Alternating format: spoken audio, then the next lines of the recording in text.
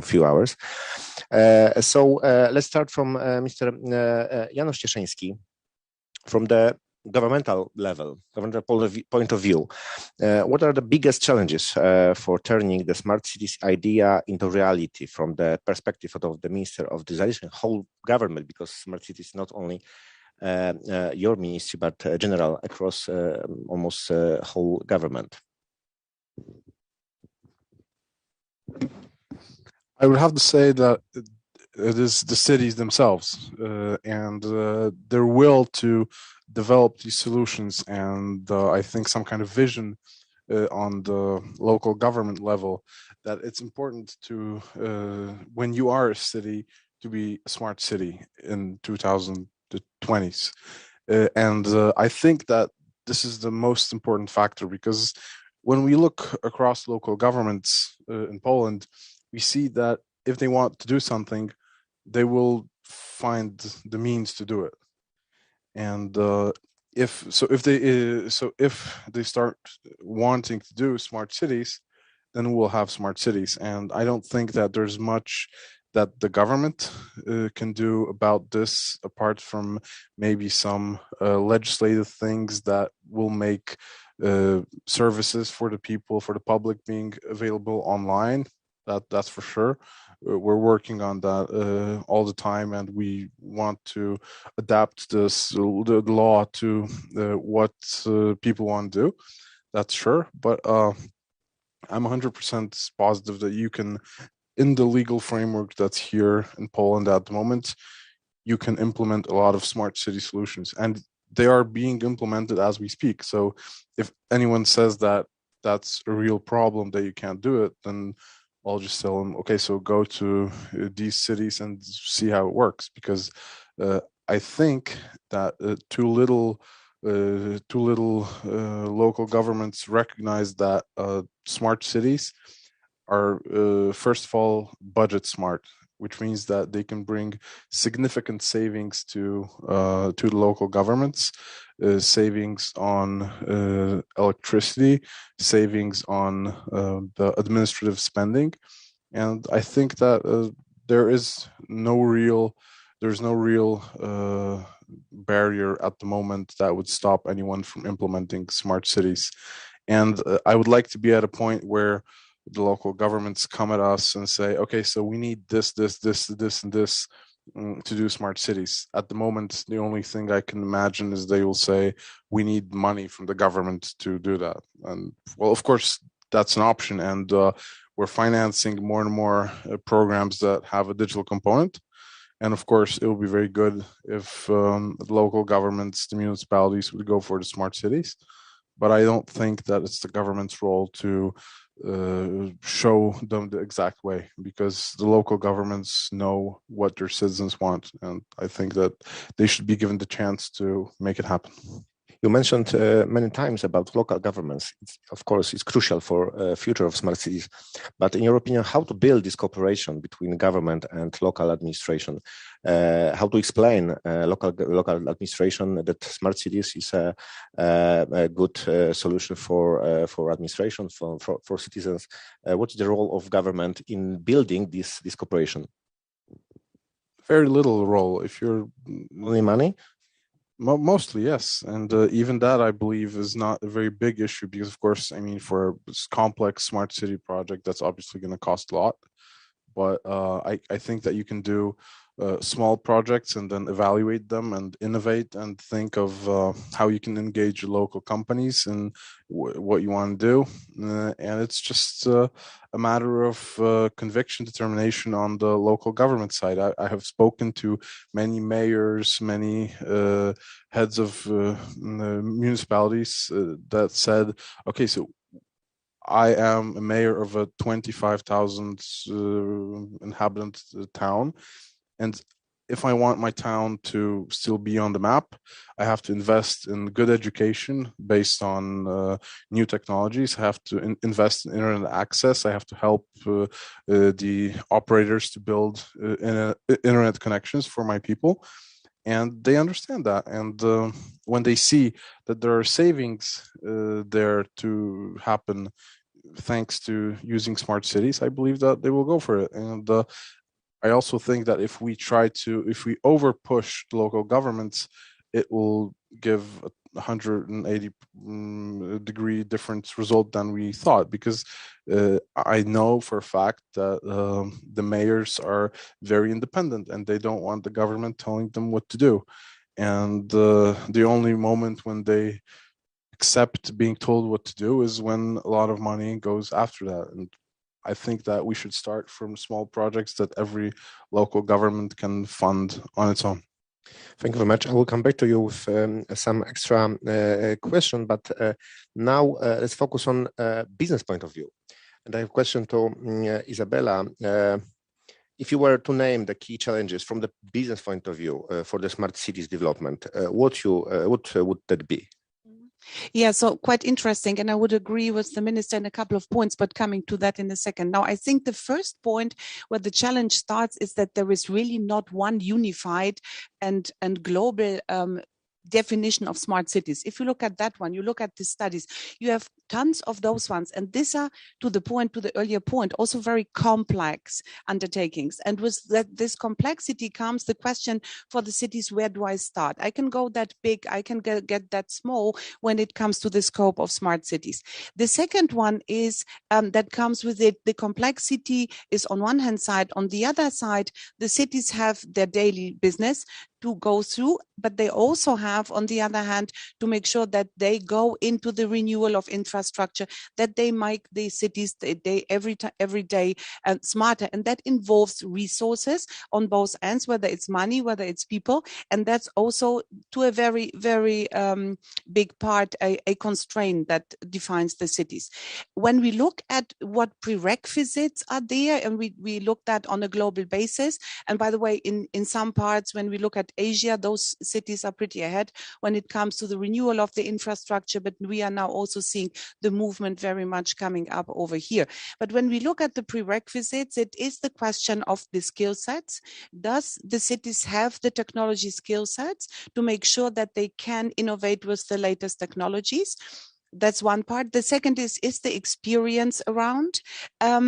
And what is their understanding and the capacity of taking the risk of innovating and making sure that they can pretty early understand how to get to the innovation and how to measure the innovation power that they are bringing to the table. And the final one, I would say, which we see arising, but still is a challenge, is the availability of open data. Open data is important. Many organizations are capturing data, but it should be more and more used to solve the real problems of the communities. Thank you very much. But can you provide us with some concrete examples how cities manage to improve quality of life their citizens by using new technologies? For example, if I go straight to the open data sets, one of the examples is, again, as I said, we see that more and more coming up, that open data sets are made available for analysis and for further use. And this is encouraging by default the communities to innovate themselves, to take an active part in the innovation and to drive innovative solutions and applications. And one example that I would like to raise here is the Transport for London. Transport for London has made their transportation data sets, they gave open access to those ones. And by giving the access, they have energized a really, really large crowd of developers. Those developers have up to date developed 600 applications on top of the data sets that are addressing the need of the London commuters. And you can think about applications such as getting real-time information about the traffic, or getting access to charging points for zero carbon enabled vehicles. So I think exactly the point of open data sets and using the power of crowd, using the technology, providing a cloud platform in this case, and bringing the data on the cloud platform has significantly raised the level of innovation for transport for London. Thank you very much. In all these issues, I think that the crucial is trust between citizens and local authorities and government, of course. But let's focus about trust in local level. And I have a question to Mr. Dariusz Rogowski. What is the role of independent security assessment laboratories in building this trust in IT products and their security features in the context of their application in smart cities? Yeah. While building smart cities, it's very important to protect assets, public and private assets of citizens. And of course, the residents of smart cities, they want their smart solution they use in everyday lives to be protected, and they want to trust them. And how to build this trust? This is a question. And we have answer to this, one of the possible paradox, because we can define here in this panel another paradox saying that the most stringent security measures we impose on people in residence, the less likely is the same very people will obey these stringent rules. So for 3 years now, here in Katowice, as a part of Łukasiewicz Research Network, governmental organization, this is a research network, I must say, that is the third biggest in Europe. Here in Katowice, we have conducted a scientific and research project whose goal was to set up a laboratory to certificate and evaluate IT products according to security criteria. Security criteria according to common criteria standard and according to the Cybersecurity Act and European Cybersecurity Framework, which is to be established in Europe in a short time. So very important thing is to independently and impartially assess if our smart solutions deliver enough security to our assets. And how we do them in our IT security evaluation laboratory. First of all, we made testing and vulnerability analysis of such solutions. In this way, we can check if potential vulnerabilities of these products can be exploited by attackers. This evaluation can be done in different security assurance levels. What does it mean?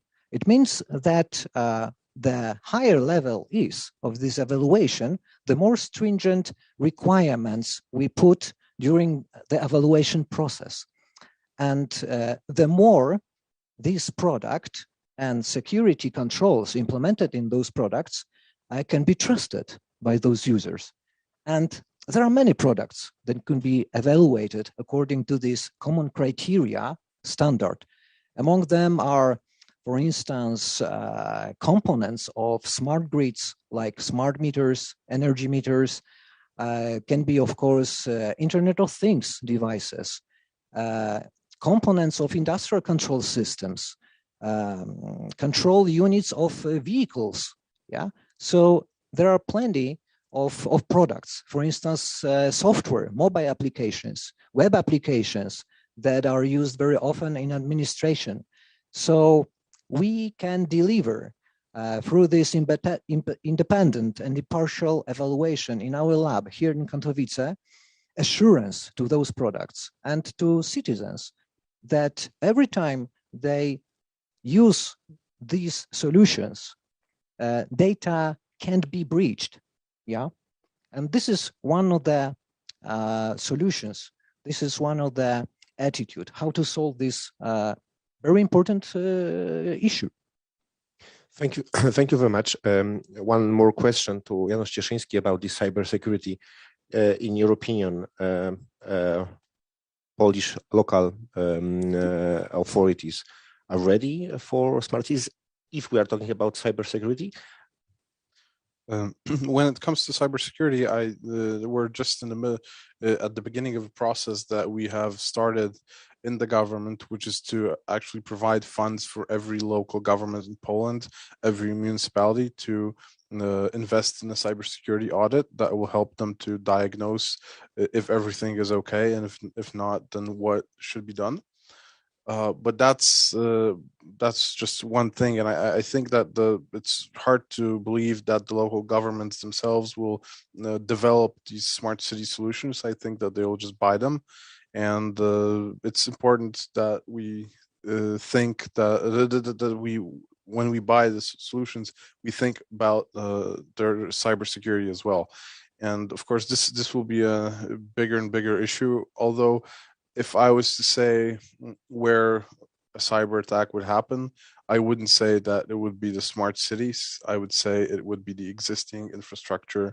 It wouldn't be smart city solutions. It would be the existing infrastructure of cities. And one more comment, because we seem to think that there has to be this big technological awareness necessary within the local government to successfully deliver smart cities.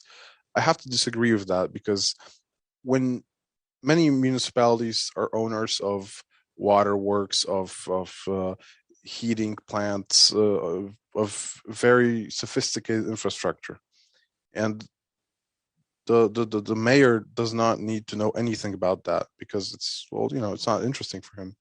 And what they look at is the goal. And I think that a good smart city solution, like for instance the public transport, which is very easy to explain. I mean, you give out the data so anyone can access it, and when you give the data accessible to the public, you get 600 use cases. Yes, very, very short time. And it's the same with smart cities. The people who are in charge, they are usually very well aware of what their citizens need or what they need. For instance, smart meters. Why would they want to do smart metering? Because it's expensive to have someone go around and check the meters. And that's very easy to understand. And you don't have to understand any kind of technology that stands behind it. You just have to understand the need and the simple calculation that is going to save you two or three people that you have on the payroll. And that's so I think that good smart city solutions, like any other digital solution, are ones that are easy to explain to the public. And if you can't explain it in 2 sentences to the citizen or the mayor, then, well, you should work on the sales pitch. Thank you very much. I'm afraid that in public discussion about smart cities, there is one thing that smart cities is big cities. So I have next question to Mr. Szymon Ciupa. Are smart city solutions only for metropolises? Can medium and maybe small cities benefit from the transformation into a smart city? Thank you. I think it's worth saying that that cities, regardless of their size, both large ones as well as medium and smaller ones, today face similar challenges. So, for example, the consequences of climate change, quality of environment, population migration. For example, in Poland, it's outflow of young and talented residents to several large cities in Poland. So other moving to suburbs. In other countries, it may be a dynamic increase of number of inhabitants. Other challenges, public transport, as you said, or effective sustainable mobility, improve energy efficiency, manage and develop municipal infrastructure, but also spatial management. Urban planning is a huge issue which affects other areas. And also digital transformation. We are talking about it. It's a huge chance, but it's also a challenge to make it properly, I think. So all these challenges affect on quality of lives and in cities, and all these challenges require the use of smart solutions in all cities. I think also that cities must change the way they operate to match much more integrated manner. Now, usually, they are working in traditional operation model with silos, the lack of cooperation and data exchange between departments. And I think that the huge challenge in all cities, also these medium-sized cities, is transformation to a smart integrated model of management, where urban services are focused on improving the life quality, service management and current business management and management of technology and digital resources are integrated based on opening the city data. And building cooperation between city units, but also with involvement of local community.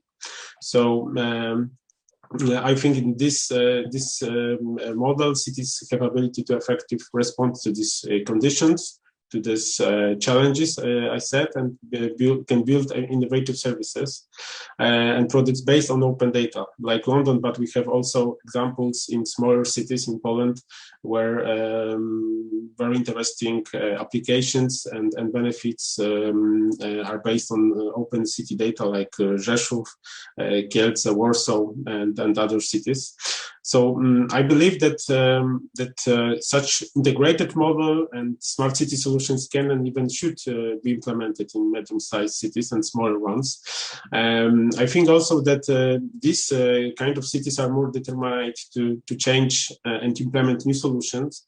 They are more agile, have better cooperation with residents, and shorter decision path. It's very important. So I think the smaller cities should take advantage to the smart solutions, and sometimes they are more effective in it than bigger ones. So I think they have just to identify their needs, expect benefits, and act with cooperation with other stakeholders. So the huge challenge is also education of cities, and it's, I think, worth mentioning about initiatives that are implemented in Poland in this field of awareness of digital transformation of cities. For example, a local development program supported by Association of Polish Cities, or PFR for Cities program organized by the Polish Development Fund. It's very important to aware cities in this field. Thank you very much. But I think that in whole our discussion about digital transformation of cities into a smart city, there's very important. The most important part of this transformation is citizens. So I have a question to Przemek. In your opinion, can smart cities happen without smart citizens? What is the role of grassroots initiative or other community buildings campaign to help local authorities build a smart city in this digital transformation of local administration in Poland? So thank you for the question. At the very beginning, maybe I'll briefly tell you what we are doing as a Planet Hero. So we built the concept of the platform, the internet, that is extremely simple on the one side, but it's very complex at the same time. So what we are doing is we try to encourage people to go from the online to offline. So we organize the cleanup events. We try to change the attitude of the citizens to the public space by involving them in the simple cleanup activities. And we do it on the massive scale. So the platform started like a year ago. We're operating in 140 countries. Like, for example, in Poland, we made like few thousands of cleanup events this year, this pandemic year, what was quite hard. And the beauty or the simplicity of this project is that we try to motivate the people by guarantee them the financial support. So in every country, when we operate with the partner, we guarantee that that we pay for the organization, for the NGOs, or by the user by themselves, €5 for every bag of trash is collected from the public space, and this is guaranteed by the partners. And as we find out, this is kind of great motivation, and it changed the attitude, and it gives the very local communities the tool, the simple tool, because they can have a space to show they work, they can meet, they can organize by the platform, and they have the motivation to do something. And it works completely different in the different part of the world. So in Europe, for example, like users, 90% of the support is transferred to the NGOs. In Africa, where we operate, because we are also the member of the United Nations Habitat Program and Waste-Wise City campaign, and we work with the cities in Africa. And the motivation, the financial motivation there is very crucial. So we try to work with the citizens on the very low level, and gathering them in the groups of few, like 10 people, or not so many people, but working on the very local level. And the other thing is why our like platform is the concept of the smart cities, because we touch very few aspects of the smart city concept itself, because we also collect the data. And together with our partner AWS, because the thing is that when users publish the project on our platform, they have to document the project by the pictures, and the picture cannot be modified. So we have the picture of polluted place before the action, after the action. We have the proof that the trashes were disposed, and so on. So normally every cleanup event is supported by 10 pictures. And we have the thousands of pictures from all over the world, and we analyze them by the type of trashes and the type of producers. And knowing when the picture was made, where it was made, and what type of trashes we have, then we can like predict the problems or patterns of pollution in the common space. And this is like what we are doing in the terms of smart city. But yeah, as I said, like what we are doing, we are trying to encourage people to get out from the safety or safety space and do something. So our approach to the smart city is taking people from online to offline and to take an action. Thank you very much. I will back to you with some extra question, but now let's back to big business point of view on smart cities. We have on the market a lot of solutions for local administration for smart cities. For example, cloud services, of course, one of the most important, I think, right now.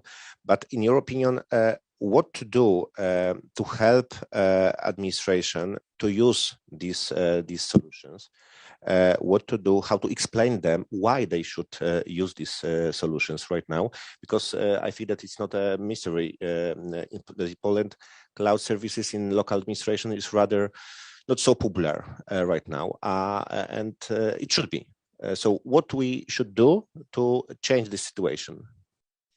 I think that we need to raise the awareness. We need to educate, not about specific, but about the power of cloud in general. And also point out and bring to the absolute forefront the benefits that are arising out of exactly using this type of technology.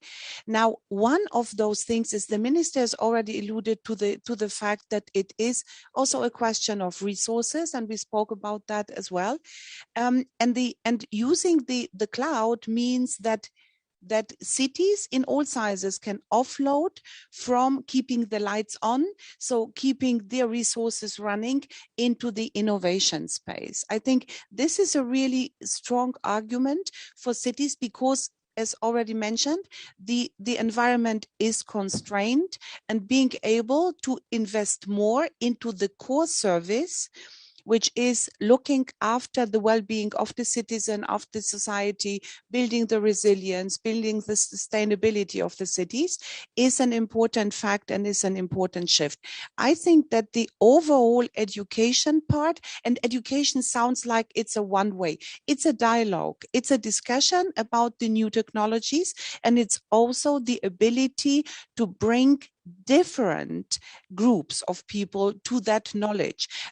We, for example, have committed to train 29 million people worldwide until 2025, regardless of their background. They may have technology, they may have any other background in those technical skills, in the understanding of the power of cloud.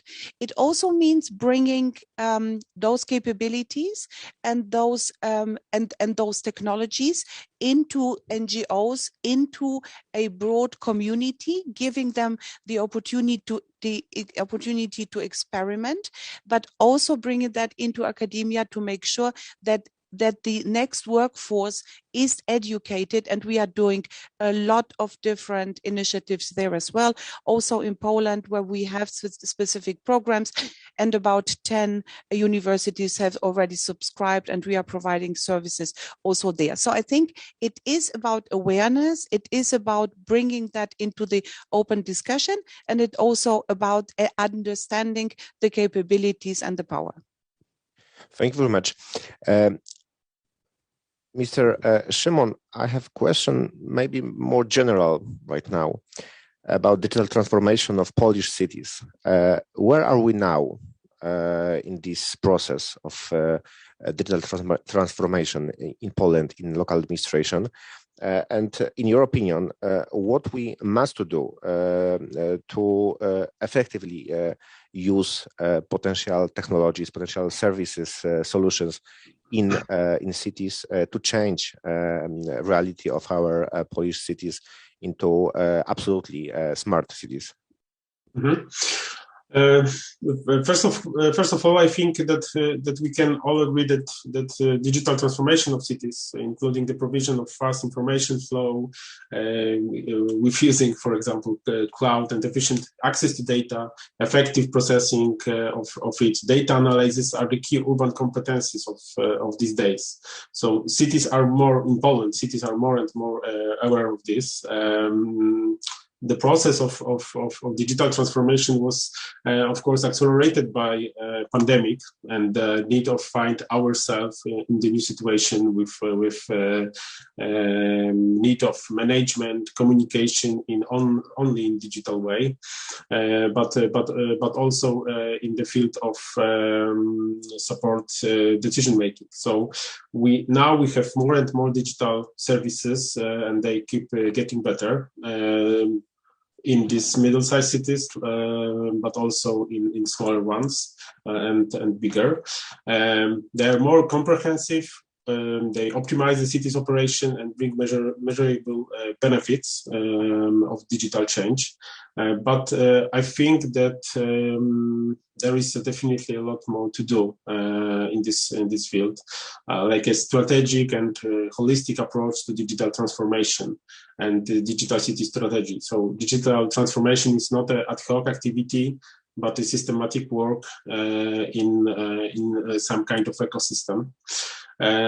Process-based approach to system implementation and wider use of data and data-based decision making. So I think we have a lot work to do in this manner, and documenting and widely communicating about the benefits of digital transformation, but also constant improvement of digital competences and awareness.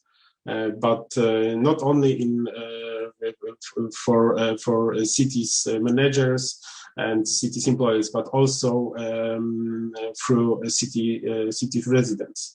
And I think we also should change cooperation between city departments and residents and improve the interoperability and data openness to make more innovation and application for better quality of life of citizens of our cities. Thank you very much. Przemek, I promise you next question. What is the role of small companies, startups as yours, in this process of digital transformation? Is it digital transformation into smart city only chance for big companies, big tech companies, or maybe in this process there is a place for startups, for small Polish companies to find some place on the market and help one hand of local authorities in this process, and second hand to build a strong business?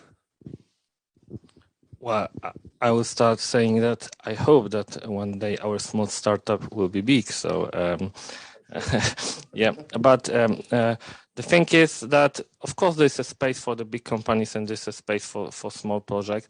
With a project like what is our place?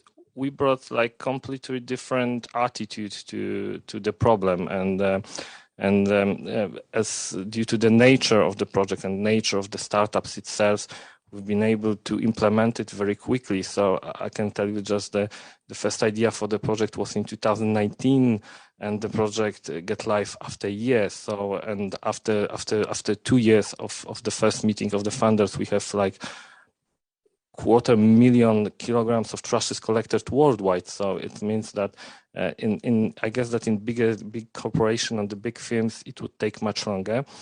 But on the other hand, the truth is that the project like ours can grow or can scale, right?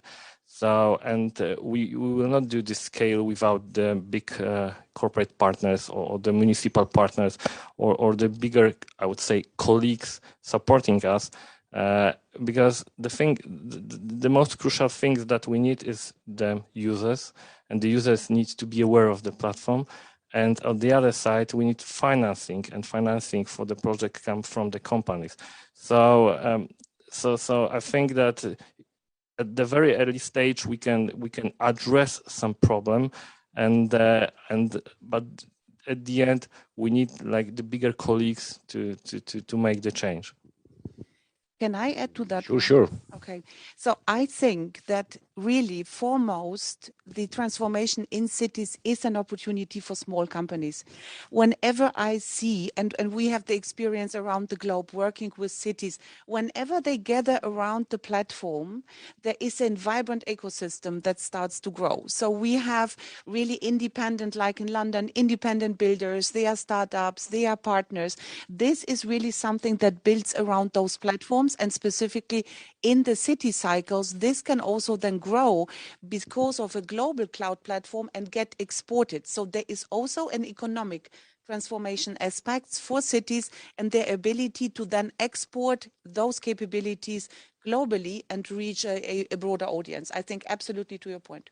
Yes, will you agree that this transformation could be a chance for Polish companies in this area, and maybe how government can help these Polish companies to start business in area of building smart cities around big business?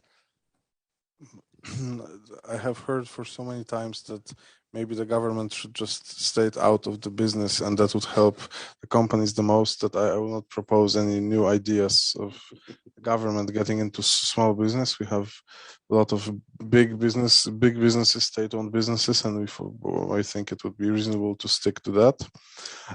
But back to your question, I think that during our discussion, it has shown that the smaller entity has the idea, and it's made possible by AWS, which is a platform that can make the idea accessible. First of all, easily replicated, and second of all, I'm not 100% sure on that, but I assume that's the truth. Easier and cheaper to build, because you have ready components and you just have building blocks like with Lego, and you build and the services is ready, and you can add all sorts of layers to that. And I've seen, for instance, I have seen some services that AWS makes available for its partners. For instance, you have a service that can provide you with a satellite image of any given part of which is under the coverage of this, and you just say where what's the SLA to get that delivered, how many you want, and you have a price on that, and you just get it done. And I mean, imagine, for instance, if you would want to check the spaces that have been cleaned up, and you would have to buy access to satellite imaging. That's 2 years you develop the company, and then 2 years to have the satellite. And with a platform like AWS, you just go online, you just click, and it's there. So I think that it's a good thing for the small companies, because it's the time from idea to business is shorter, and maybe you don't need as many expensive resources, such as, for instance, engineers' work, to make it happen. Because this is a very good thing. And as you said, what your company is doing, you can explain it in one sentence, and it's very obvious. We get places cleaned up because there's a very clear incentive to do it. That's the end. And I have to say, I don't think that cities have to understand the cloud. I don't think anyone cares about that, because it's not the problem of the local government whether it's cloud or it's physical infrastructure.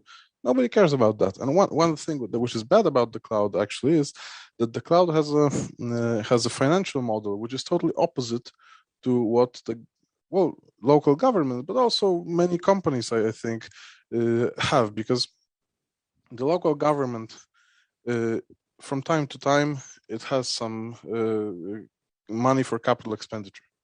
And under operational expenses, like in any company, you go to your boss and you say, I want to increase the OPEX. He says, oh, okay, come back tomorrow. Maybe you'll have a better idea. And from time to time, you come to him and you have 15 slides in PowerPoint. And you say, okay, so let's invest $100 million. He says, oh, that's awesome. We're going to do it. It's the same in the local government. So the cloud is the promise of the cloud is that you're not going to have to spend the $100 million because somebody has spent it already, but you're going to have to pay. And the better the service, the more popular, the more you pay. So it's totally it's totally not good for the local government, which is why I believe that cloud-based smart city solutions will be good only in the cases where you can prove that they will save money, because that's an easy trade-off. So you come to the local government, they say, okay, you pay 100 today, you're going to pay 50, and you don't really care why you pay 50. You just pay 50, and that's 50 for me. I can spend it on something else. And so I think that there is much work to be done for the cloud companies to find a financing model in which you can actually capex the OPEX. Yes, because you have all these EU funds projects, and this is how a lot of IT gets done in the whole of public administration. You have this European project, and I'm very rich today, but when it ends, I'm very, very poor. And it's a totally different way than the cloud is financed. So I think that there's much work to be done on that side as well. So I think that the small projects where you have the idea and you have to turn the idea very quickly into business or material, and money-saving projects. These are the two types of projects that will be sustainable in the cloud. And for the bigger projects, in the current model, I don't think so. Maybe for very rich cities like London, but in Poland, I don't think so. Thank you very much. Final three questions to our guest. First, to Dariusz. We agreed that awareness is one of the biggest break in the process of digital transformation of Polish cities. In your opinion, how can we fight with this problem? Is it only a question about education and knowledge, or maybe we can use another solutions in this way? This point was raised here during our discussion about building awareness. I bit extend on that. I must say that the most important and factor, the weakest link in the security chain is the human factor, as we know that. And of course, we can raise awareness and education about security on both levels. For smart citizens, I can say, the residents, how to use their intelligent products in a secure way. I mean, to be aware of about threats and loopholes in devices and how to avoid risky situations when you use. And the other level is how to tell developers how to develop their products to be secured. And for instance, here in our laboratory, we've been running trainings for developers for many years now. And I must say that we teach them how to build their products according to stringent security criteria, how to work out security documentation, how to test these devices, how to make analysis of their vulnerabilities. And what does it mean for these developers? I know that from experience, because they told me so, that in that way, they are more aware how to introduce and implement security by design code of practice in their development environments. And this is very important because in that way, we can provide components, for instance, of clouds, like workstations, PCs, and servers, which were verified, tested by third party, like this security laboratory we set up in Katowice, as I said, in Łukasiewicz Research Network Institute of EMAC. So it's a very important factor to build this awareness on two levels for smart citizens, smart cities, and developers. Thank you very much. And the final question to you, maybe first to Isabella. If we right now will got a golden fish, and we can only have a one wish about smart city, what would be? We need more money. We have too much or too less regulation or bad regulation. We have not enough knowledge, or maybe something else. What, in your opinion, we need to build real smart cities in Poland? How to speed up this digital transformation of cities? What we need? I think that one thing we definitely will need is a shift into the infrastructure to make sure that the aging infrastructure is going to become smart. Once we have done that, the whole smart city movement is going to very much speed up. So it's first of all digitizing this, making sure that there is connectivity, that there is broadband, that there is 5G everywhere, and from there, taking that from there, those projects can arise small or big in different areas, and in collaboration between the citizens, the communities, startups, and big tech. So we need more money for investments in this area. Yes, definitely for the communication and for the connectivity part. Yes. Okay, Janusz, what you would wish this golden fish? I would wish that there were more ideas that were easy to present to the people, to the decision makers, and I believe that this is the way that would do the most good for the smart cities, because I think, of course, well, infrastructure, it has to be improved in many areas. It has to be improved significantly.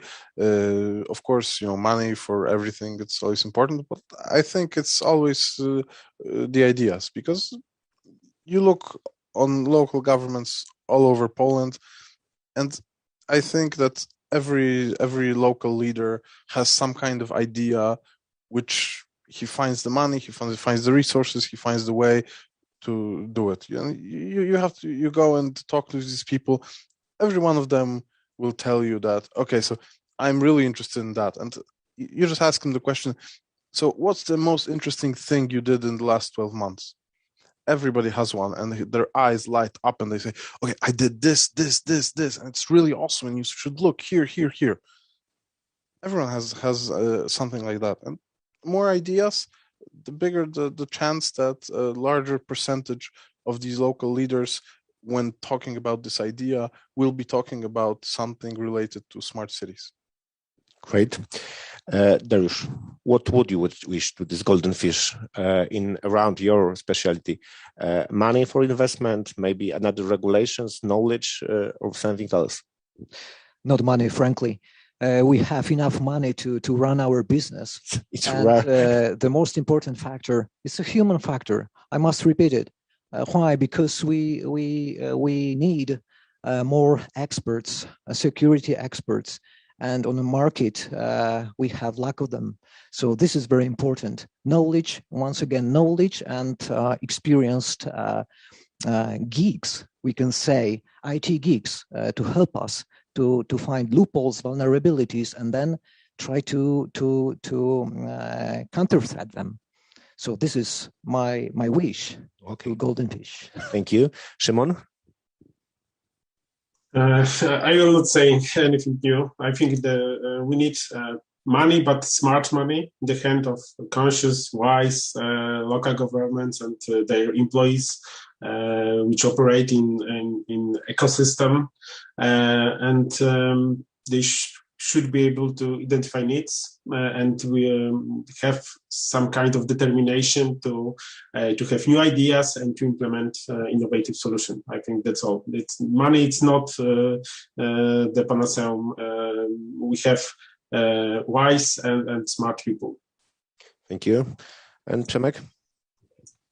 Yeah, I would just add that from my perspective, I would just wish to have like open-minded citizens that are open and keen on to be the part of the smart city revolution, because without citizens, it won't happen. So even with the infrastructure, we have to convince the citizens to be sure that they want to be the part of this revolution.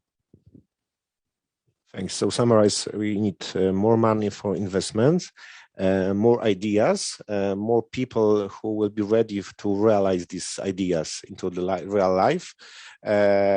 Smart money, smart people. So it's done, and smart citizens, who will be ready to use these technologies, which smart politicians will into the real life in smart cities. So that's great. I wish that in next 1, 2, maybe 3 years we'll meet and decide that all our wishes become true, and we will live in a real smart cities in Poland, not in global world. Thank you very much. Thank you.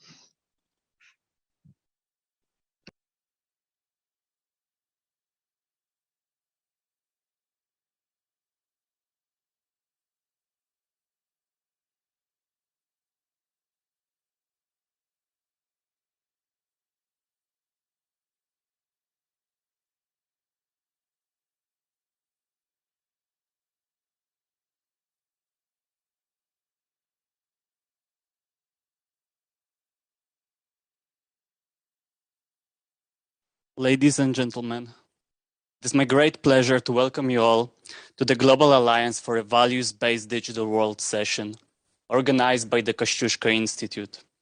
My name is Maciej Góra. I'm a project coordinator at the Institute, and I will have the pleasure of being your host for the panel. The Kościuszko Institute and CyberSec Forum have been supporting processes contributing to a safe, inclusive, and fair cyberspace for many years through a multitude of initiatives. This time, taking advantage of the IGF 2021, we have decided to formally initiate here our another project, the Declaration of Values for a Human-Centric Digital World.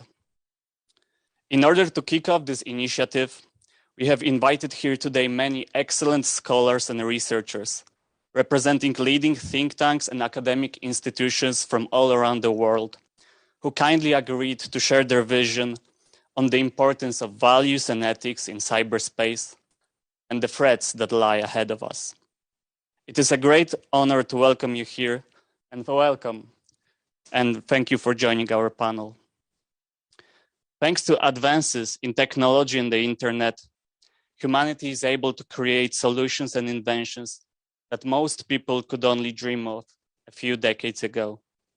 We have developed languages through which we talk to the computers, and they change the world at our will. We have created types of code that learn and reason by themselves. We have allowed machines to make decisions about our movements, health, and relationships. We have invented technologies that can transfer more data in a fraction of a second than our ancestors processed in a lifetime.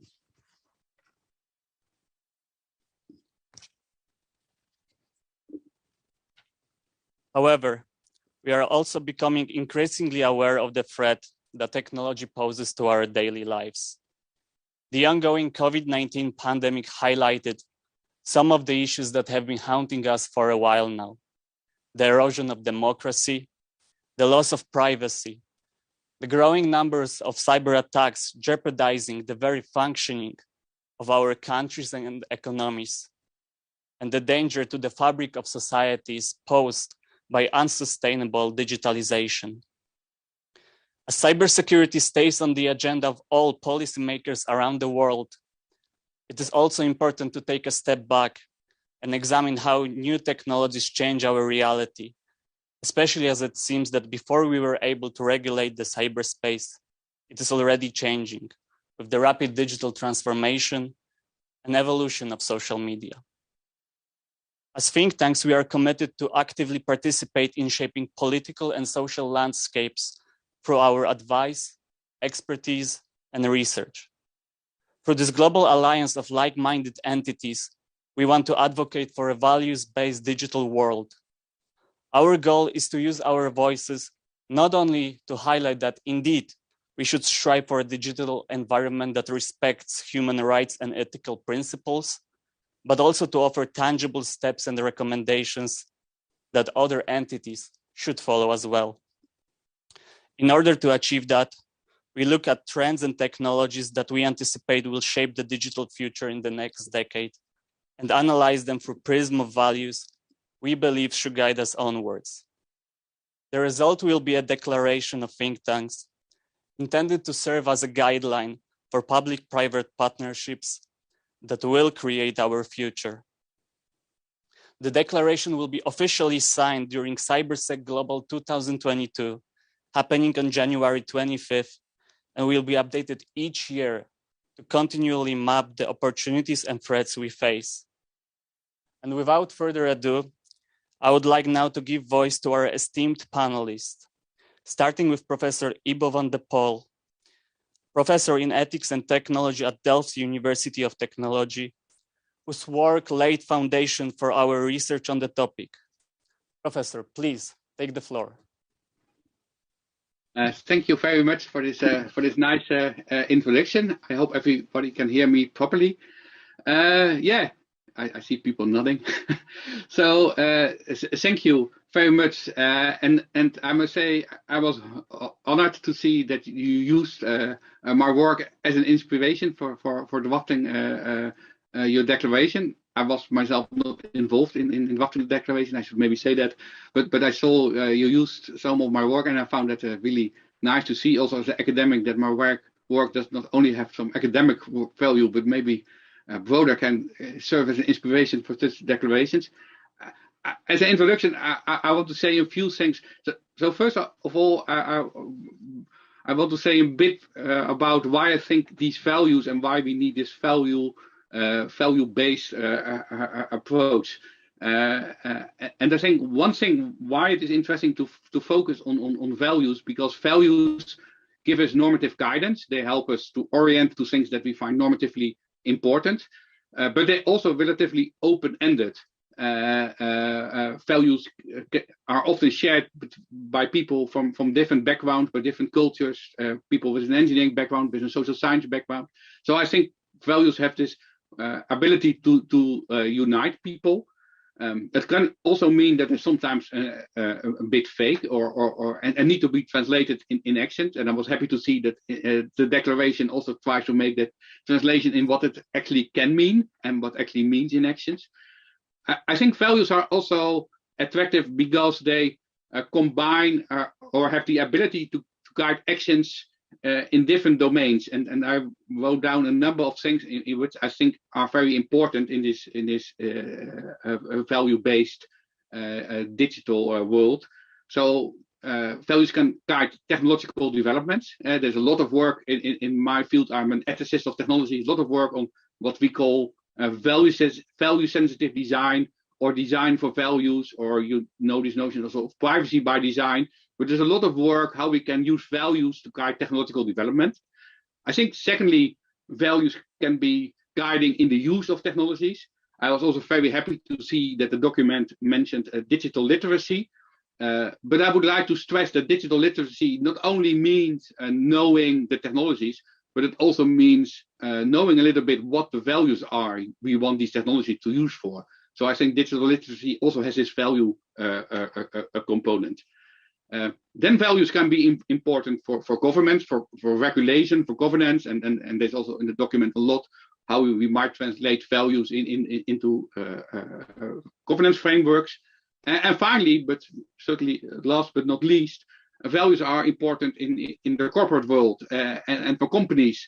And there's a lot of talk about corporate social responsibility, also value-based. And I think this translation is also important, and also to make sure that this is not just talk or words, but you really mean something for what these companies do. But I think these values have this ability to combine all these sectors. So I don't know. Yeah, I can take maybe still 1 minute. In the document, it's based use of publications for me about values in cybersecurity, mentioning these 4 values clusters: security, privacy, fairness, and accountability. I want to stress 2 things about these values clusters. One, these clusters are meant as broad clusters. So privacy is not just about privacy as one value, but it relates to values like autonomy, dignity, identity. So this should be really seen as value clusters. And another thing I was thinking, because when I wrote this, my work was mainly focused on cybersecurity, the kind of merger of technologies we're now talking about with IoT, blockchain, virtual reality. I think some other values, and one particular value that might be important, is how this affects the life of the daily life and also the intimate life of people. These technologies are coming much closer to us. So I was thinking a value like, for example, well-being, what it means for humans, how it changes their identity. I think these values are also really important to take into consideration, because these technologies are going to have on our personal and daily and even our friendships, they're going to also have a big impact. Thank you. Thank you, Professor van der Pol. And now I would like to ask Juan Manuel Aguilar Antonio, cybersecurity investigator at the Collective of Security Analysis with Democracy AC in Mexico City, to share his opinion with us. Thank you, Marcel. At first, I want to thank to stay here in this panel with a lot of these researchers and scholars related to cybersecurity issues. I want to thank to the Kosciuszko Institute and with the Internet Governance Forum, and it will be an honor to be a part of this discussion. I focus my speech related to the development of cyber capabilities in Latin America region and the consequences of COVID-19 pandemic in all countries. In a few weeks in Latin America countries, millions of children and adults needs to migrate to their home and use technologies in all of the aspects in these lives to continue with his activities. In this context, a lot of governments, private business, school institutions weren't ready to these challenges. The consequences are present today. The Organization for Economic Cooperation and Development estimates that the Latin America students are 2 years behind in their training compared to the rest of the world. The Economic Commission for Latin America and the Caribbean expressed that the gross domestic product of the countries of the regions fall between 15 and 22%. And finally, institutions like Statista and ICT Crime present that cyber crimes grew 18% from the figures from the 2019. In this way, the discussion about cluster value related to the issue of the ethics of cybersecurity had an important significance today in the world and this meeting. Security, privacy, fairness, and accountability represent the main goals to achieve a secure cyberspace in the next years in the frame of the rise of new global technologies like 5G and 6G, machine learning, and artificial intelligence, distributed ledger technologies, or quantum computing. In recent years, I focused my personal research in the topic of the development of cyber capabilities and the building of national cybersecurity strategies in Mexico and Latin America countries. These tasks are based in the framework of global references like Global Cybersecurity Agenda of the International Telecommunication Unions, the National Cybersecurity Index of the E-Governance Academy of Estonia, and the National Cybersecurity Framework Manual by the authorship of the Professor Krimburg and published of the NATO Cooperative Cyber Defense Center of Excellence in Tallinn. In other hands, reports like Cybersecurity Are We Ready in Latin America and the Caribbean of 2016, and the 22 cybersecurity report developed by the Inter-America Bank and the Organization of American States give us an outlook of the point where the region is located. In my paper, The Cybersecurity Gap in Latin America Against the Global Context of Cyber Threats, published the last year in the Journal of International Security Studies of the University of Granada in Spain, I found that Latin America is behind in a percentage of 25 to 40% in the development of cyber capabilities compared to the nations, to the NATO nations and Europe. In this context, the challenges of Latin America are stronger than other regions in the world because an important part of the countries of the region are not building yet a national cyber security strategy to attend the global cyber risk. The necessary policies to prepare the telecommunication infrastructure to each country to receive benefits of the new technologies like 5G or 6G, quantum computing, or distributed ledger technologies are not ready. In addition, Latin America, it will suffer an important lag of the benefits of these new technologies in the next years. In this context, Latin America, it will be a protagonist of the debates of the agenda towards values based on the digital world to reduce this gap between the region and the rest of the world.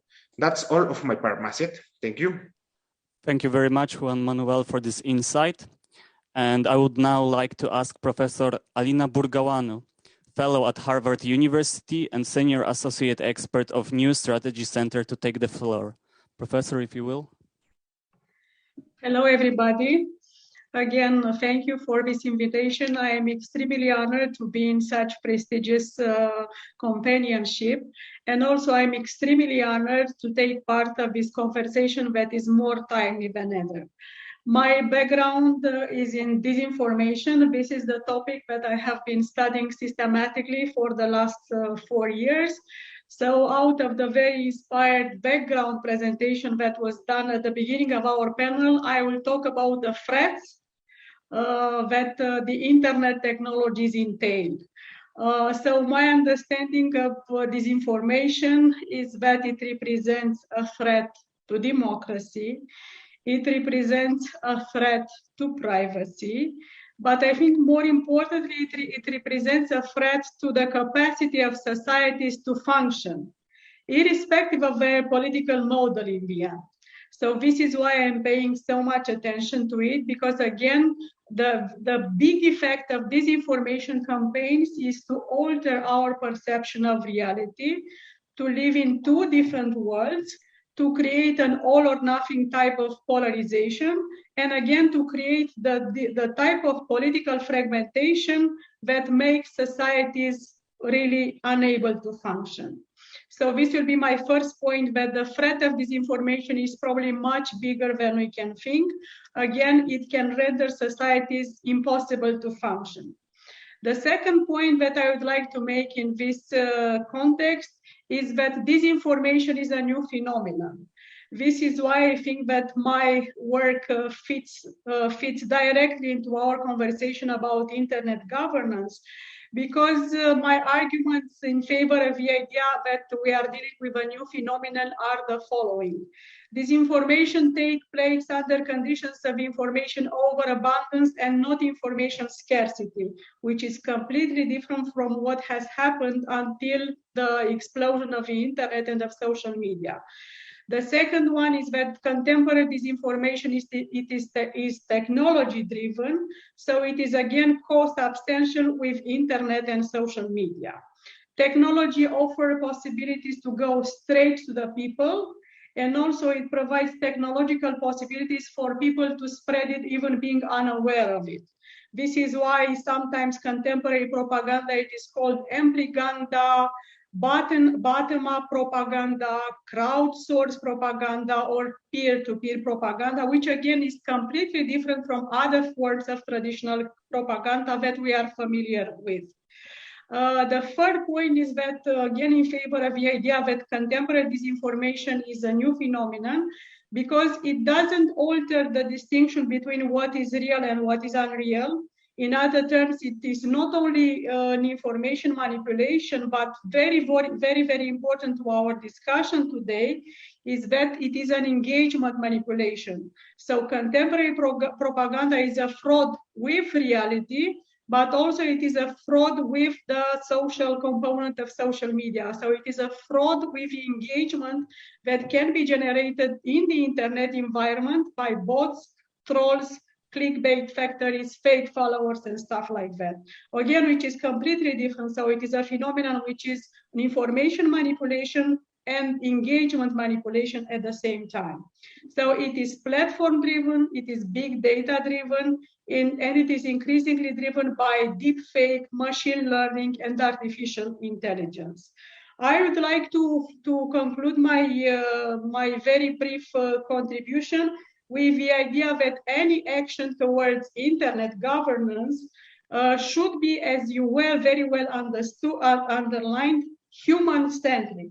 In other words, my opinion is that internet governance regulations, measures, or policies should be taking care that fundamental freedoms are preserved, that freedom of expression, freedom of opinion, freedom of the press are preserved, but with the caveat that these kind of freedoms should be applied to humans and not to bots, to computer accounts, to technologies that can fake image, audio, or writing. So again, my pledge is to have a human-centric digital world in which fundamental freedoms are included, but again, underlying strong enough that these freedoms should be applied to persons, should be applied to humans, and probably more precisely should be applied to citizens, and not to technological possibilities to come up with fake engagement, such as, again, trolls, bots, fake followers, clickbait factories, and other technological driven possibilities. Thank you very much for giving me this honor to present these things in front of you. Thank you, Professor Borganau. That was a great insight. Now I would like to switch attention to Dr. Paško Blič, Senior Research Associate at Institute for Development and International Relations. Dr. Blič, the floor is yours. Thank you very much. The tentative title of my brief talk is Reconsidering Public Values in a Data-Driven World. First, I want to thank the organizers from the Institute Kościuszko for inviting me to participate in this panel within the scope of the Internet Governance Forum. It is an honor and a privilege to be a part of this group. In my talk, I want to emphasize 3 different points. First, to explain what I mean by values and public values more specifically. Second, to explain why the critique of technical design is important when talking about a values-based digital world. And third, to emphasize the need to incorporate existing and also create new values in the digital realm. So let me start with a brief overview of what value means from an economic, sociological, and regulatory perspective.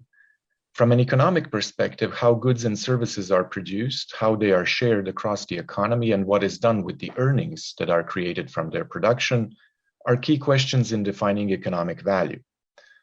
Another crucial aspect is whether the production output is actually useful to society. It can be profitable, but if it produces too many negative externalities, such as pollution or distribution of disinformation, it may not be useful to society. So value is often equated with any activity that has a price. Earning profits and rents becomes the main drive for expanding what is valuable. From a sociological perspective, values represent beliefs and ideals which form the basis for choices and preferences at an individual and collective level. Value is usually defined as that which is good and desired. It is not yet a legal norm, but is mostly informal and present in cultures, behaviors, customs, and traditions. From a regulation perspective, both economic and sociological value are enshrined in normative principles, from market competition to freedom of speech and cultural diversity. These normative principles are agreed upon in the international community and the rule of law. Yet once agreed upon, how are they enacted in practice? Consider freedom of expression. It is often trapped in dualism between freedom to express something and freedom from certain actors.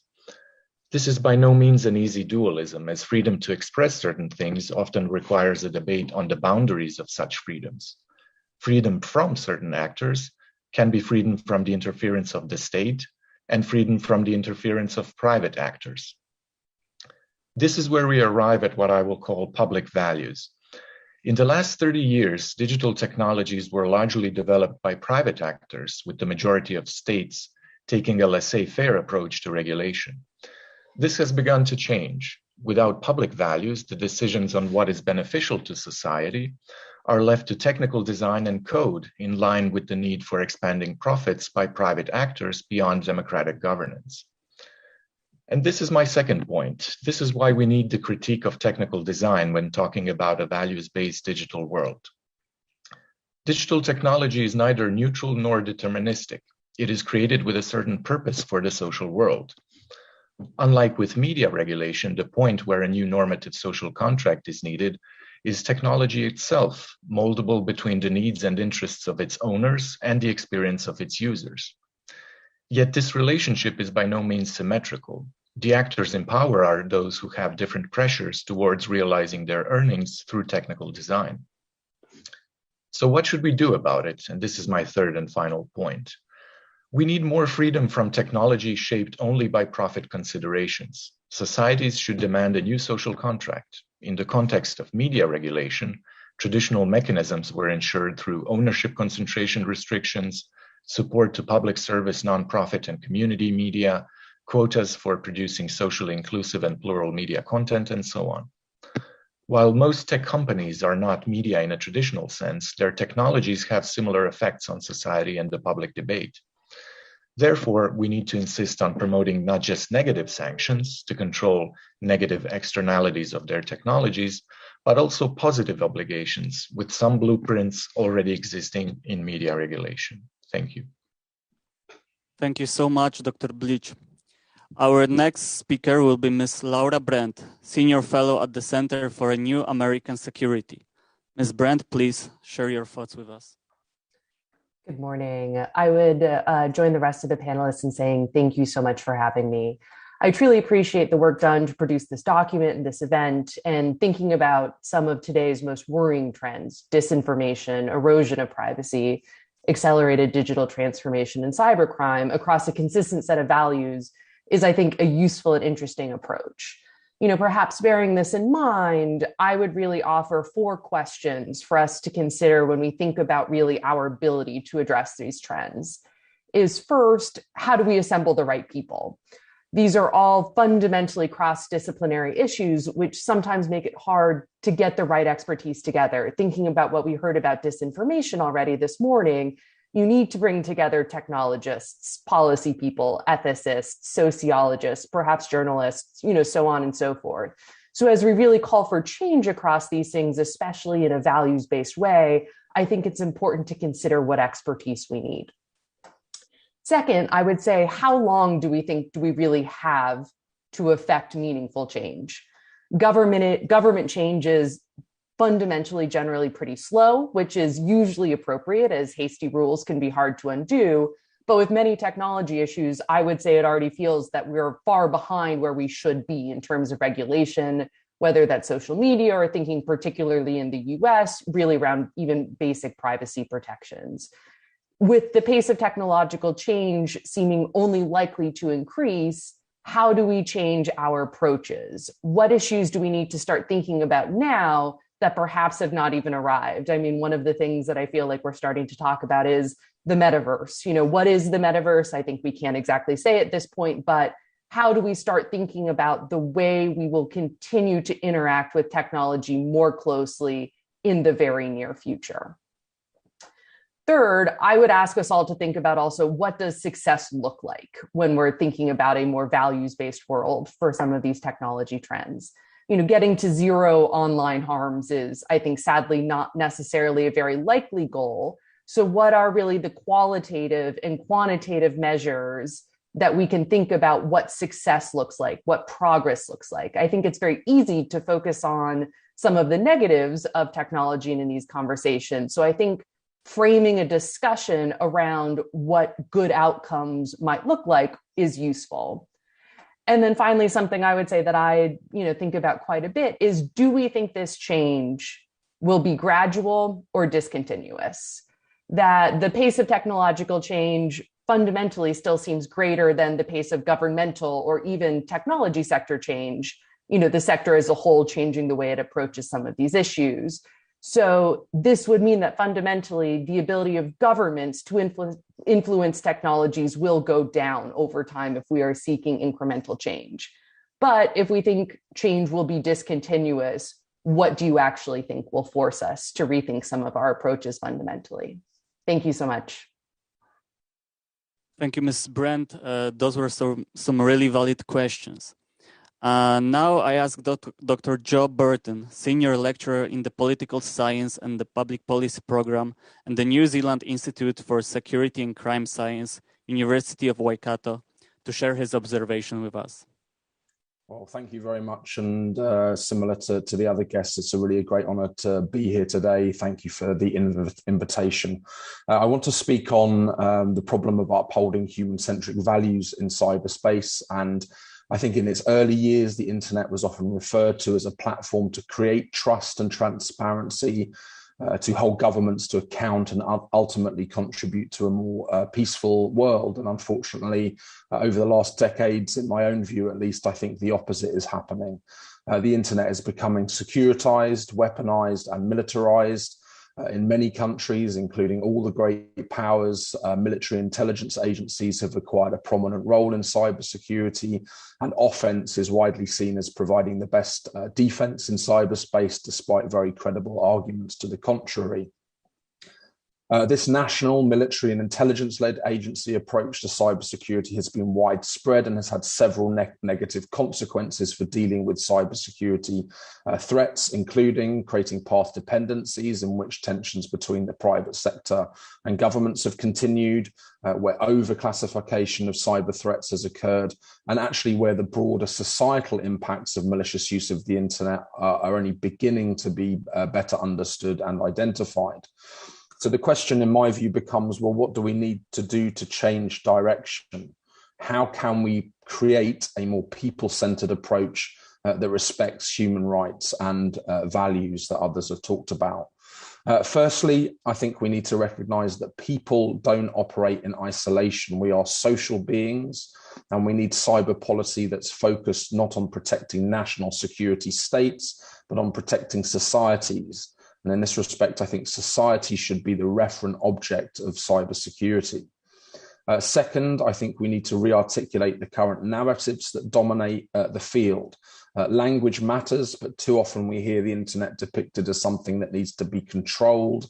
We hear the discourse around digital Pearl Harbors, cyber 9/11s, weapons of mass disruption, cyber blockades. This language contributes to an environment of fear in which policy is made and serves the interests of actors who want to compete for funding or acquire new power.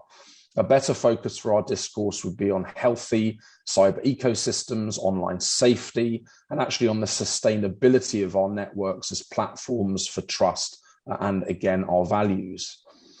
This re-articulation of cyber conflict constitutes a first step towards a broader desecuritization process where military and intelligence agencies stay in their lane, where we avoid overreach by national security agencies, where we avoid creating cybersecurity dilemmas, i.e. patterns of activity that create fear and mistrust in cyberspace, where we treat cybercrime as cybercrime and not as a military threat that needs military solutions.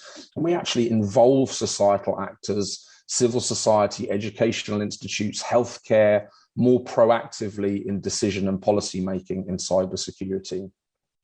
Fourth and finally, I think we need to move beyond a negative peace in cyberspace, or the idea of one based on stability and norms, to a more positive peace.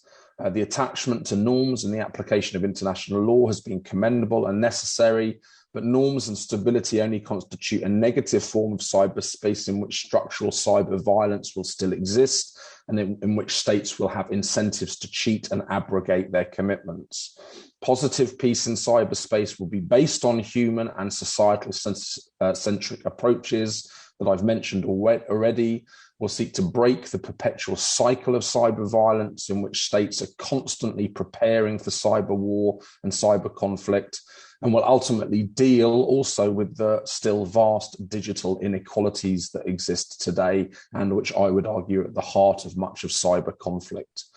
This path will, of course, not be an easy one. It will be confronted by powerful interests, but ultimately, I would argue, is a necessary way forward if we're to avoid constructing the same vulnerabilities and pathologies that have emerged in this space in recent years. Thank you very much for the opportunity to talk to you today. Many thanks, Dr. Burton, for this intervention. Now I would like to switch over to Dr. Oskar G. Güstrain, Assistant Professor at the University of Groningen and Research Associate at Israel Public Policy Institute. Doctor, the floor is yours. Yeah, thank you very much for having me on this panel, and apologies for the name on the screen. I had some trouble logging in, so thankfully the colleagues from the Institute helped me out, and I would like to thank you once again for inviting me, and it's really a big pleasure and honor to be on this panel with the esteemed colleagues. And I think we already heard a lot of interesting things.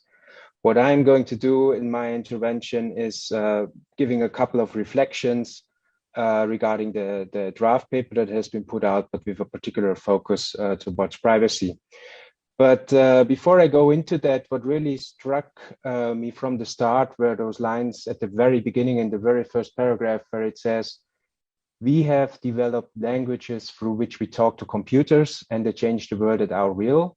We have created types of code that learn and reason by themselves." And what I find particularly interesting is that there is a lot of language there that describes this relationship between humans and computers and machines.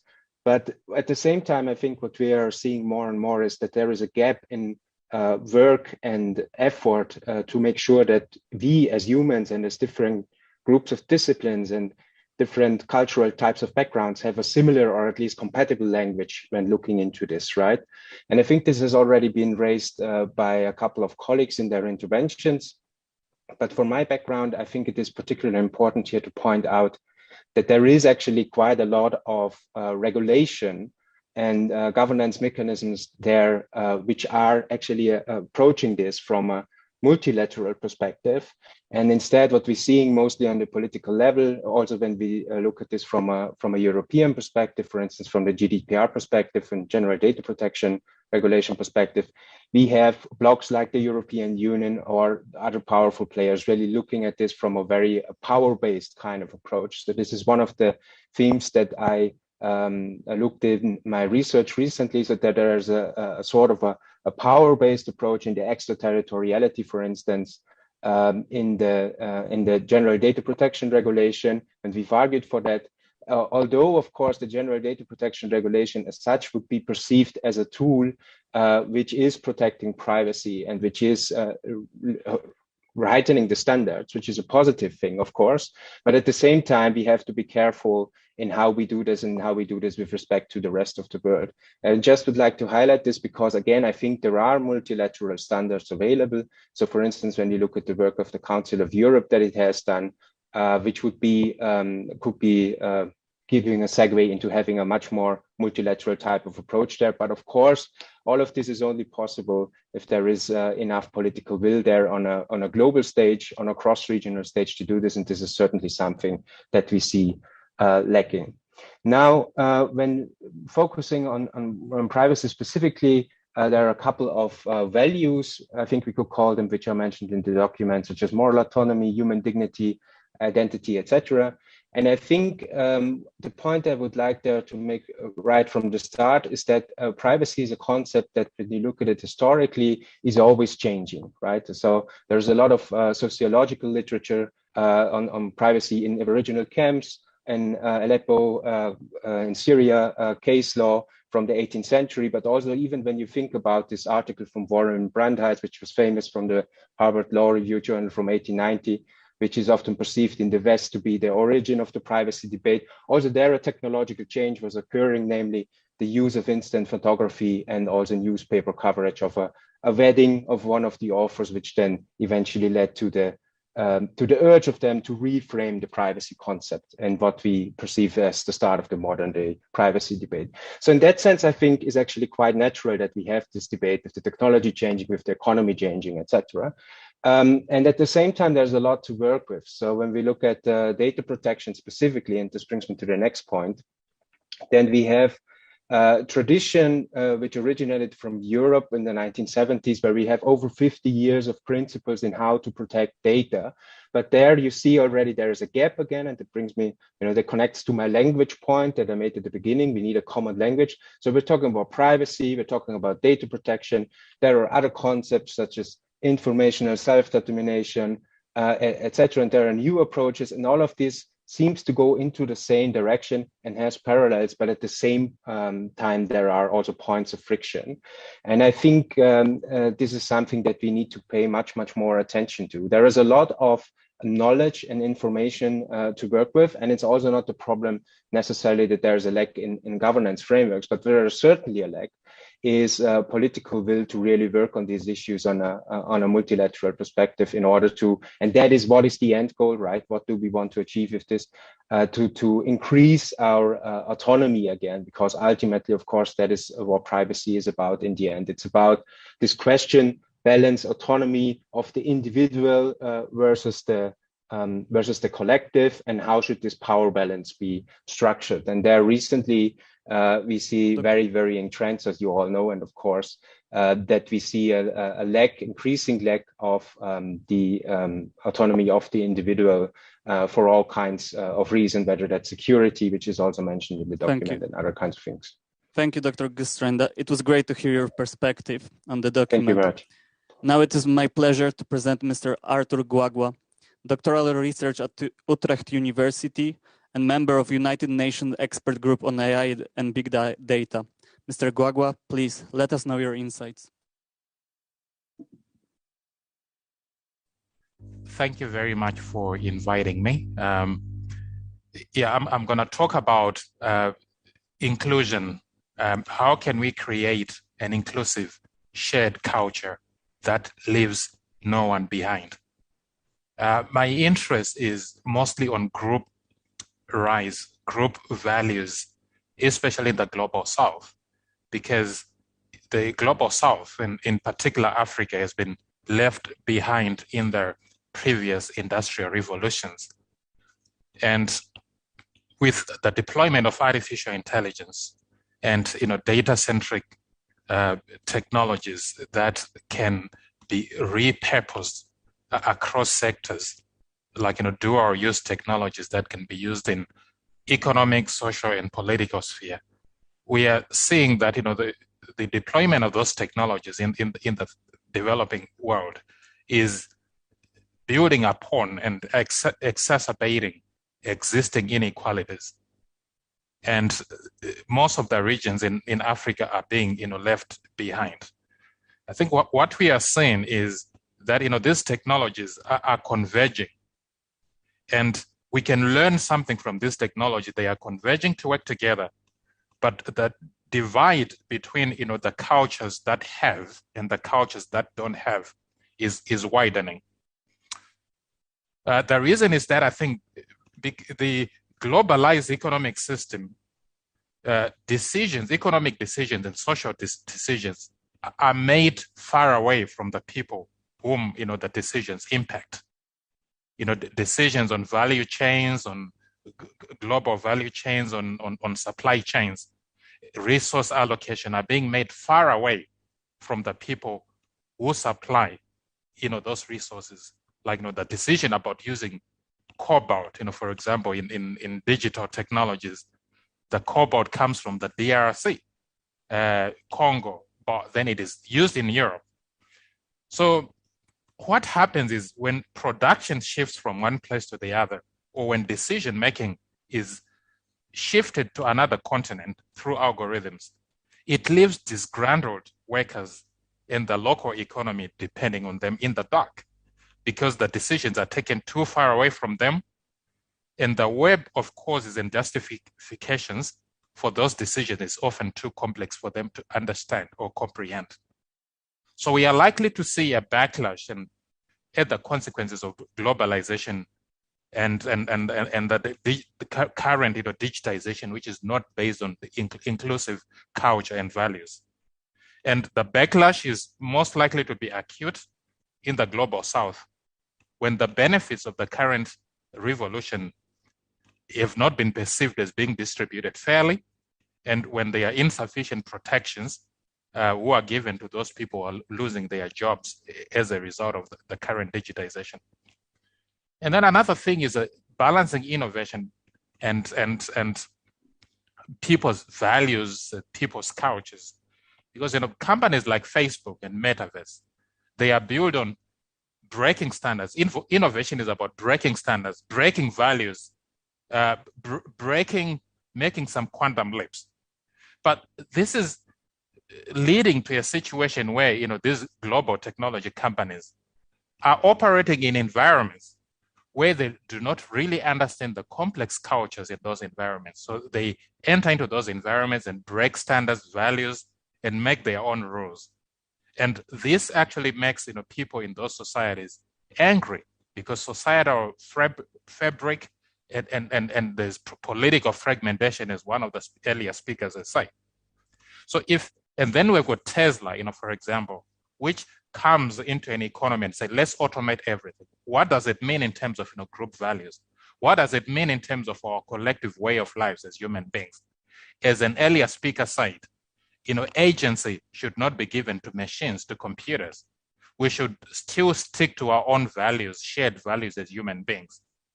So if we continue blindly forward like this, we should expect to see increased inequality alongside economic disruption, social unrest, and in some cases, political instability, with the technologically disadvantaged and underrepresented populations of the world favoring the West. So yet we can create a shared inclusive culture and transition together into a new world where no culture, no creed, no people, no continent is left behind, where we can share the benefits of this industrial revolution. Thank you. Technology already gives us the tools and the power to do so. What we need is the willpower and political commitment. Thank you. Thank you, Mr. Guagua. That was a great insight. Now, please welcome Dr. Alexander Klimburg, Director of Cyber Policy and Resilience Program at Hague Center for Strategic Studies. Dr. Klimburg, please share your thoughts with us. Hello, everyone, and thank you also to the organizers for the invitation. Like the others, I was intrigued by the approach and the high-level title. Unlike others, perhaps I have to admit I only looked at the document a brief while ago. So I wanted to share some thoughts on what I read there in particular, since we don't really have that much time for this presentation. First of all, I was struck that the entire document is really about the use of the internet and not really so much about the development of the internet. So the original split of these two terms of responsibilities is really defined in the WSIS 2005 Tunis document. The development of the internet is internet governance. The use of the internet is everything else. This is Internet Governance Forum. So I would expect one of the macro trends to be addressed is to include increasing pressures on the internet governance ecosystem. And in particular, I would look for a reference on a particular pressure on the multi-stakeholder model of managing internet resources. So this model is under threat from both within and without. Without, it's been under threat really since 1998, and there are increasing attempts through the securitization of the internet to move the rationale for managing internet resources away from non-state bodies to state bodies.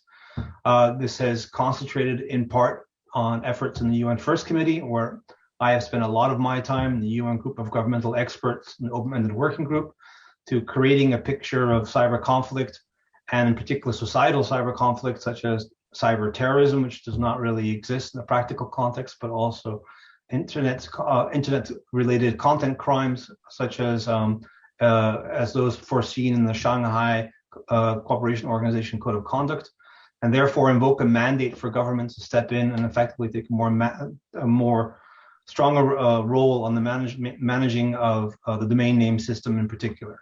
So these attempts to effectively move the multi-stakeholder model of internet governance into an intergovernmental model have been ongoing for the last 20 years. They are likely to come up again in the next 3-4 years as we run up to WSIS plus 20. And I think it would be good to recognize that this is, if you believe in the IGF mission, this is something that we need to consider. Second of all, there is also pressure on the multi-stakeholder model from inside. The effective proliferation of fora and initiatives has made it very difficult for the technical community and civil society to participate to the same level that it has in the last 10-15 years. This is particularly relevant, for instance, for the development of open standards and standard settings. So everything that we do, DNS, BGP, everything that happens in IETF, that is really done by volunteers. But increasingly, you also have state-owned enterprises who are sending people to these meetings and flooding out general participation. It's gone so far that actually some European governments have started approaching civil society organizations and technical community groups to encourage them to send delegates to these standard-setting meetings, because they are concerned that in the future, a lot of the internet-related standards will again only be set by governments rather than having been set by volunteers as they have in the past. Second of all, when talking about the context of the use of the internet, as this document currently does, I'd like to see a reference that explicitly emphasizes the threat to the internet as a global public good. That is a general discussion that in particular in Europe has been going on for a while, but there's been a lot of support from the global south in this viewpoint. In the open-ended working group and the GGE, so the group of governmental experts documents, there is, for instance, however, a clear reference to state actors as having a responsibility to discourage attacks on the availability and integrity of the global internet overall. And that context is that they are basing that recommendation off some of the work that my initiative, which is the Global Commission on Stability for Cyberspace, put forward over the last couple of years. And that is a norm to protect the public core of the internet.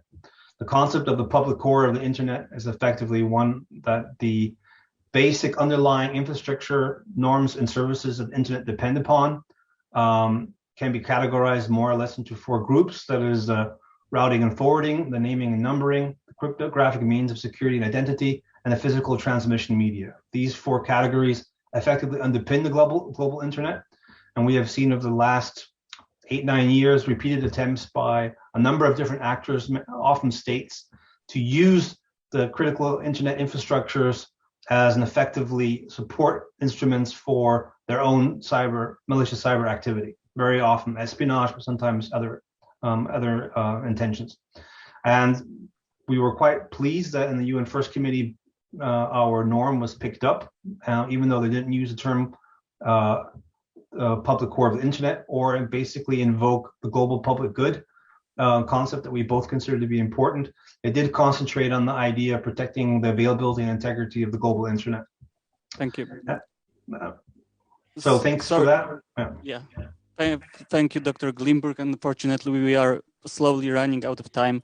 I would now like to ask to speak Professor Åslind Kolos, research professor at Peace Research Institute of Oslo and leader of ePolitics Initiative. Professor Kolos, the floor is yours. Thank you for inviting me, and I'm very honored to be here. I'm not an expert on data science, so I'm coming from this as a peace researcher. I'm an anthropologist, and I've also studied photography and media studies. So I'm just going to go into the details of the draft agenda, because I think it's true that the devil is in the details. And the draft agenda document is a really good document, but I think it's also important to be a little bit critical and to sort of pick apart some dilemmas that are inherent in this document. Although everything is very nicely written, but on the information reliability crisis, I just want to read a couple of sentences from there and then give a comment, and I will do the same for the other categories. So in the information reliability crisis, the document says that we need to focus on raising digital literacy in societies around the world, raising awareness of the dangers that disinformation is posing, and equipping everyone with the skills necessary to distinguish real information from fabricated one. It also says that social media must be held accountable for violation of human rights at their platforms. Now, my comment to this is that if the social media platforms are to be held accountable, they will also need to be allowed to censor. And my concern is that this will give them a greater power to censor expressions that should be free and maybe undermine the democratic debate.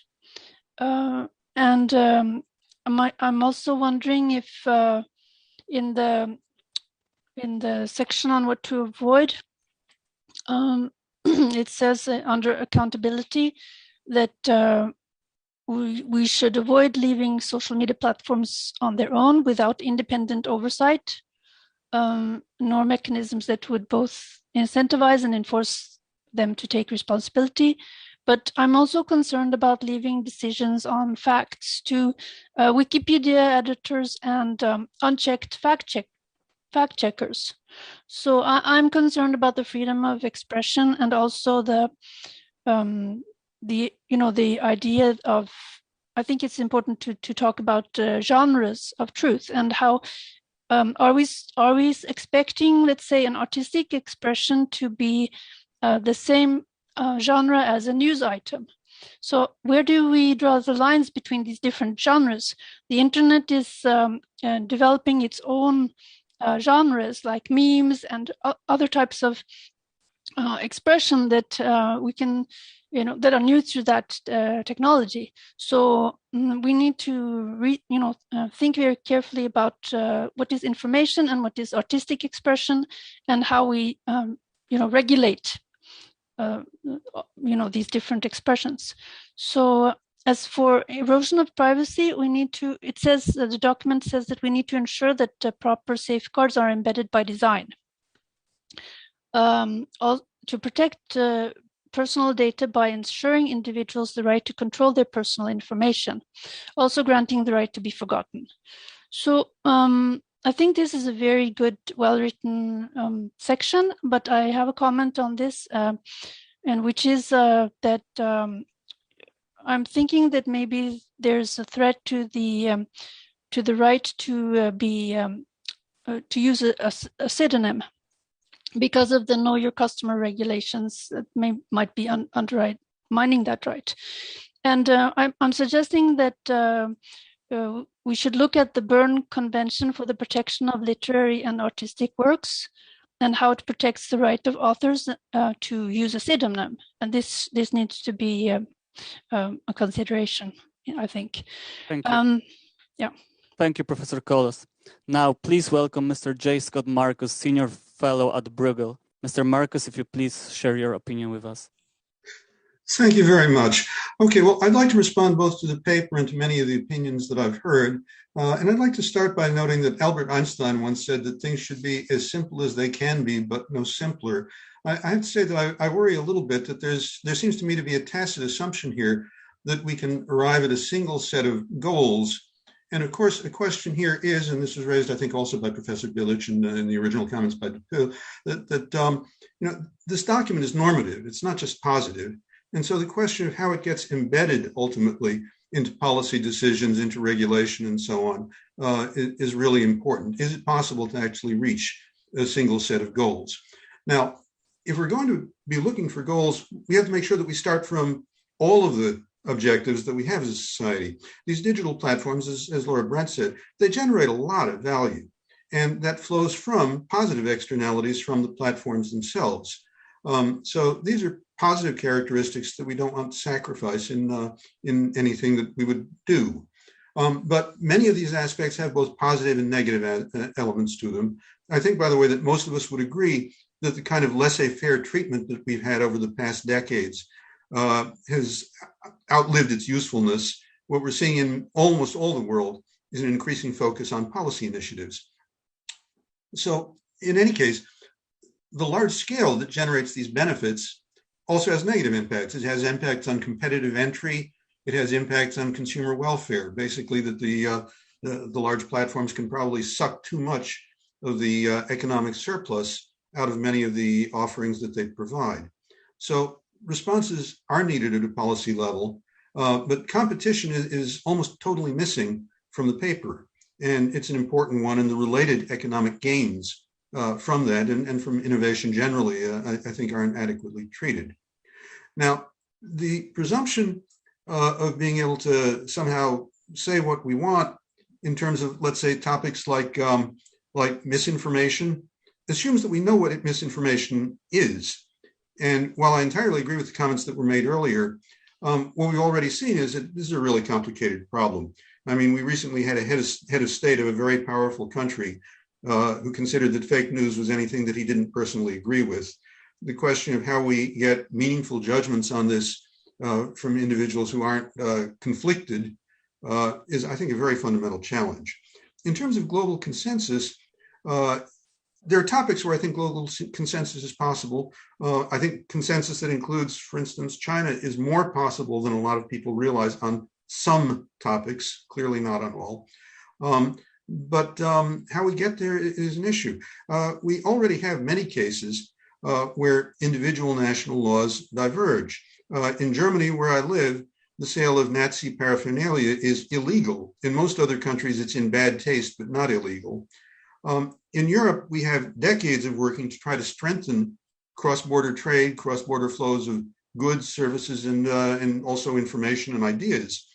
But we see that the ability to actually make that work is strongly conditioned on national history, regional history, culture, and that these factors play an inevitable role that can't be ignored, even as much as we'd like to achieve a degree of what in Europe we call harmonization, not uniformity. Now, when we come to the question of how to impose rules, if we were going to get to rules, and here we're talking more about values, but the question of how they get embedded into rules is important. Again, there's a lot of different ways to do this, some of which are a lot more practical, I think, than others. One of the things that I like in a recent European legislative proposal, the Digital Services Act, is that they effectively implement a co-regulatory view. And by the way, Japan is also moving to a co-regulatory view for digital platforms. The idea being that the platform identifies itself what it sees as potential threats to fundamental freedoms, proposes itself what mitigation measures should be undertaken, and then reports periodically on how those are working, but with oversight from a governmental body. And this may, in many cases, be much more practical than trying to define a set of rules from on high on an extremely diverse palette of digital services. So again, I think the how will matter. Thank you. I'm happy to close with that. Yes, thank you, Mr. Marcus. And finally, last but not least, I would like to give floor to Dr. Daniel Welsen, Head of Global Issues Research Division at German Institute for International and Security Affairs. Dr. Welsen, please let us know your insights. Thank you, and hello, everyone. Thank you for inviting me to this panel. It's been great already. I learned a lot. It's been a lot of input, and I will try to keep it short, but still contribute to 2 lines of thoughts. The first is on values, and the draft document lists 4 what's called value clusters: security, privacy, fairness, and accountability. And I want to suggest expanding on the last point, or maybe just being more explicit here. It seems important to me to talk about digital democracy, not just accountability. In the early years of the internet, great hopes were attached to the internet. It was thought to be the foundation for a new wave of democratization. Today, unfortunately, we know that things are a bit more complicated. I think we therefore need a discussion about how to design technologies and the underlying standards in a way that is at least compatible with democratic processes. And ideally, I'd say technology should actually positively support democracy. Also, we need a discussion about certain political concepts. There's a lot of talk now about digital sovereignty. It's an ambivalent, contested concept. And if we want to use it, I want to suggest to understand sovereignty the way it has been understood in the French Revolution as popular sovereignty, or simply, again, democracy. That's my first point. Let's talk more about digital democracy when we're talking about a values-based approach to internet governance. The second then is on institutions, and it kind of picks up on where Alexander Klimburg left his comment. From the late 1990s on, the hope was that the internet and related technologies could be governed in a new way. The ideal here was voluntary and inclusive cooperation of all relevant stakeholders. And in fact, the IGF is one of the main embodiments of the ideal of multi-stakeholder governance. Yet we know that more and more states seek to reassert their authority in the domain of communications networks and digital technologies more broadly. Also, in recent years in particular, we've witnessed a growing geopolitical confrontation between the US and China, which heavily affects also the field of technology policy. So in this larger political context, I think it's not enough to express loyalty to the ideal of multi-stakeholder governance. What we need is an honest debate about how to further develop this ideal, about how multi-stakeholder governance institutions can continue their important work in an ever more politicized context. And maybe we also need a frank discussion about the limits of this kind of governance. And I say that as someone who deep-heartedly supports the ideal. I want to close here for now, and I hope that we'll have a chance at some other point in the future to continue what has been a very rich and fruitful discussion. Thank you. Thank you, Dr. Volson. So we are over time, so I just want to close by thanking all of our esteemed panelists. It was really great to hear your perspectives, points, critiques regarding the working document. We as Kościuszko Institute will be sure to follow those recommendations presented, and work on the document will continue. And if you would like to join us on this journey and support actions towards values-based digital world, please make sure to attend CyberSec Global 2022, happening on January 25th, where we will be also joined by many incredible attendees who will discuss steps to create a safer digital future. Thank you very much.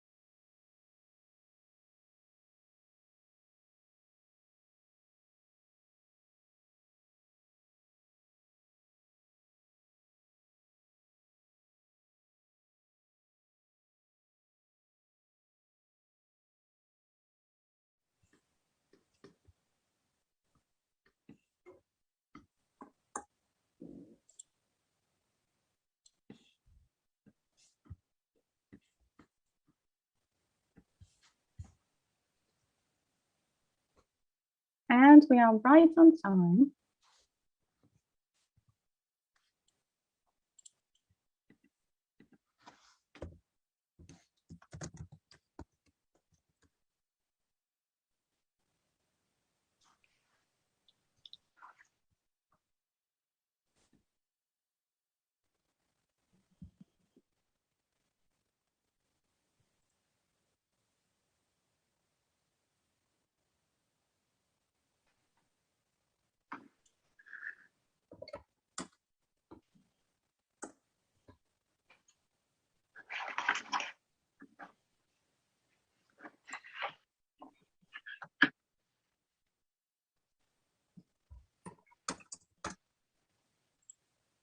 And we are good to go, I believe. Good morning, good afternoon, good evening, wherever you might be. Welcome to the first day of the hybrid IGF. I am pleased to welcome you to a session where we are looking forward to discussing the future of global internet governance. This is a session that is co-hosted by the Polish Foreign Ministry together with the University of Lodz, which I have the pleasure of representing. My name is Joanna Kulesza. I work at the University of Lodz, where I research and teach international law and internet governance. And it is my pleasure today to moderate a session where I am joined by representatives of various sectors of research, of the technical community, of local economic enterprises around the globe to discuss the future of global internet governance. Please let me start with a brief round of introductions, and after that we will dive right into the discussion where I will ask our panelists to share their perspectives on a few specific questions we have posed in the agenda and we are looking to collect the answers for. This is just a 60-minute session, so I will, without any further ado, briefly introduce our panelists, recall the questions that we've agreed to discuss, and ask them to share their insights. Our first speaker today will be Mr. Alain Durand, who's the principal technologist for the Internet Corporation for Assigned Names and Numbers. We will start off today with discussing the future of internet governance by looking at a proposal from a Chinese company, Huawei, that focused on what they refer to as a new IP.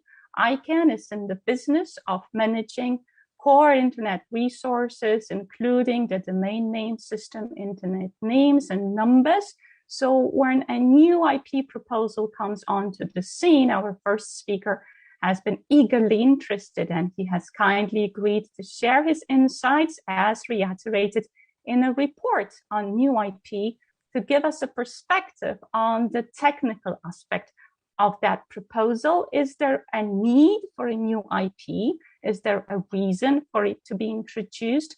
We will ask Alain to give us his thoughts on this specific proposal, but as I am certain he will also highlight about similar proposals that are also coming onto the scene. We will seek to explore whether the contemporary model of internet governance is legitimate or whether we might look into the alternatives. To help us answer this question, I am thrilled to welcome today also Mandy Carver, supporting the Internet Corporations for Assigned Names and Numbers in her role as the Senior Vice President for Government and Intergovernmental Organizations Engagement. Mandy is on the pursuit of ensuring that global policies around the DNS, names and numbers are intact with the technical model of governance that ICANN so effectively supports. So I will very much be eager to learn from Mandy whether the new IP proposal and similar prospects around the world reflect the multi-stakeholder model that ICANN has been supporting, or whether there is something that we should keep in mind when such proposals are being discussed. And then we would like to hear from members of business and academia from different regions of the world. We will start with Professor Xiu Peixi, who is a professor at the Global Internet Governance Studies Center at the Communications University of China, where he also manages the operations of the Global Internet Governance Studies Center. He's a seasoned academic in internet governance, international relations. He disposes of in-depth knowledge of the new IP proposal, but also of the multi-stakeholder model that the IGF has been supporting over the years. So we will start off with Professor Su, looking very much forward to his insights on how the new IP proposal reflects onto the current multi-stakeholder model and international relations, including economic relations. Then we will kindly request the opinion on these issues from Abdul Hakim Ajijola, who among different hats, including, for example, supporting the Global Commission on Stability of Cyberspace as a commissioner, is experienced in Nigerian and African international relations, including economic relations and their impact onto cybersecurity, where he has had the opportunity to chair the Nigerian National Cybersecurity Policy and Strategy Committee.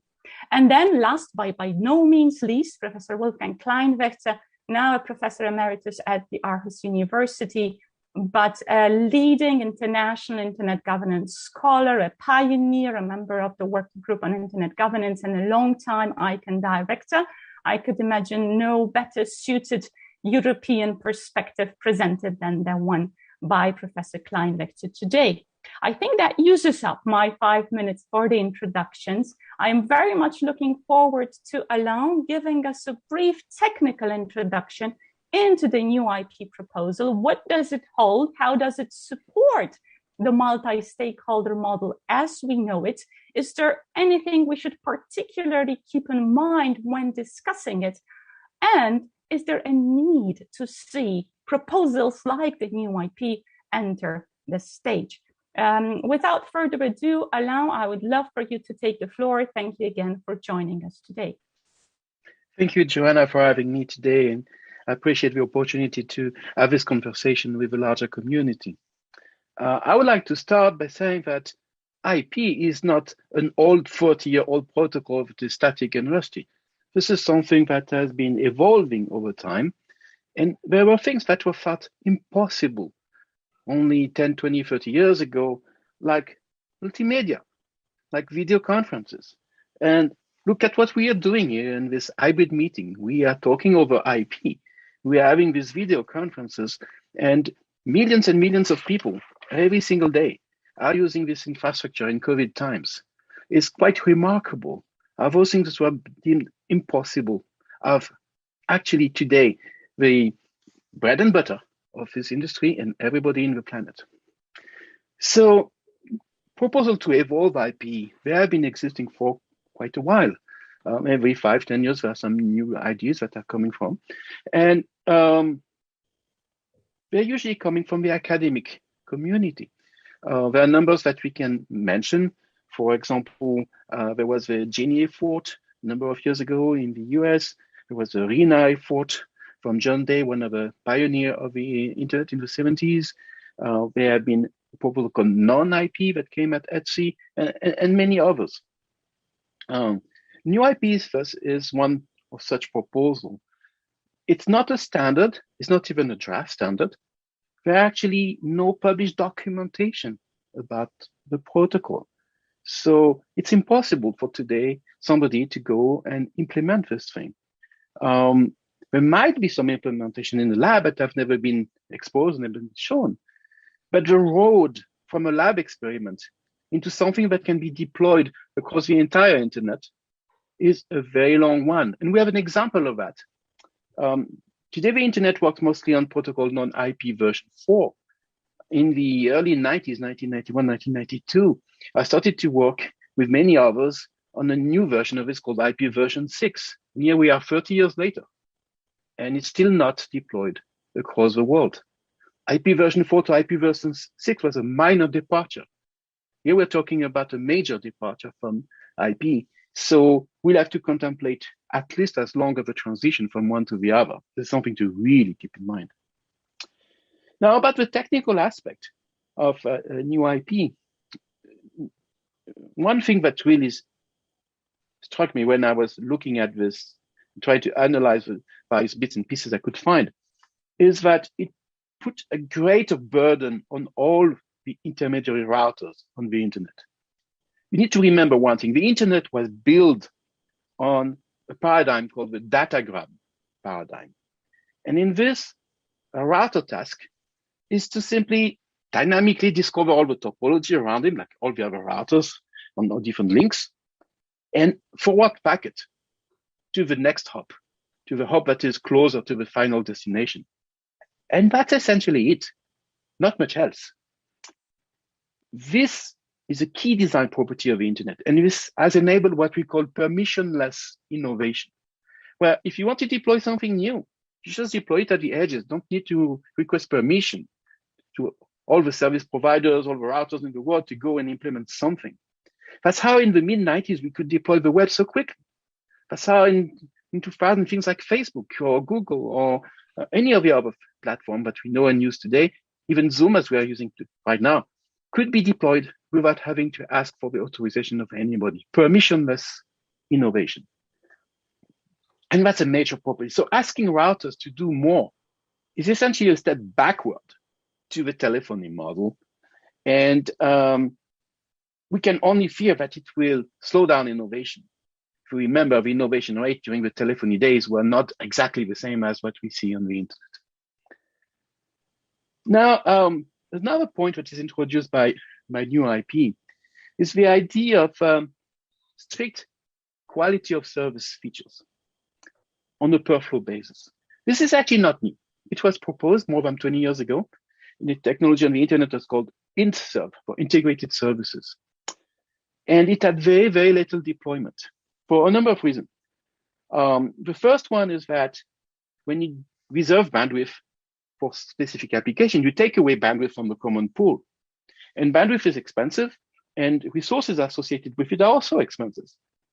So when you're doing this, especially in a multi-operator environment, it requires very strong collaboration between those operators. And this is something really complex to do. Complex and expensive don't work well on the internet. Things that are cheap and easy actually work much better. So if you want to do this in a dynamic way, as proposed in new IP, what you need to do is have every single router do some extra work to go and authenticate every single flow, if only to be able to charge the money associated with reservation of those resources to that particular user. Doing this will require that the routers will have a key of a cryptographic session used by every single router. And that introduced in the architecture of the internet control points, control choke points. And those control points will have some severe implication on privacy, of course, but also could be used for large-scale surveillance and population control. Those are concerns that we have when reading the various documents related to new IP, remembering that this is not a protocol that is published. We cannot really look at all the various details because they're simply not available. So I don't want to use too much of my time, and I would like to hand the floor back to Joanna. Thank you.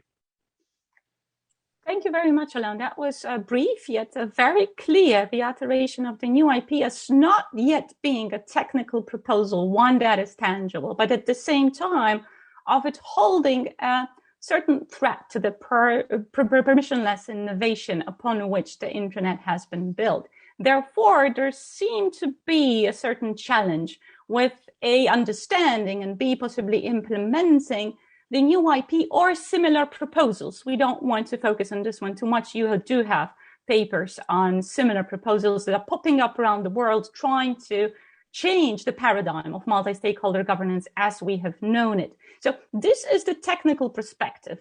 Any new proposal on how to manage key internet resources might prove challenging to innovation and the internet as we know it.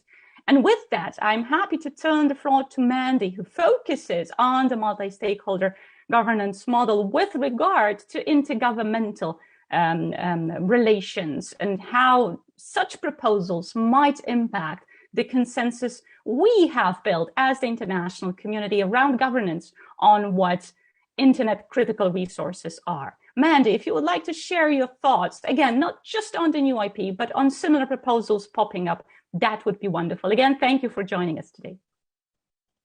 Thank you, Joanna. As Joanna said, my name is Mandy Carver. I am the Senior Vice President for Government and IGO Engagement at ICANN. I want to follow on my colleague Alain Durand's technical comments about new IP, but as Joanna has said, about the proposal of any new protocols to address some concerns raised from a governance or policy implication side of what an operational or implementation of a new protocol might bring. And my focus, as is the focus of everyone at ICANN, is on a single globally interoperable internet. For those of you who don't know ICANN, the Internet Corporation for Signs and Names and Numbers, our mission is to ensure the stable and secure operation of the Internet's unique identifier systems. So we coordinate the allocation and assignment of names in the root zone of the domain name system. We facilitate the coordination and operation and evolution of the root zone name server system. We coordinate the allocation and assignment of the topmost level of Internet protocol numbers, the autonomous system numbers, collaborate with other bodies as appropriate to provide registries needed for the functioning of the Internet as specified by the Internet protocol standards, development organizations, and that's really the first pillar. That's the technical core of our work. There's a second pillar, which is a policy development process that uses a multi-stakeholder model to develop policies and procedures related to the coordination and administration of the unique identifiers. And it's through that multi-stakeholder model that governments, through something called the Government Advisory Committee, or the GAC at ICANN, as well as the technical community and industry, can all work together. So we are an open global organization and a dialogue and consensus building multi-stakeholder model. As I said, ICANN's core mandate is to ensure the stability, security, and resilience of the DNS that allows tens of thousands of networks across the globe to be one global internet-connected internet.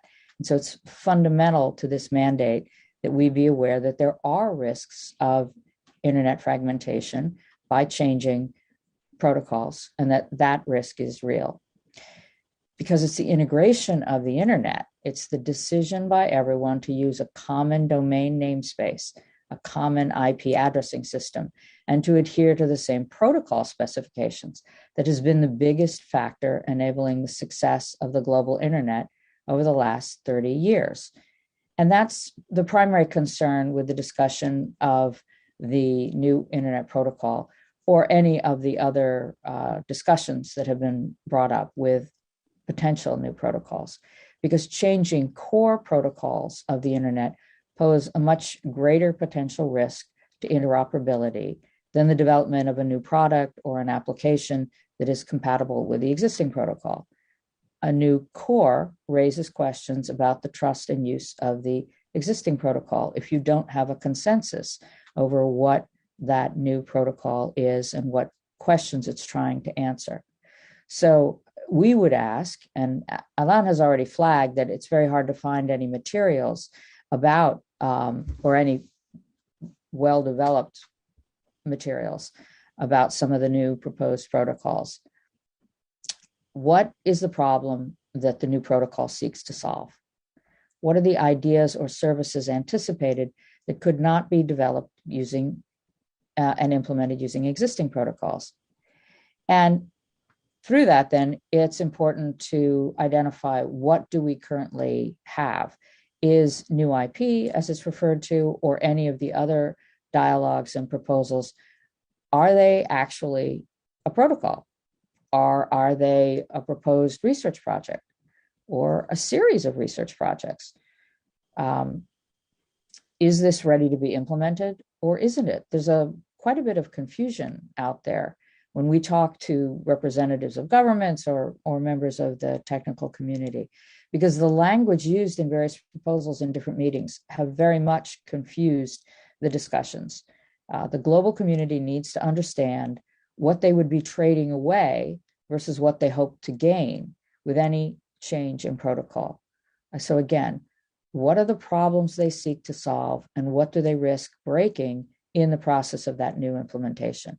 As Alain has mentioned, the transition from IPv4 to Internet Protocol 6 has been underway, under discussion, implementation for 30 years, and it's still not completed. And that wasn't a change in the fundamental protocol. So at a time when we're all focused on trying to bring the next billion users online, when there is growing concern and dialogue about a digital divide or the potential that some countries or economies are at risk of being left behind, is that the time to change the core protocol? Do you choose the moment when you're trying to bring the next billion online to actually increase the complexity of access and slow innovation? When manufacturers produce incompatible products, then the consumers are constrained in their choices and the future applications extensibility of those products. If the discussions of the potential product changes are necessary to address the potential, discussions of those potential product changes are necessary to address the potential new services that would be facilitated by new IP. All of these things bring heavy trade-offs. As has already been said, the existing internet or network of networks relies on a simple core, allowing the complexity, if it's needed, to reside at the edges. That allows permissionless innovation, as Alain has said. If a new internet protocol creates more burdens on intermediary routers in order to provide proposed benefits, then it'll potentially require a more centralized design compatibility that, as Alain has already mentioned, was used in the telephony model. And this creates constraints on innovation because you can't just add things at the edges. You've got to reverse engineer back to the core. In addition, by requiring the intermediary routers to perform more tasks, you increase the potential for failure. You introduce potential brittleness in the design. You introduce potential choke points. Alain has mentioned the cryptography needed that in order for the routers to work, as far as we can understand by the materials that are available. And that would create the possibility, the potential impact on privacy, potential surveillance. All of these risks would be in the core, so that if something breaks, the harm is much more widespread than if you have small failures at the edges. An example would be the kinds of switching failures that took place under the telephony models in the past. So there, as Alain has mentioned, there are similar examples of protocols that have similar aspects. The IntServe model, because of the quality of service requirements, they've already demonstrated that the costs are high, and that creates poor scalability if you have a multi-operator environment. And when you're discussing core internet protocols, you're not talking about changes for a single country or a single market. You're talking about a global model. So a change at the core would require a global change. So similarly, if there are sectors of the internet that reject the harmony of the internet's unique identifier system, internet end users would be constrained in sites they could visit and applications they could use. So creation of a new protocol without a clear consensus in the technical community erodes confidence and trust in the existing protocol. ICANN believes, and government engagement within ICANN believe, that our role is to have technical conversations with governments, to continue talking to them, and we do meetings, briefings, we publish papers.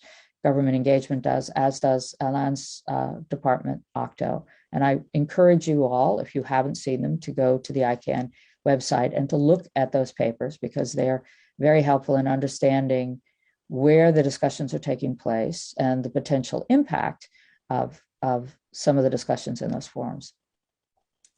We want to continue an informational outreach effort so that if governments are discussing these issues in other fora. They know that about ICANN's role. They know that they have a role within the multi-stakeholder model, that they can participate in the Government Advisory Committee and what it does and what ICANN does. So my team is involved in an analysis of potential impacts of governmental actions on the technical functions of the internet. And we are engaging with governments and IGOs on those potential impacts. As I've said before, we want to understand the issues and challenges that governments seek to address and to assist them through the sharing of information to avoid unintended consequences of impacting the infrastructure of the internet. Any changes to the core protocol should only be undertaken with a very clear problem description, a defined framework, an extensive and transparent study, debate, and consensus of the possibilities versus the trade-offs of a change in the protocol. And I'll stop there. Thank you, Joanna. Thank you, Mary. That is a very clear message, wonderful for us to start with.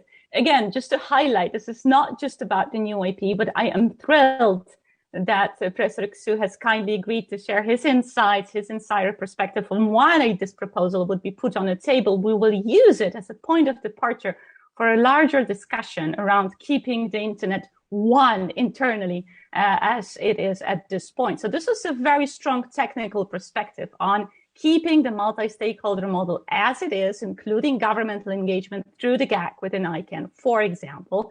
But I would love to give the floor to my fellow academics for their regional perspectives, as well as to thank you very much for joining us, Abdul Hakim, for the business perspective in a very vital area where the next billion resides, which would be the largely broadly understood African region.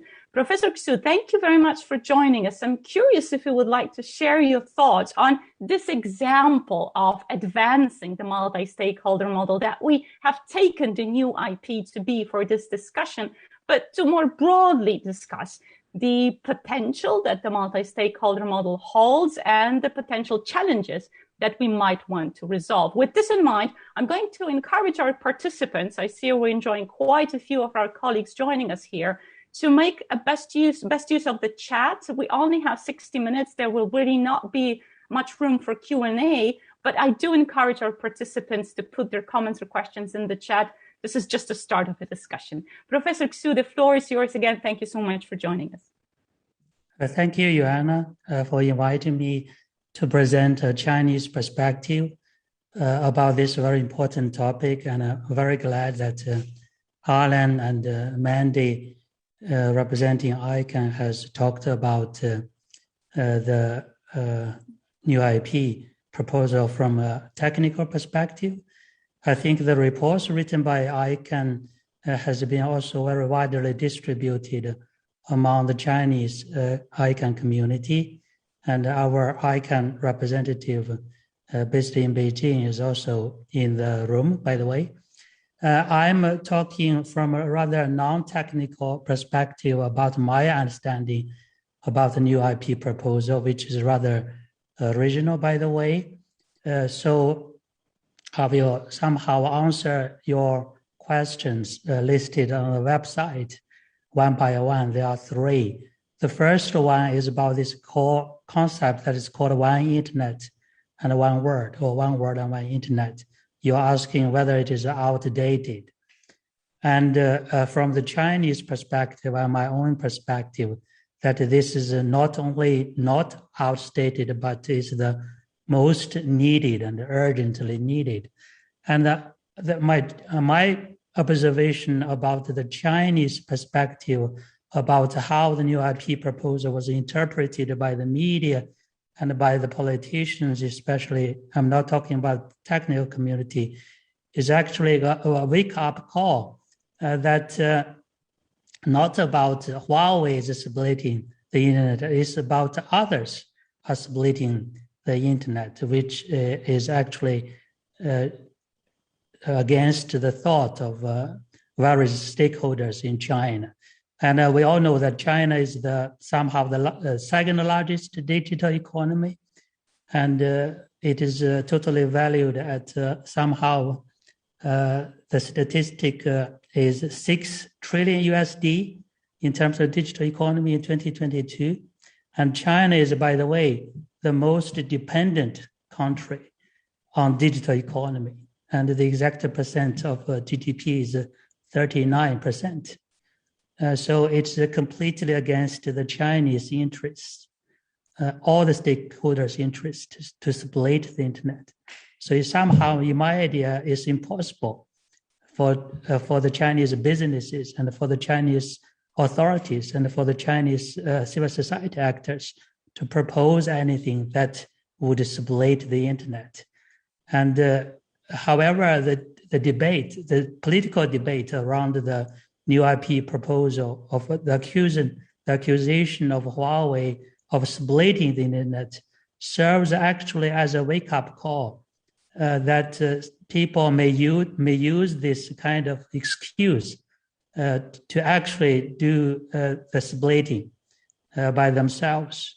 So that is somehow a very digital economic background about how the different stakeholders feel about how the new IP was debated by the media, like Financial Times and by the political forces.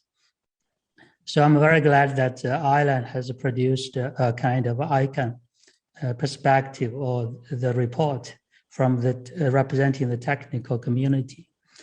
And secondly, you have raised the question about, for example, the new IP proposal as a departure of thought in thinking about fragmentation. And in my opinion, what is really at issue in the global debate about Huawei's new IP proposal is somehow about a trend that political actors or national security narratives are gaining momentum in the debate about the internet governance. So there is a kind of invasion of the national security narrative in the debate about this internet core resources. That's something that we should be alarmed for. And of course, this is somehow like a blind man and the elephant story that everybody has their own perspective about it. Somehow, I personally started from a media expert, by the way. So I tend to somehow at the very beginning interpreted this as a kind of a misinformation or misreading by the media. Like Financial Times wrote in a very funny but familiar way in my kind of study about the media. So Financial Times was writing, quote, on a quote day, late last September, half a dozen Chinese engineers walked into a conference room in the heart of Geneva's UN district with a radical idea. So this kind of media narratives about something I think is not contributing to the discussion. It's somehow trying to exaggerate the situation. And Ireland has pointed out that it's not a standard. It is actually a white book. If it is good, so take it. If it is not good, drop it. So simple like that. So it had been debated already by the technical community at ITU and also some others for quite a couple of years, but it was given political attention after the Financial Times story, which is not helpful, by the way. And by the way, this is about the future, but how about the past? The Huawei, the company, its chip supply was cut off. Nobody paid attention to it. And also, by the way, its Android system was cut off. Now it had to develop a kind of harmony system. So my Huawei mobile phone is now, I have to restart it in a different way because the Android system architecture was no longer useful. So all those things that took place in the past, the media didn't pay attention to it. So they would like to pay attention to a kind of wild thinking about what might happen in the future. But that is the future. Everybody has the right to think about the future. I think Huawei is meant to actually contribute to the discussions. But it turned out that it is somehow misunderstood by the media. So I think beyond the technical community, the discussion about the new IP was not that helpful and didn't contribute a lot to the discussions. And then you raised the third question, that is about should we distribute the authority to manage the core of the internet among national governments? I think the answer is no. And the Chinese government and all the stakeholders have repeatedly expressed its support of ICANN. For example, about the INA transition. So it is repeated from the bottom to the top. But those voices were not heard, by the way. So China, actually, the stakeholders support one world, one internet, and also the one internet coordinated by ICANN. So, but those voices are somehow put aside. So if there is one lesson that we learned from the discussion, especially the political and media discussion about the new IP story, is that, okay, it might be the political actors who accuse Huawei's new IP proposal. They might have the intention to split the internet. So that might be the lesson that somehow I have observed. But the truth, I think, will be out very soon, that this might be used as an excuse to take political actions. And ICANN and the technical communities and academic and the civil society actors should pay attention to all the governments and all the political actors and all their political actions in the field of the internet, instead of one government and so on and so forth. Solution, I think the Global Commission, I think quite several people were involved in the Global Commission. They had a proposal about the public core of the internet. So I think if we accept that as a norm, and if that norm can be translated into international law, that would be very helpful, for example, to defend the core resources of the internet from being intervened by governments and authorities. Thank you, Joanna. Great, thank you very much. That is music to my ears as an international lawyer and as a moderator. I'm glad to see that we are all on the same page. One world, one internet remains the chime for internet governance. And since the Global Commission has been mentioned, I will hand the floor over to two other commissioners, starting with Abdul Hakim. Let me just note that I'm certain that international lawyers and ICANN as well are following the processes within the UN when there are debates around conventions, keeping the internet safe that are led by specific governments. So the strong position to keep the internet governance mechanism as it is in place, keeping the key resources safe is much welcome. Thank you very much for that contribution. And I hand the floor swiftly off to Abdul Hakim. We're looking for regional perspectives. Pixie mentioned the elements of supply chain security, how we want to keep the devices interoperational, whereas at the same time, key global resources might need to stay at the trustworthy hands of the global multi-stakeholder community. There's also a question that refers to that region in the chat, should you wish to look into that, Abdul Hakim. Again, we are short on time. That discussion probably needs more space, but if you would just like to make your key points, that would be much appreciated. Thank you again for joining us and for bearing with the technical issues here. Thank you very much, Joanna. First of all, my understanding is that Huawei has a study initiative that is looking into next generation network and protocol systems for the digital network industry and society. From my reading, Huawei itself indicates that its work is actually not currently, quote unquote, not currently relevant to the governance model discussions. Instead, the new IP study is to study the technologies that fulfill the need for increased flexibility, determinism, security and privacy, and so on. And so basically, I think they're trying to work towards what might or might not be required in the future. However, from my perspective in Africa, it is clear that these conversations are compounded by different philosophies, ethics, and principles of the various protagonists. And unfortunately, there are some consequent negative impacts on trust.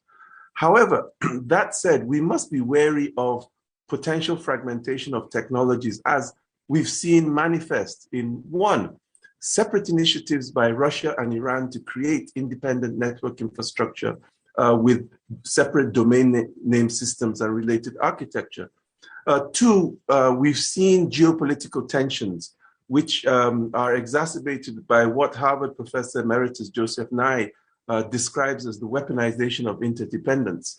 We saw this with the efforts by the previous Trump administration to sanction and coerce other nations into banning, raising tariffs, or domesticating ownership of foreign technology providers and products.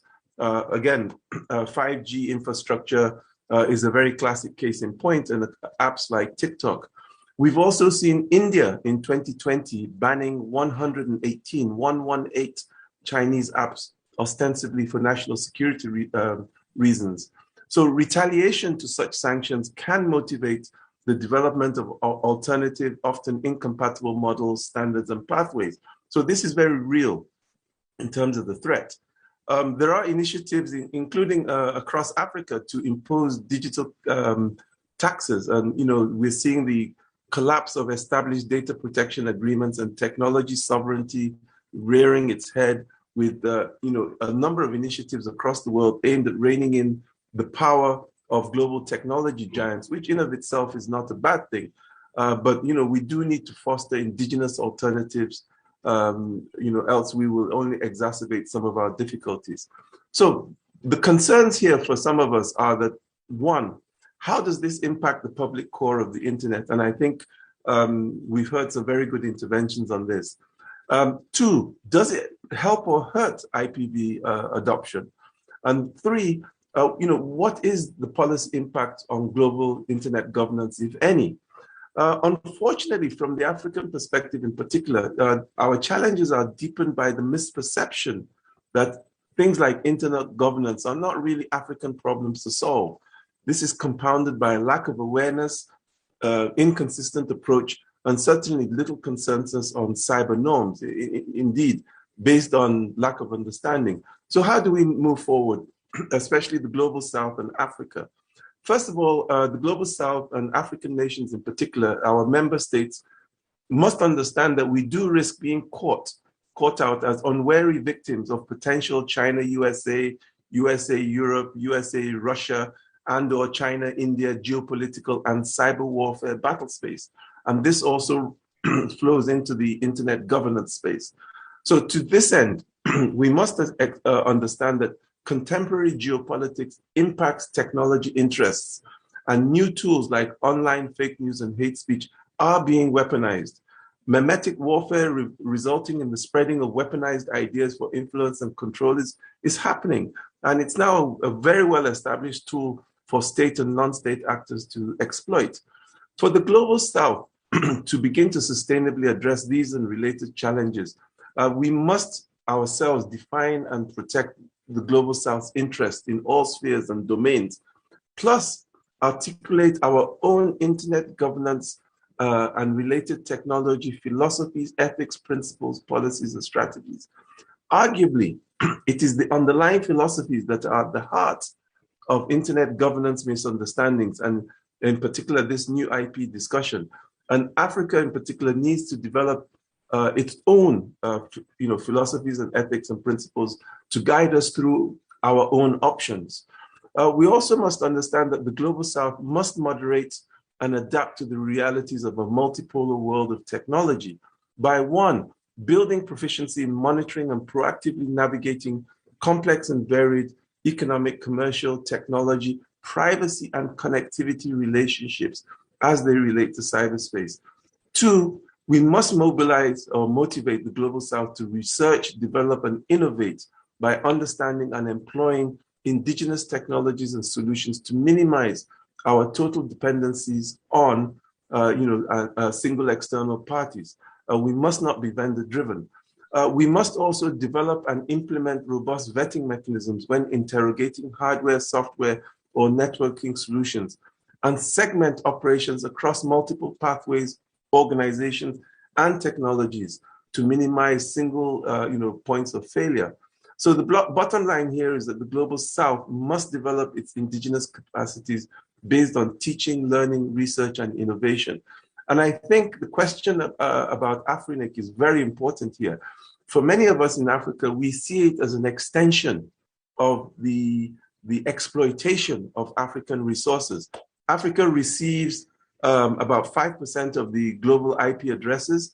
A single company in Hong Kong basically surreptitiously acquired 3% of our total IP resources and was selling them to, allegedly, to gambling sites and pornographic sites, and basically extracting a very high profit without any commensurate return to Africa. And when challenged on this, they were able to get Afrinex assets frozen.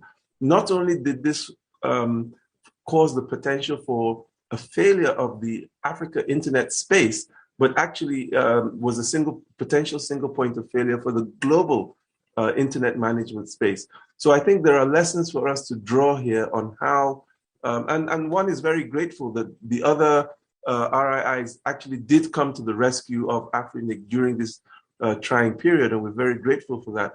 But the point is that we do need to learn the lessons. We do need to make the improvements. We do need to make sure that we do not have these single points of organizational failure, and we do need to move forward.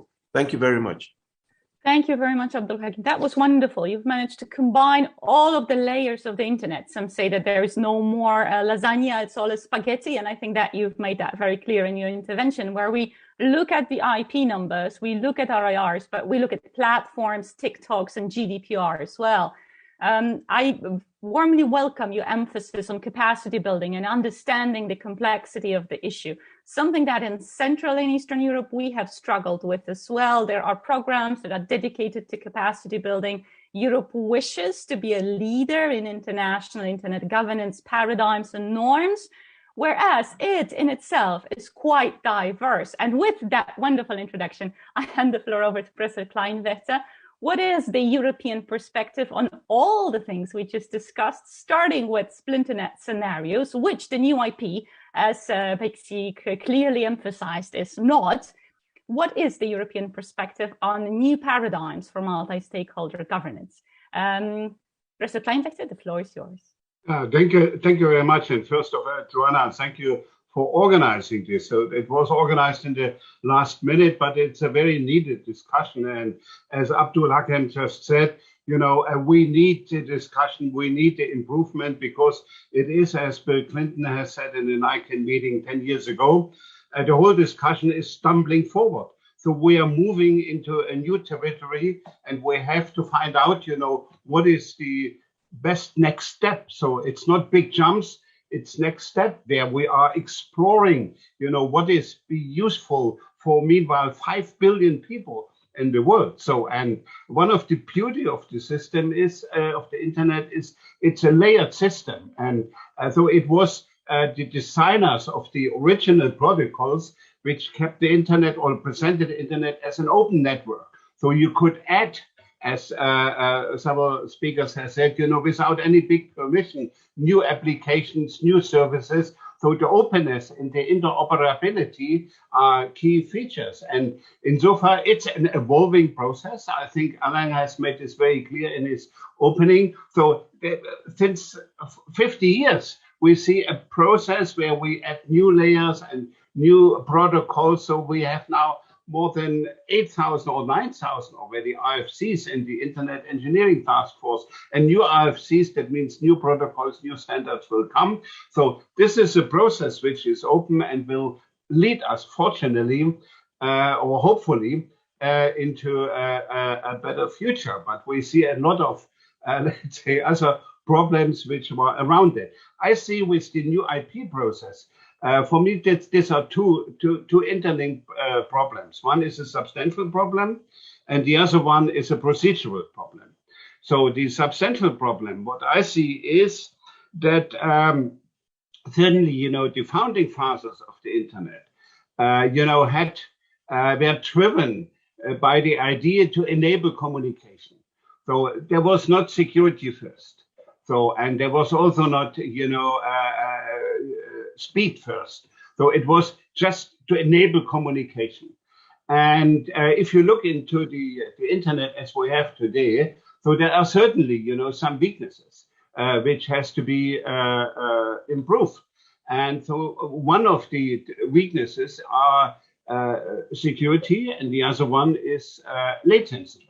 We have for some applications which will be beyond the horizon, 5G applications, autonomous cars and, surgeries or whatsoever. So you cannot work with a latency which is, could be dangerous for life and death questions. So and also, you have to have a higher standard of security. What I've seen in this discussion, and insofar, I think the paper which was distributed in the focus group of the ITU, raises some issues which has to be discussed. So how to do that? So I remember a discussion 10 or 15 years ago, also in the IGF, when France came with the idea we need a new protocol for the Internet of Things. They called it the ONS, the Object Naming or Numbering System, and said, this will be next to the DNS. So the idea was also to create something like an alternative or a substitute to say we have the Internet for persons or for people, which is based on the DNS, and then we build something for objects. So it was a special idea of France, and it was in the IGF in Nairobi, where we discussed and said, okay, wait a minute. What is really the Internet of Things? That is an application on top of the DNS. So that means if you want to promote the Internet of Things, there is no need, to build a new network, ignoring the existing protocols. Is just an application on top of this. As, although it was said already, a lot of these new applications, search engines, social networks are services application on top of the protocol. So, and the beauty of the system is that this is an open protocol. So you can add an endless chain of new services and application. And then, within this new application, you can add some specific protocols, how to manage within this special application certain rules. Facebook has its own rules, Google has its own rules. So that means if you are looking for applications for autonomous cars or for online surgeries or something like that, so then you can, let's say, manage issues like latency and security within this special network. So that means the way forward is not to change the whole system, to have to remove the TCP/IP protocol and to introduce a new IP protocol, but on the edges, allow a greater flexibility so that new applications and services which are enabled by the existing protocols, because protocols are also enablers, so they enable innovation or without permission. So that you allow, then the emergence of certain bubbles, networks, or whatever. And then you can settle the real problems as security and latency in a way, within this network. And there, but if you try to change the whole system, then this exactly happened what Mandy has said. This creates confusion. This politicizes a neutral technical resource and leads us to nowhere. And the outcome will be battles that you have immediately two camps, which really choose the way backwards and not the way forward. So when Clinton said, that's stumbling forward, he said it has to be forward and not to go in circles around or backwards. So that means we have to move into this new territory. And insofar, this taking some arguments seriously and then to have an open debate. So what I have seen now also in some Chinese papers, and I had a discussion also with Paixi already on this, is that in the IEEE or some other organizations, you have now papers on so-called polymorphic networks. So that means you have on the basis of the existing TCP/IP protocol, you can go further and then have a number of networks. So the internet was from the very early day a network of networks, and each network, can be managed in a certain way differently, but as long as it is based on the open protocols. And the interoperability, is a very key issue. And when Alain said, that we have the IP version 4 and IP version 6 problem and need 30 years, one of the problems is that it's not backward interoperable. So if there would be interoperability between IP version 4 and IP version 6, probably we would have already now a full IP version 6 based system. So let me come with a very short comment on the procedural issue. And I think this was also part of the political debate, because the question is, who drafts the internet protocols? Is it done by governments, or is it done in the multi-stakeholder environment? And I think this was also partly one of the problems which stimulated the political debate, because the ITU is good, it's an accepted standard setting body, the ITU team, but it's an intergovernmental body. While I think the internet and the whole development of internet protocols came out, from multi-stakeholder discussion in a different way. So it's a bottom-up way. So that means if you bring internet standards into an intergovernmental body, the risk is very high that you politicize the debate and you have immediately geostrategic or ideological or cultural differences as part of the debate. So, and it means to leave it in the existing standardization organizations. Make it the ITF, we have the World Wide Web Consortium, we have the IEEE, we have standardization organizations for mobile communication, and so that means while there is a different nature between an intergovernmental standardization body, which is good for a number of things, like for telephony, probably it's good if you have standards for telephony drafted by the ITU, because this is a really governmental affair. Every country has a telecommunication law, and insofar, to have standards for the telephone via the ITU, it's a good thing. But the internet is a different beast, and I think this was part of the problem where we triggered a political debate, and I think this would be a big mistake if these neutral resources. I think the Björn Marby from ICANN has introduced the language technical internet governance, and protocols, domain names, IP addresses. All these are neutral resources. So it's like air, and you cannot say it's the Chinese air, it's the American air. So it's air. So, and if you start to politicize these neutral resources, what we have called in the Commission the public core of the internet, then this will be dangerous for all sides.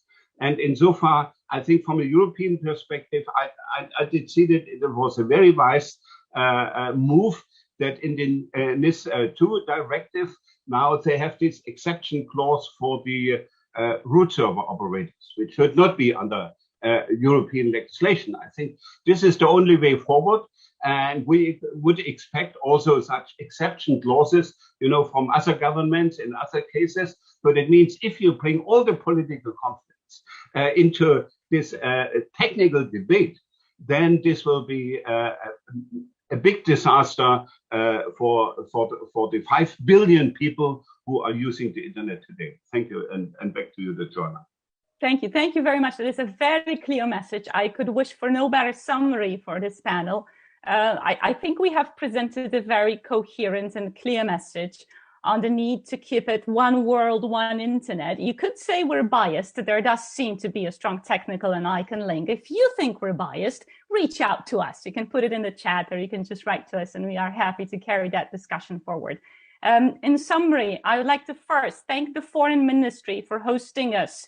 I helped to set this panel up, but it was the Polish Foreign Ministry who thought that this message was important to kick off the IGF, and that's why we were strategically placed in day 0. So thank you very much for facilitating this. We would not have been able to start the IGF with that message in our modest contribution. Thank you very much for doing that.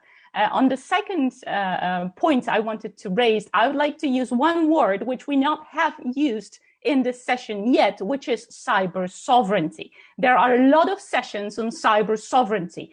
Later today, Wolfgang and myself will probably be joining the GigaNet Symposium. I will be chairing a panel on digital sovereignty. Please keep this panel in mind whenever someone says cyber sovereignty, or worse yet, national cyber sovereignty. We can talk about those political concepts, but let me just sign off today with carrying forward the message of one world, one internet, as that's the only feasible solution. We are perfectly on time, which as a moderator is a joy to my heart. Thank you to the panelists. Again, thank you to the Foreign Ministry for setting this up. I'm very much looking forward to the IGF. Thank you everyone for joining in Katowice and online. Keep safe everyone, and I will see you across this week. The session is adjourned. Thank you everyone. Dziękuję.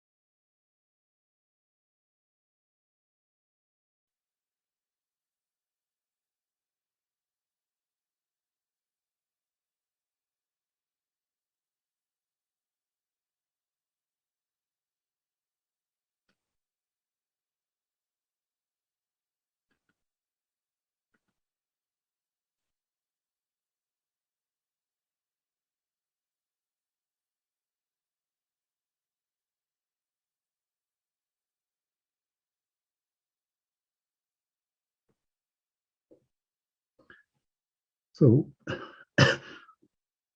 hello, everybody. I am representing the team of the organizers. We have the group of the different organizations which go to the same conclusion to have this debate today. I personally advise to the Polish government on blockchain policy, and I'm also try to organize a dialogue with business. So I'm also the participate in the creation of the European debate in the policy group of European Blockchain Partnership. I would extend my warm welcome to all panelists and participants, especially to those who have not been put off by today's difficulties of connecting online.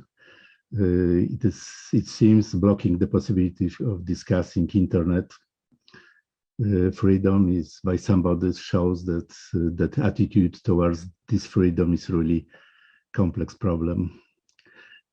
Our idea for the session is based on the two assumptions. The one is that there is a clear need for regulatory challenges for blockchain.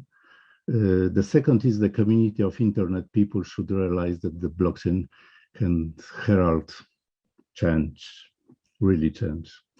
I would like to give the space for moderating the discussion to Jacek. Welcome, Jacek. Thank you, Piotr, and welcome everyone. It's a great pleasure to moderate this event. The Internet Governance Forum is an excellent conference, and the agenda is full of important topics. Yet, I dare to say that the topic that we will be discussing at this panel is one of the most important ones, and makes me very happy that we have this opportunity to devote some time at this key event to the topic blockchain and crypto. And the topic is how to govern decentralized digital public goods, blockchains between innovation and regulation. I want to thank the organizers for proposing this topic. As well as inviting excellent panel participants. They represent the variety of perspectives, also a variety of time zones. I will want them to introduce themselves.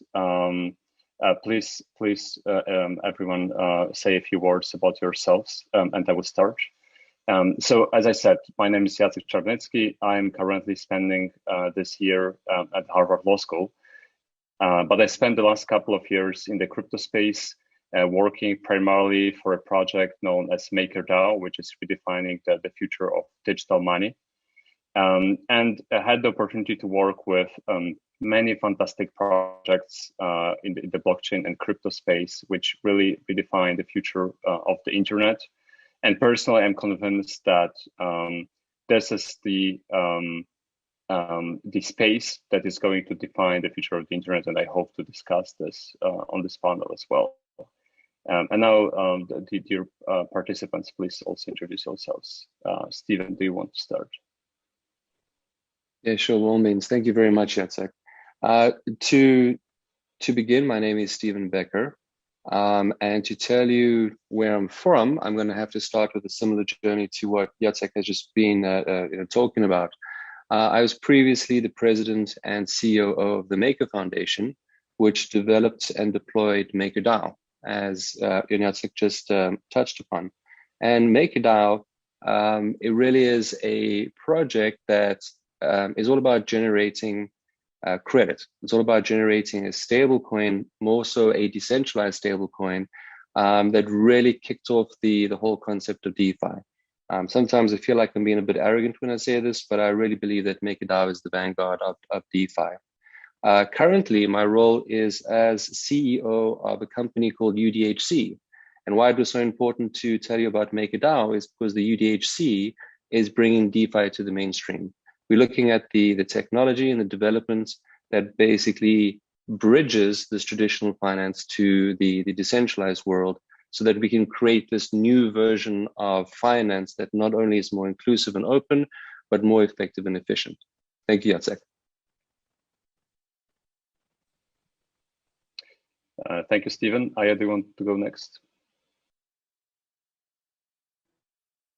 Sure, thank you. Hello, everyone. My name is Ayami Abaji. I am Executive Director of the Ethereum Foundation. I won't talk about what Ethereum is. Sorry, that would take too much of time. But the Ethereum Foundation, what we do is to support everything in the ecosystem. The EF, the Ethereum Foundation, doesn't own Ethereum. I should make it very clear because it's getting confusing with other different blockchains. But we support this open source project mainly for the platform layer, which we believe is a common good. So when no one owns it, how to support this development research in a healthy way. So we do, that's the role that we are trying to do. And then also, we encourage others to kind of join us together. So we are leading multiple projects, including funding different projects that wouldn't be funded because it's a public goods work. And including education, including coordination, so many things that doesn't happen because there is no one company who owns it. There is no one CTO who is managing the whole development project. So that's simply what we do. I've been also involved in some regulatory discussions in my previous work, as Yuta Takanashi-san knows. So yeah, and then we recently, as the EF, we try to kind of support advocacy efforts, including kind of like, there's technology is getting more known, but the details are not really well known, and it's not like well educated, which partially, it's again like because it's kind of like a decentralized way of work. But we are trying to support those groups who are doing educational work, talking to policymakers and regulators, and because that is very important. I know the importance of that because of my experience too. So I guess that's my introduction, and thank you for having me. Perfect. Thanks so much, Aya. Priyamavara, do you want to introduce yourself? Yeah, hi. Yes, I'm Priyamavara De Filippi. I'm a researcher at the CNRS in Paris, and I'm faculty associate at the Berkman Klein Center at Harvard Law School. I've been a researcher in the crypto space since quite many years now, starting 2013. I also have been involved in a variety of blockchain-based projects, starting with Backfeed in 2015, and then I was involved in the early days of DAOstack, which both of them are projects to create platforms for decentralized organization and distributed collaboration.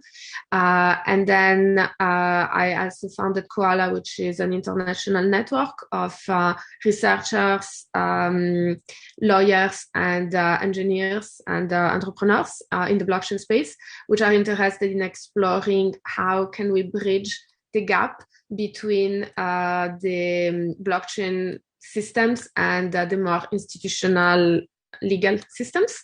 And then finally, I'm currently working on a European project, which is aimed at looking at how we can use blockchain technologies, not as a way of bypassing institutions, but rather as a way for institutions, but public or private, to adopt this technology as a way to enhance transparency, accountability, and confidence in order to eventually re-establish or make it easier to re-establish relationship of trust within those institutions because of the greater confidence within.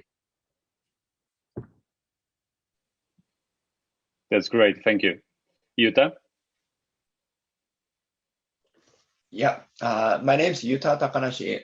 I'm from Japan Financial Services Agency, the Japanese integrated financial regulator. I think it's a great honor to be invited to this session with distinguished fellow panelists. Currently serves as a Director for International Digital Strategy and Policy, managing teams engaging in international work on fintech, including crypto assets, stablecoin, and decentralized finance. I myself represent JFSA in various working groups and the Financial Stability Board in this field.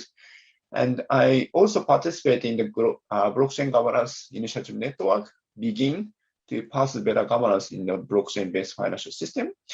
Actually, for regulators, it is quite challenging to deal with DeFi because our country regulatory framework may not work well in achieving our regulatory goals. So we may need to consider new ways to achieve our regulatory goals. But it's very new system and new new creatures for us. So first we need to understand what is happening and how this technology works, and also how we can manage the risks associated with them without halting innovation.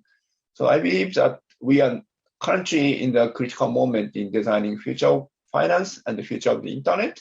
And we need to enhance multi-stakeholder dialogue to solve issues unique to decentralized finance in collaborative manner among regulators, developers, businesses, and civil society at large. And I think it's lessons learned from the experience of the internet may help us. So discussing this issue at the Internet Governance Forum has special meaning to in this sense. I look forward to discussing this very important and very timely topic with the fellow panelists. And I stop here. Thank you. Thank you very much, Yuta. And Lucas, please introduce yourself. Well, thank you very much. And also for me, it's an honor to be here. It's a pleasure to be at this distinguished panel. My name is Lucas Reper. I'm a civil servant at the European Commission, working in the Directorate General Connect on industrial policy. My responsibility is to see where blockchain technologies can be used in our economy to support it with all tools that we have, but also to work with our colleagues in the financial services sector in DG FISMA on the regulation of crypto assets, decentralized finance, and so forth, contributing the technology angle. I think, as Yuta has already said, it is a challenge at sometimes to look at the DeFi phenomenon from a regulatory perspective, because indeed we are no longer facing a known intermediary, but we're facing smart contracts, algorithms that are completely self-executing. So this is a completely new phenomenon for regulators. Nevertheless, despite this challenge, we also point to the potential, and I'm excited to discuss this today with this distinguished panel. Thank you for having us. Thanks so much, Lucas. I am again just want to underline that I'm very happy to have all of you on the panel. Not only because I met all of you at different stages over the past few years, but also I think that you're the best possible panel to discuss this important topic. Let me start with a very short introduction to the topic, in which I will just try over 2 or 3 minutes answer the question, why is that important? Because blockchain, this is something, a recurring topic on many conferences and events over many years. And for many, this is a topic that everyone has heard about it, but no one has seen it in practice. Everyone has seen cryptocurrencies, but blockchain for many remains a word which holds or involves certain promises, sometimes very bold and important promises, but with no practical applications. This is the perception many have about this technology. And it is important, very important, to understand that this is not true anymore. Actually, there are thousands of projects. Crypto space is entering the mainstream, and you've invoked a few instances in which this is actually happening, such as DeFi or NFTs. And I think that what is probably most telling about where this space is going, and also explains the phenomenon a little bit beyond this distinction between blockchain and cryptocurrencies, is this notion of Web 3.0.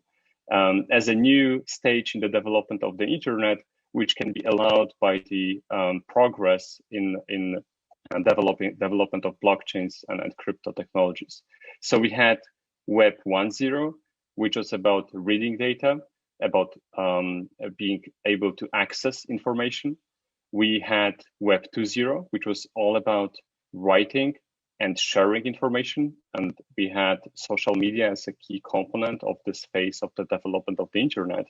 And now what we talk about, and this is an increasingly popular term in the crypto and blockchain space, is Web 3, which is about value, not just data, but value and also ownership. So from this perspective, Web 3 has allowed first by cryptocurrencies, 10 various other applications of blockchain technologies, including DeFi and NFTs, is this new stage in the development of internet.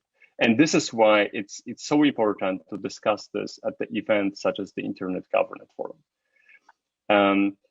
Personally, I'm convinced that decentralization, as we know it from cryptocurrencies such as Bitcoin, is coming. It is clear that it's being this notion of decentralization is being embraced by many industries at the moment, really spilling over. At the same time, this is invisible to many, and this is different. Primarily different because crypto and blockchain and Web3, these are developed by startups and independent projects, not that much by the public sector or big corporates. These are being developed in different ways as decentralization kind of makes it necessary to use alternative forms of development and on cooperation, such as decentralized autonomous organizations, DAOs. So in a way, we see this first stage of the development of the internet as a completely independent and alternative one, which is rising just next to us, just next to the entire internet and technology space as we know it. This is being represented by many technologies, such as Ethereum, which are, as I think that what I already said in her introduction and what we see in the panel title is very accurate. This is about building some decentralized public goods, really decentralized networks, which are basis for other projects, more or less decentralized, to develop and to change various economic or social institutions as we know them. So this is something that I was able to see while working as a lawyer in this space for many years, that we see this independent space emerging, growing, at the same time remaining, as I said, a little bit invisible to the current, especially institutional world. At this point, we still have the chance to reconcile those two. This is what Primavera said in her introduction. We have an opportunity to work on integrating the current institutional system, the current economy as we know it, and society, and make it ready for the revolution that is coming from Web3, from a decentralization, the internet of value, and ownership, which does not require middlemen or intermediaries. This is why it's important, and I am very happy to discuss these topics with speakers on this panel. And let me go with the first question, which I have to all of you. So as I said, the crypto industry, Web3 is on the rise, and quickly goes into beyond financial applications, beyond cryptocurrencies, beyond decentralized finance, into media, art, culture, as this is evidenced by phenomena such as NFTs. But it also goes into new infrastructures for distributed cyberspace. And this is especially clear in the Ethereum space, where we see various types of applications emerging and getting very significant traction, such as distributed domain systems or layer 2 rollups, which allow for greater scalability and even faster development of projects. And many argue that it's not only necessary to remove legal obstacles for this new phenomenon and embracing decentralization. They say that we even need a completely new regulatory framework for Web3. The claim is that phenomena such as decentralized autonomous organizations, so ways of human cooperation natively on the internet with token-based governance systems, these require a completely new approach in terms of regulation. I wanted to ask you, how active should the states be in regulating Web3? Is it about just establishing some broad frameworks and allowing the space to develop by itself? Or what is required is active engagement in technology development implementation, including public funding for such initiatives? And I want to start the answers to these questions with Jutta, who has some excellent experience in the public sector and thinking about these topics. Okay, thank you for the very interesting question. So actually, from my personal view is that if we don't dislike or like of this phenomenon, basically we cannot stop this because the decentralized finance is a decentralized system is permissionless, open to everyone, and autonomous, and sometimes it's anonymous. So there's no way for regulators to completely stop this development. And also, I know that very clever and very innovative people comes into this space, and this will create something good for the society. So we shouldn't stop this development. But at the same time, I think decentralized system has unique aspects that makes it difficult for us regulators to achieve our regulatory goals. So like the financial stability or consumer protection or preventing financial crimes. This kind of goal is still very relevant even in the decentralized system. So we need to have achieve these goals because it is kind of the public good for the society without having stability or without any protection for consumers, or lots of financial crimes may destroy the society. So still we need to achieve our goals, but the problem is how. So as Lucas and I have mentioned, this is a very completely new kind of phenomenon we are facing. So in the past, it is relatively easy for us to achieve our regulatory goals, just regulating banks or insurance companies as an intermediary and apply the regulation and enforce regulation on them. It's relatively simple, but in the decentralized system, it's much more complicated. And sometimes it is still, even it's difficult to find the target to regulate. So we need to change our mindset. As Jacek mentioned, how we can regulate or at least achieve our regulatory goals in the Web3 or decentralized finance is maybe looks very different from our current model. I like the Primavera's book, Blockchain Law, and I read that book more than 3 times. And I think the Coder's Law is very interesting concept, and it may be necessary for us to think about how we can utilize architecture or code itself to achieve our regulatory goals. But at this moment, currently, it is quite challenging to imagine how this will work with our current regulatory model or our current legal model. So we need to have extensive discussion between regulators, engineers, developers, and academia, and users or civil society, or all kind of people in this system to find out the optimal way to achieve our regulatory goals.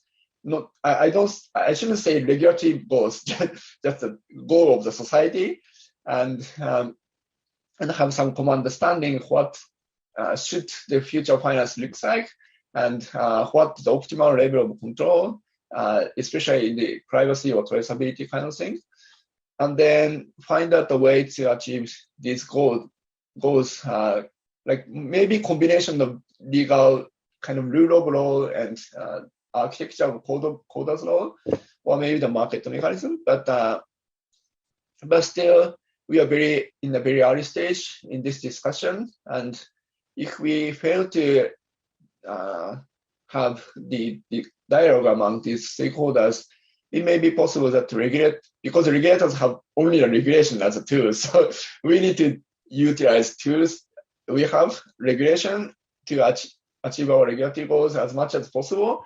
This will greatly affect the industry and the community of the decentralized finance, and may have disruptive influence. I don't have this result, so we should have common understanding and dialogue as much as possible to find out the new ways to achieve our regulatory goals or social goals. Thank you. Thanks so much, Yuta. This is certainly challenging to be at the forefront from the public sector, and I think that everyone appreciates your work so much on these topics and the Japanese FSA in general.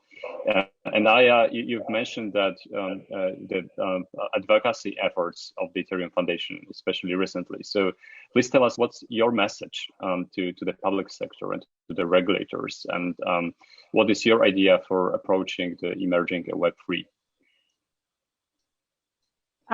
Thank you. Yes. So I have a lot of messages. I've been also in the space for a while, maybe as long as Primavera it has been too. But I think, looking at topics like today, I often feel always that the question starts with what problems Web3 is making. But I think it should start with what problems Web3 is solving. Like there's a reason why Web3 technology was, were developed. What were the problems that the world had before Web3 was invented? Why did someone even think about this? And why do we care about decentralization? Like without having that process or thinking, it is impossible to actually regulate the space. But also the question of, I think it also depends on, so what are the laws of regulation? And that's also, sometimes it's confusing. And then, because first of all, when you say public goods, I don't see, most of the things in blockchain are not public goods. Like when you say public goods, that are something like not owned by a business, it's a public good. So most of the stuff like in blockchain are not public goods. So that's the public goods work. We care so much because it's actually, we are almost like a helping to solve problems in the world by creating this public good. It could be built by government, it could be built by someone else, but someone needs to do this work. That's how we feel, or our people feel. And then, so instead of like focusing on the problems, like anything can have problems when some project is trying to work. So it would be up to, of course, regulators would have to watch, like something bad, so that something bad doesn't happen. But that's true for anything. So I don't think this is something like a super special about Web3 thing, just because it is, it may feel a little daunting because of a lot of work are being done by decentralized way. So you can't just monitor one player, but it's not built that way for a bad intention. It's built that way to really solve a lot of existing problems of the world. So I think this has the future of solving a lot of challenges, including you mentioned DeFi and NFT, and those are very small. So just because the EF doesn't really control things, we didn't expect anything to become like a big or popular. So we had no idea how NFT was going to bloom this year. But it also can be an opportunity for regular people to find, kind of, this is an opportunity for anyone to learn or hear about this. And what does that mean? Like, for example, there's when we say DeFi is very narrowly defined now, which I hate. because decentralizing finance can be very broad. And for example, there's a project in Africa that I support and the Ethereum Foundation support. One of our fellows is working on this project to basically, like use blockchain to give micro insurance to farmers in sub-Saharan Africa in a very new way, which is like has been almost impossible because a lot of inefficiency and middlemen and like technical challenges or infrastructure challenges this project had before. But now, so like I want to for everyone, not just for regulators or policymakers, but I want everyone to understand this is giving an opportunity to do things differently. And it's just one way, it doesn't solve everything. And then also technology doesn't replace laws. It's the coding is more like a complement. So human brain, which I still believe is way more sophisticated, human work has to work together with coding so that it complements each other, because both have strengths and weaknesses, which I can talk more about. Like a human makes mistakes, it can have bad intentions. Coding executes exactly as you code, which is great, but at the same time, it doesn't have human intelligence, such as reading things in between lines and then realize a bug before something happens.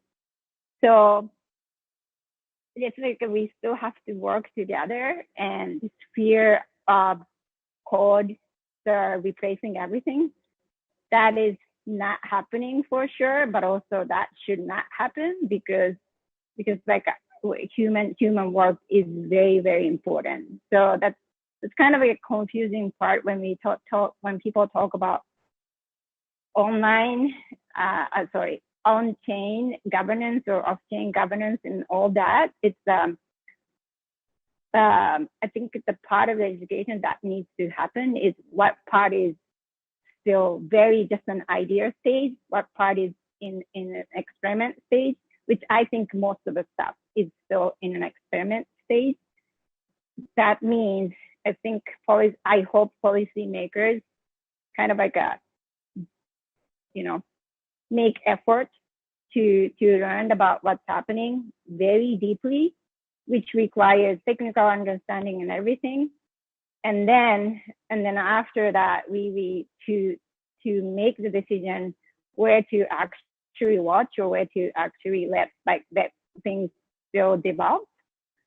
And then a lot of things are still experiments, and I think it's very hard when something is regulated too much at this stage, because then that would kill all the opportunities to solve the problems of the world together.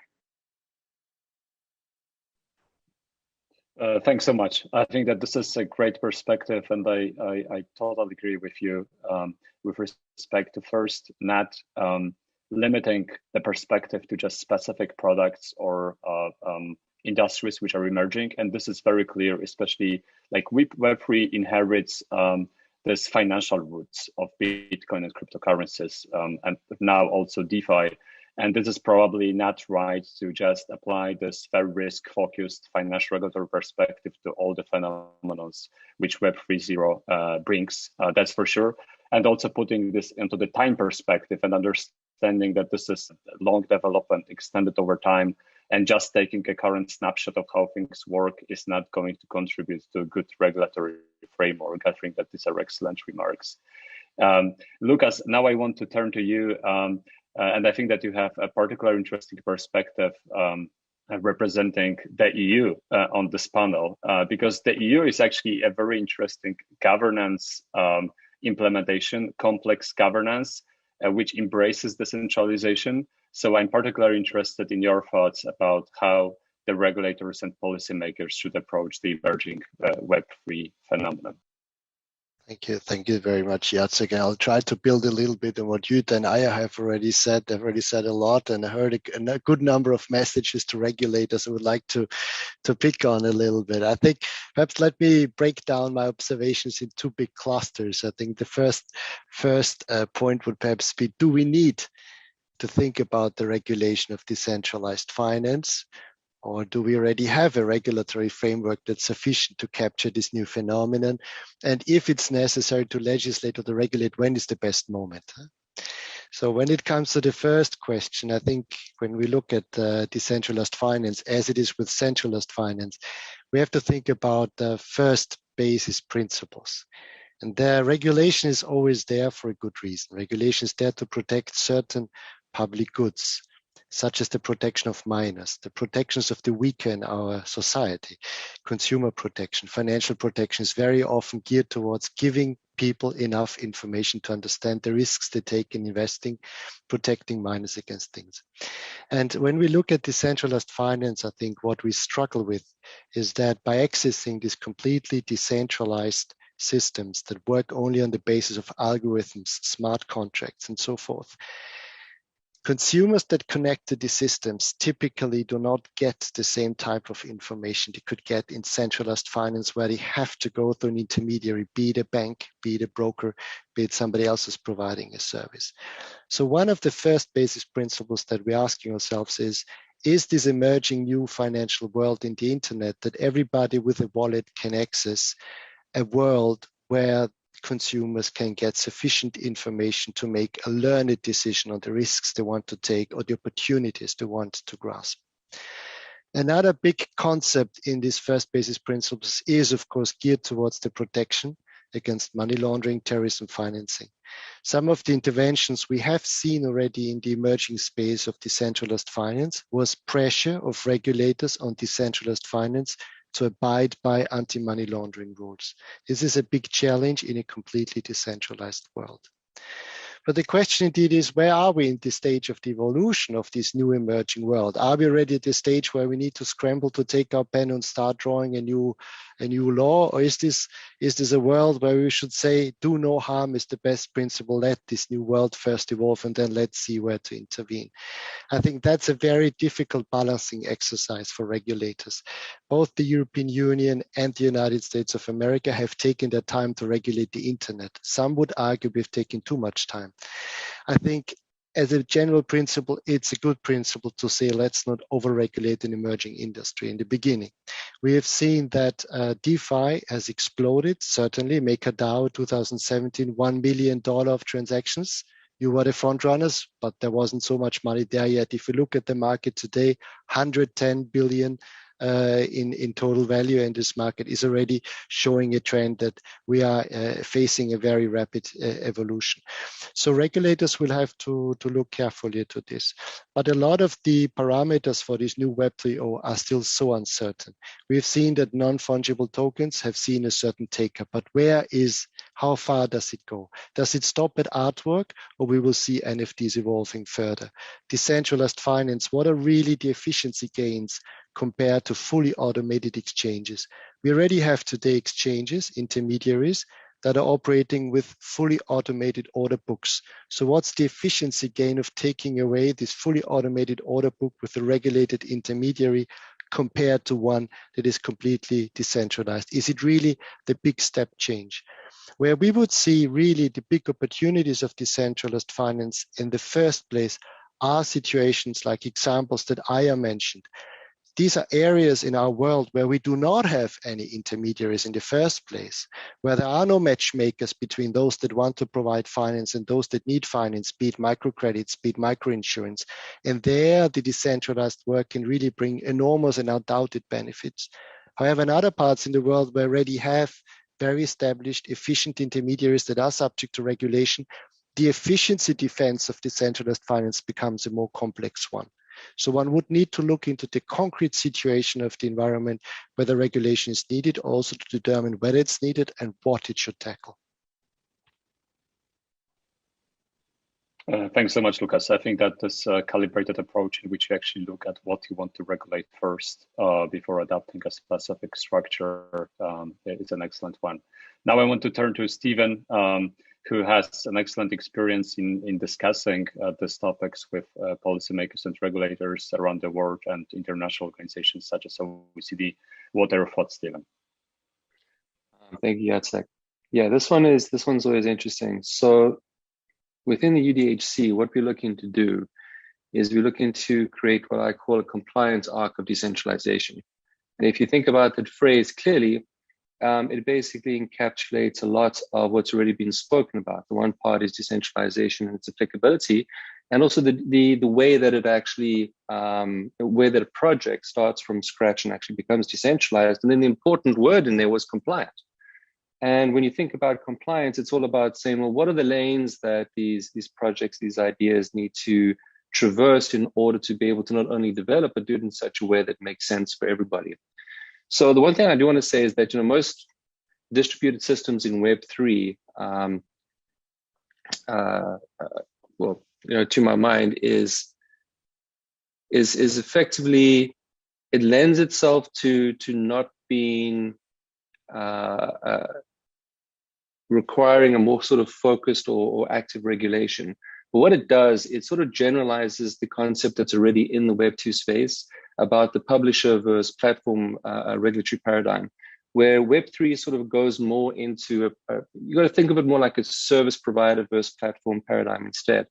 So if you think of it as in terms of an example, something that we know from Web2, especially the paradigm of publisher first platform, you look at something like Twitter, who is trying to establish itself as more of a conduit of information for its users to publish information that it itself is not liable for, right? But if you consider Twitter as a publisher, then that company would fall under a different regulatory framework. So the parallel in Web3 would be something like, a decentralized exchange, for example, where you'd see it as a platform because it really is just a conduit for user-contributed liquidity. The important part here, and I'm going to touch on this very briefly, is the decentralized part. That has to be consistent and that has to be well-defined, almost like a Howey test needs to be applied to it. But in this example of this decentralized exchange, we have a look at a platform. You could have an example of a whitelisted security. Think of a digital Tesla or a digital Apple using a liquidity pool in the DEX. And then that liquidity pool by itself becomes a type of mini exchange, which would really make it possible for the security token issuer to be seen as a financial services provider. And what that does then is it immediately establishes a framework where it no longer looks like a platform, it actually looks like a service provider. And that means that the regulatory frameworks that are currently in place can be used. So the point of this is that there is actually quite a lot of regulation in place that is really applicable and can be applied to not only the centralized organizations that integrate and profit with the Web3 in the back end, but there's this I call it like a new dimension to think of, in that the concept of decentralized applications on permissionless blockchains creates this added infrastructure on top of the internet that really supports everyone, including really those that do not want to use an intermediary and have agency in their own actions. But at the end of the day, the regulatory tools that we have in place still work. All we need to do is really change the perspective when implementing them. And then that really is the case, from a Web3 and a sort of regulatory interaction point of view. Thank you, Stephen. And what I particularly like about this is highlighting the fact that Web3 is not coming from nowhere. It's actually like a logical step of development of the previous phases of the internet, and it benefits from the value which was generated before. It's like built on top of the services that already exist, just providing additional layer of value, and like literally value, because it allows for the value to exist on the internet. Primavera, what do you think about how the states should regulate Web3? I have a very specific view, and this is kind of like the core of this research that I'm doing as part of this European project. And my view is that there is this, first of all, of course, Web3 is subject to existing regulatory framework. The problem is that it is more difficult to regulate because there is no intermediary operator that can be easily identified. And so it is always possible to try and find who are the closest intermediaries. But there's also the problem that when the cost of compliance are too high, then it might also encourage the creation of more and more decentralized systems. And we can see it with DeFi, with Tornado Cash, etc. And we've seen this back in the days also with the internet and the development of peer-to-peer file sharing networks that try to escape increasing regulations. And so the idea of decentralization can also be a way of actually trying to not have to comply with these very difficult regulations sometimes to comply, especially when the system is constructed as a decentralized system. At the same time, so there is this kind of like race between decentralization and then regulation that tries to regulate this decentralized infrastructure, and then further decentralization that is being deployed as an answer. But at the same time, it is also possible to adopt a more collaborative approach to actually incentivize regulatory compliance. And this can be done via functional equivalence or regulatory equivalence, meaning that especially with blockchain technology, it is possible to create technological guarantees that can actually achieve similar policy or regulatory objectives as existing regulatory framework. And especially as regulation, especially in finance, but in general, is designed as a way of minimizing or distributing risk. If the risk that the regulation is intended to tackle can actually be reduced by technological means, in particular with regard to counterparty risk and so forth, then it is possible, if one adopts those technological guarantees, to perhaps benefit from a lower formalities or regulatory burden. And so for me, one interesting way in which governments can actually tackle the regulation of this technology is actually by providing spaces of experimentation, such as, for instance, regulatory sandboxes, inviting the actors that are operating in the space to actually identify solutions, to let them explore ways in which the rule of code can actually implement the rule of law. But of course, this needs legal incentives, right? And I think this is especially relevant as more and more of those Web3 applications are actually eager to interact with more established existing institutional frameworks and legal system. And so by the incentive is by actually adopting specific technological guarantees, by finding technological guarantees which can be regarded as being functionally equivalent to specific regulation, then they benefit from a lower regulatory burden because the policy objective is already resolved via the technological solution. And on that note, I would like to mention the work that we've been doing with Koala with regard to the DAO model law, for instance. And the idea was exactly this. It is difficult for a government to say, here is how DAOs needs to be implemented. However, it is possible for a government to say, if DAOs implement this particular set of criteria, then we will recognize, for instance, some kind of limited, some legal personality or some kind of limited legal liability because the specific rules that are enshrined into the code of those smart contracts are actually achieving the same objective that existing corporate rules are intended to achieve. And we're already seeing this, like for instance, like in Belgium, which is now working on the implementation of DAOs worker bills, right? In order to help people that are working for DAOs to somehow be able to declare what they are doing. And so the idea here is really like, instead of trying to find ways to regulate the existing decentralized ecosystem. It's more like the carrot approach, which is, well, we can provide specific incentives, legal incentives, to fulfill specific requirements, which we as regulators consider to be functionally equivalent to existing formalities or existing regulatory obligations, but that are achieved via technological means. And then it is up for the blockchain developers and entrepreneurs to decide, well, actually, I want to benefit from this lesser regulatory burden, and therefore I will implement my systems in a way that actually comply with those requirements. Thanks so much, Primavera, especially that it brings us directly to the second question, which I think you have already answered in some way. I wanted to ask about the governance of decentralized systems and the great challenges that it poses. Because like the early approach in Web3 and in the crypto space was to apply the principle which you mentioned, Code's law, which is basically about not referring to the external legal system for anything and just relying on the code of specific structures for resolving problems or disputes that are emerging.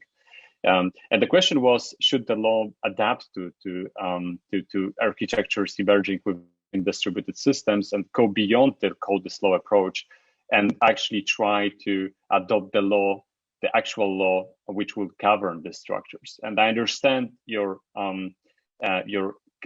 carrot rather than stick approach. That makes a lot of sense to apply to the structure, to kind of encourage them to come to the established legal system, especially that all of those decentralized organizations, in order to function in the real world and to interact with the real world, they will probably need to play along the rules, which means some form of interacting with legal systems.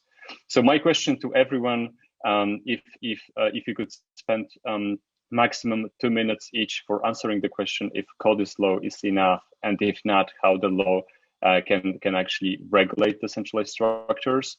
To you, Primavera, just one follow-up question, because you largely answered this already. Do you think that the carrot is enough? So the stick is not needed at all to effectively govern the structures?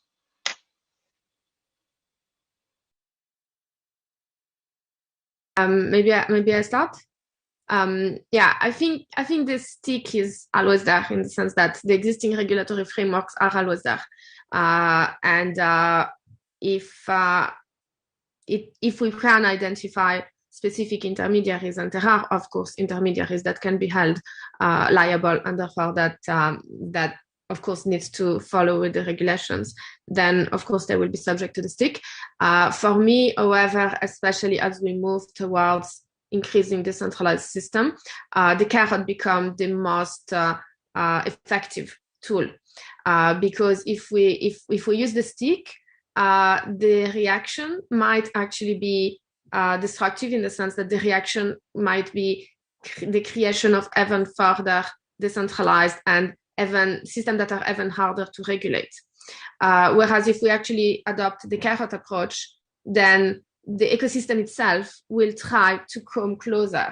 And of course, as there is more and more adoption, there is an actual real desire by many blockchain-based applications and DAOs and so forth to have a capacity to interact directly with the legal system. And this is a very strong incentive, and this is a very strong carrot. And of course, the only way they can interact with those systems in a legally compliant way is that the legal system recognize them, right? And in order to be recognized, then they might need to comply with specific regulation, but those regulations can be translated into specific technological guarantees. And if the design is such as to comply with those guarantees, then they can benefit from this legal recognition, and then they can interact with the legal system, and then it's kind of a win-win for everyone, right?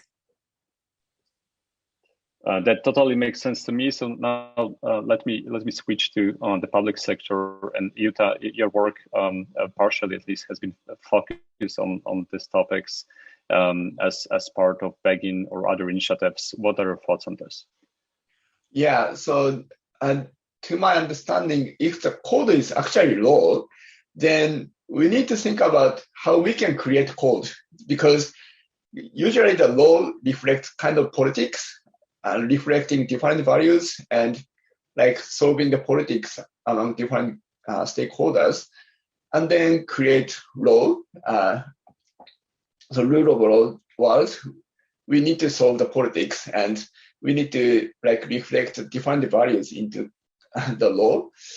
And then if the code is low in the decentralized system, we need to like invite different like people who have different like values or like stakes into the process of the coding kind of thing. So designing the code itself. So at this moment in the decentralized system or Web3 or decentralized finance, only the developers create code, and the code reflects their values. But it is still unclear whether this code reflects very different stakes or very different values in the similar way as the current legal system.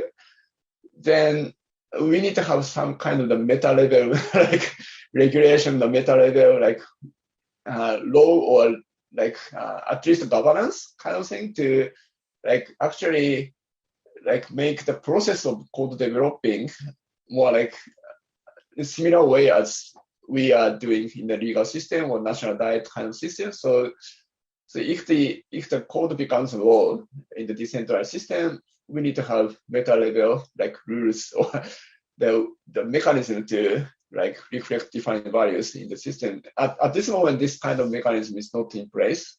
So this will make some problems in the system. So like we understand the financial inclusion is very important, but of course we need to exclude someone from financial system like the terrorists or like criminals. But how we can decide who is a criminal or who is a terrorist in the decentralized system is very unclear. So this kind of like different views. Some people says the government shouldn't decide who is a criminal or who is the terrorist, but at least we need to think about how we can decide and how we can like distinguish between people who should access the financial system and who shouldn't access to financial system. This is the kind of politics balancing between like privacy or traceability is also the like different values. No right or not right or bad, right or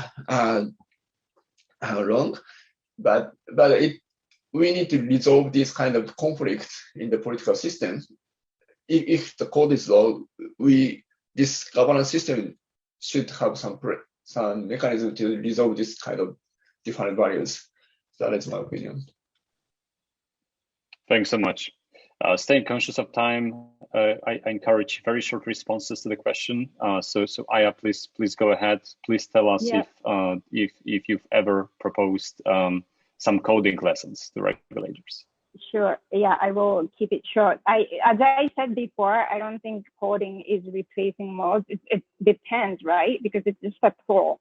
If lawyers or policymakers, whoever, decide to use coding for the purpose of regulating, that you can do that. For example, Ethereum is a programmable blockchain. Like you can program in each application has each different governance system, which like you can build it in any way. Right? So it's totally up, just a tool, right? So like how you want to make the governance is really up to the people, and then this can really help regulators to regulate, like, or this can help. But existing legal systems have problems. We need to admit that, and that's why there are new ways of governance or new ways of like people call it smart contracts, but it's not really a contract. It's really just like, like coding is executing things. So that can totally supplement existing legal systems that are not working. For example, like the COVID like restrictions and the whole like a global working together is such a mess.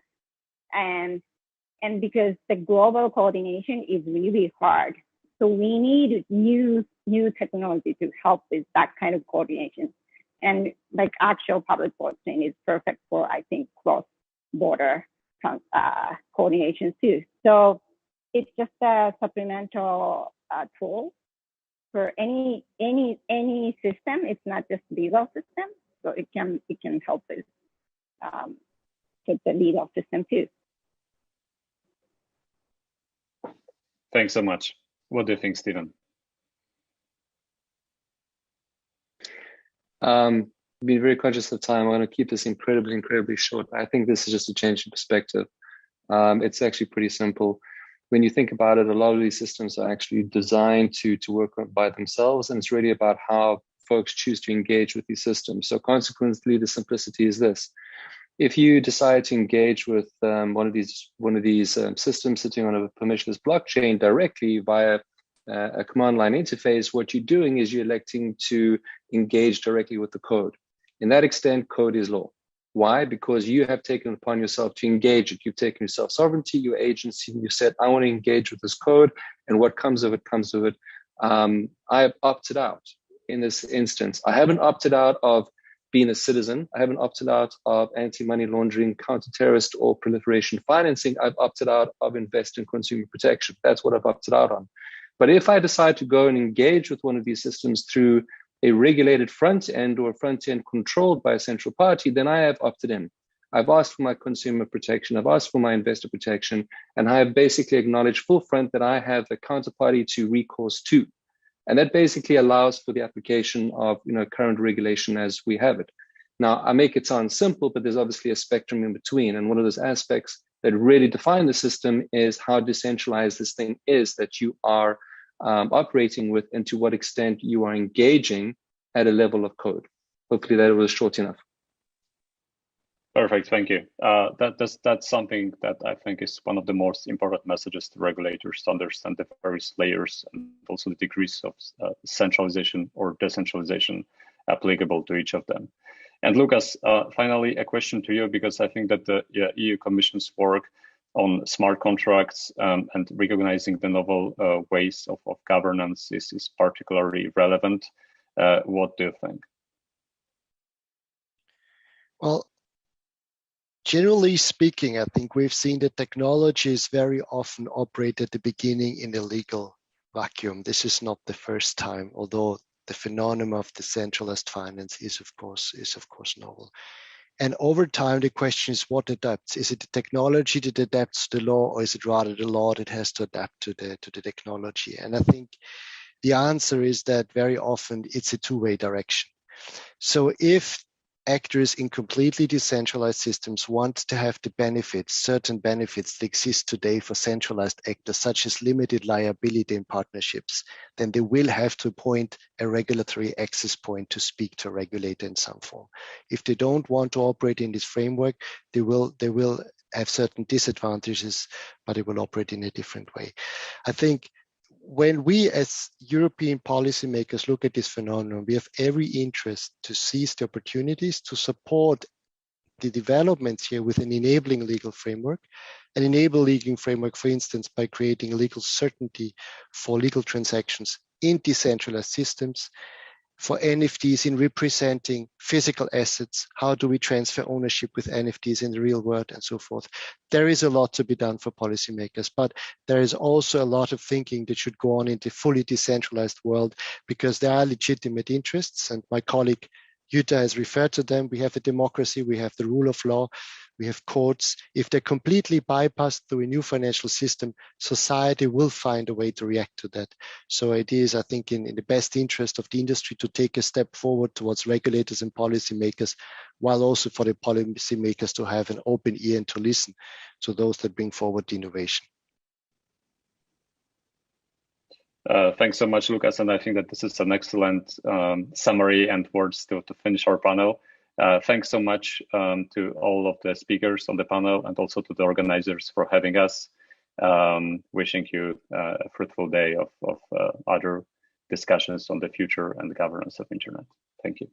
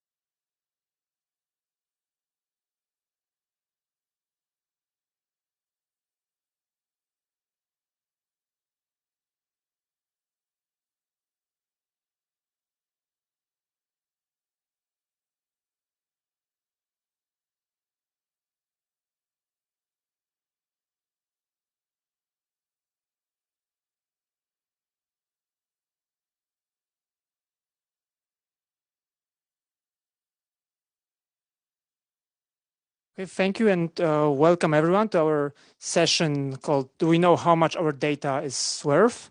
My name is Ignacy Święcicki. I'm head of digital economy team at the Polish Economic Institute, and we'll start the session with my colleague Christian presenting the results of our research. And after that, we will we'll have a panel of distinguished guests.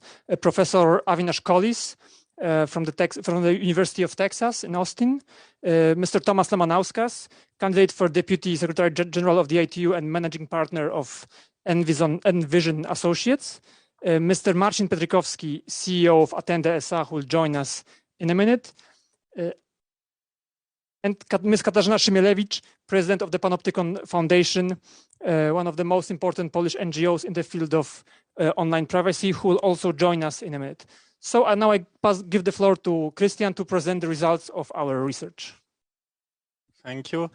My name is Christian Łukasik, and today I will present to you the result of research we conducted at Polish Economic Institute. So we wanted to answer the question of what is the value of data that Polish internet users generate. And we answered this question from two angles. Firstly, we wanted to know what is the value of data that Polish internet users generates for digital platforms, such as Google and Facebook. We choose them because they are good representation of so-called free digital services. And secondly, we wanted to know how much value users themselves ascribe to their data and privacy. And we estimated that using discrete choice experiment, which I will explain in a minute. And in addition, we ran a survey to determine the views of Polish internet users on privacy, targeted advertisement, digital platforms, platform economy, and regulations. So I will start with the survey because results were quite surprising for us.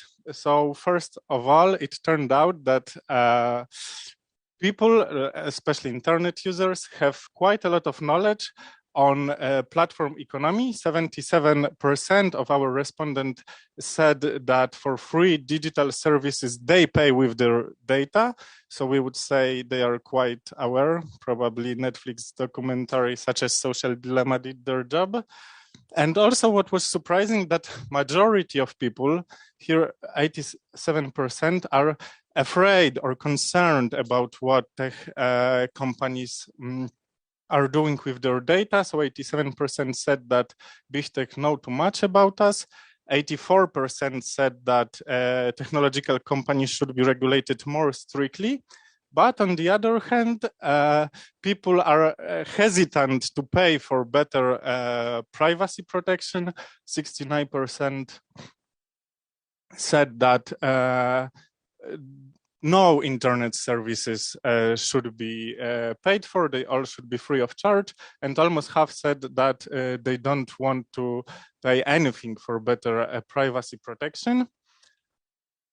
Okay, here we can see the experiment that we ran. It was discrete choice experiment. We chose it because it helps to deal with some inefficiencies of stated preferences survey. So basically the group of 944 people was presented with choice tasks like this. Each person saw 18 choice tasks like this, 9 for Facebook and 9 for Google. So here, for example, they could choose between two alternative options. For example, they could choose Facebook that gathers their data, but only from the platform, not from other websites. They could choose Facebook that does not create their behavioral profile and that shows advertisement, but those are random advertisement and it costs 5 zloty a month. And also respondents had always status quo option, which is basically Facebook gathers everything, creates your profile, targeted advertisement, but it costs no money. And later we ran our econometric model to estimate what value people ascribe to each attribute. And results are here, and they were also quite surprising in the sense that people are willing to pay, Polish internet users are willing to pay approximately $490 for Facebook and $346 for Google for full privacy. So it's, as you can see on the right, is similar amount as they already are paying for some digital services such as Spotify Premium, access to biggest Polish newspaper, or Netflix, for instance.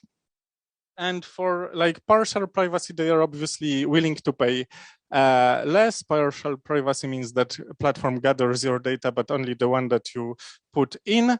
For no ads, they are willing to pay monthly approximately $1 on both platforms. And for no profiling, 88 cents for Facebook and 47 for Google. What's really interesting here is that no targeted ads has a negative value, which basically we can interpret as if we would took from people targeted advertisement and show them random ads, they would expect some sort of compensation for that. So basically people like targeted advertisement more than regular advertisement.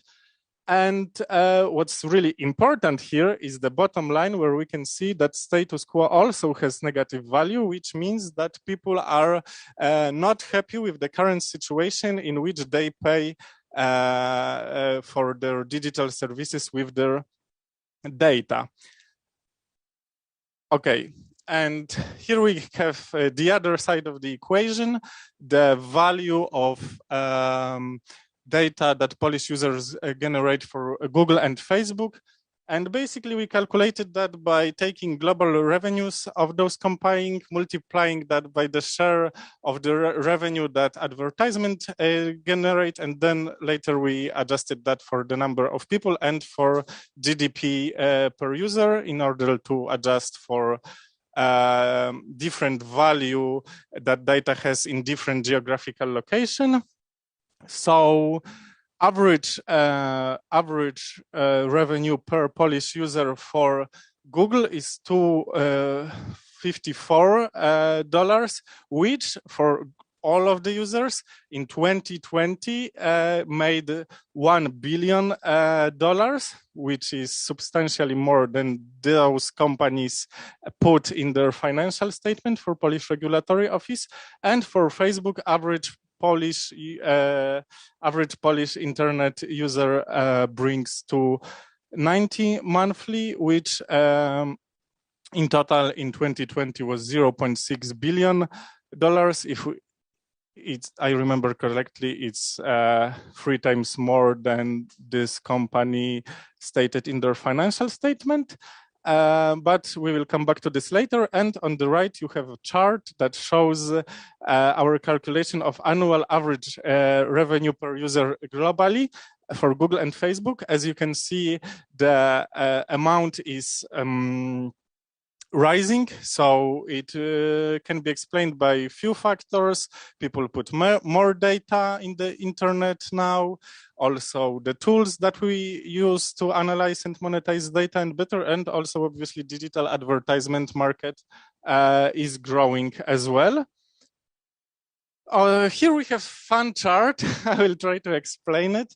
Here we can see quarterly, starting from 2010, top 10 companies by market capitalization, grouped by colors. So red are digital platforms, blue is other tech, green is finance, yellowish is manufacturing and FMCG, and gray is mining, oil, energy.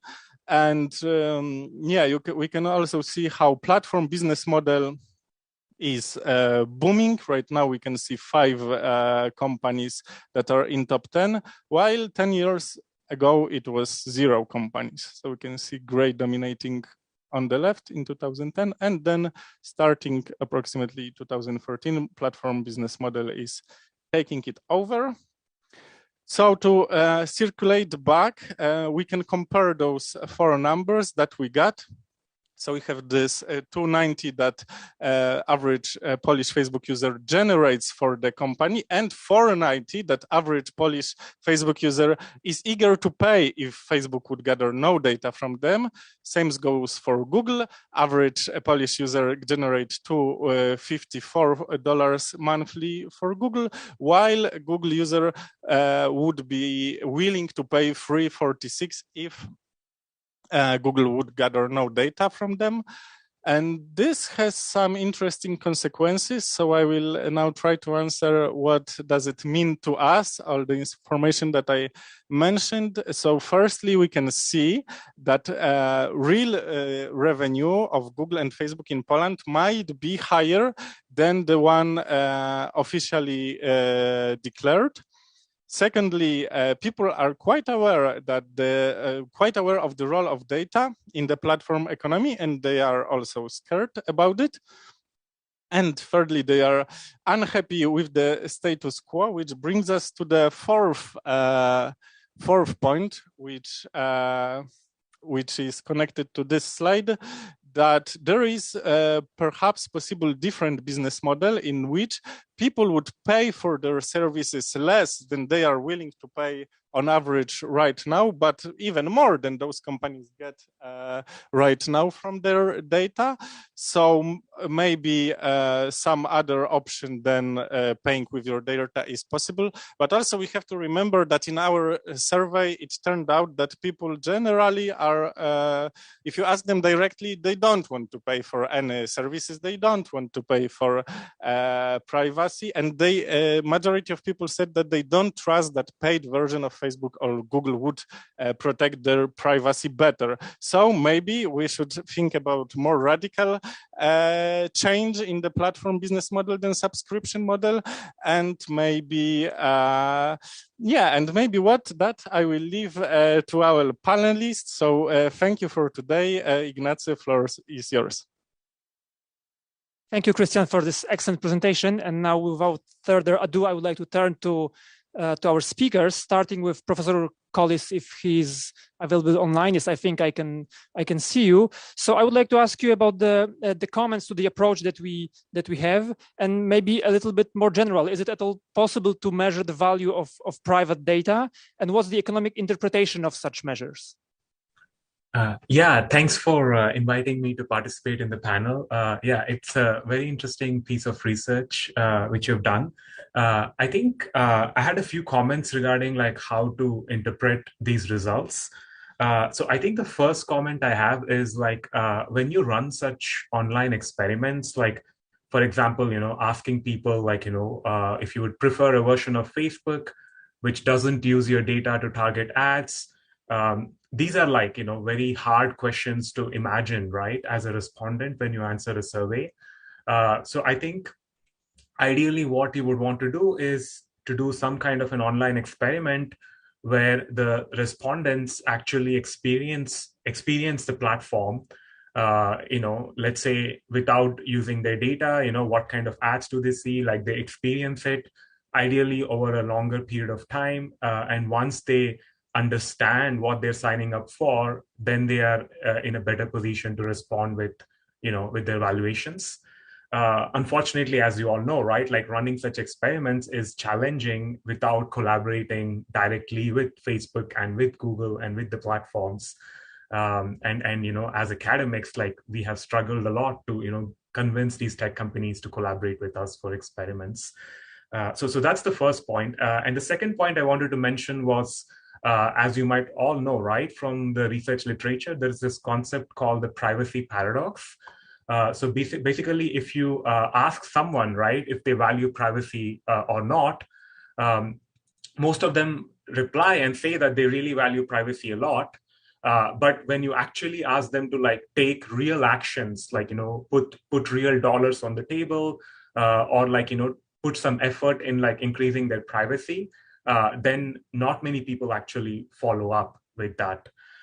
So there's some difference between stated preferences, like, if you ask people, even when you give them a choice experiment and ask them to make a choice between two options, if there is no real money on the table, like people are like more likely to choose the option which offers them more privacy. But when they actually have to take an action, like when they actually have to use their own money, like for example, and spend it on a version of Facebook which doesn't use their data, then you won't really see the valuations to be that high. In fact, that difference can be quite substantial. So I think it's important to keep some of these points in mind when we interpret these results. Those were my comments on the study. Okay, thank you very much. Thomas, moving on to you and your experience as a regulator and your experience in the ATU, could you elaborate a little bit on the significance of such results, of the value of private data for international bodies and for public regulators? So thank you very much, and thank you for inviting me to this panel, and thank you for a great study, which of course gives insights that I think the most important insight here is, as you said, that people are educated, so they know that the data is used and that's a form of payment.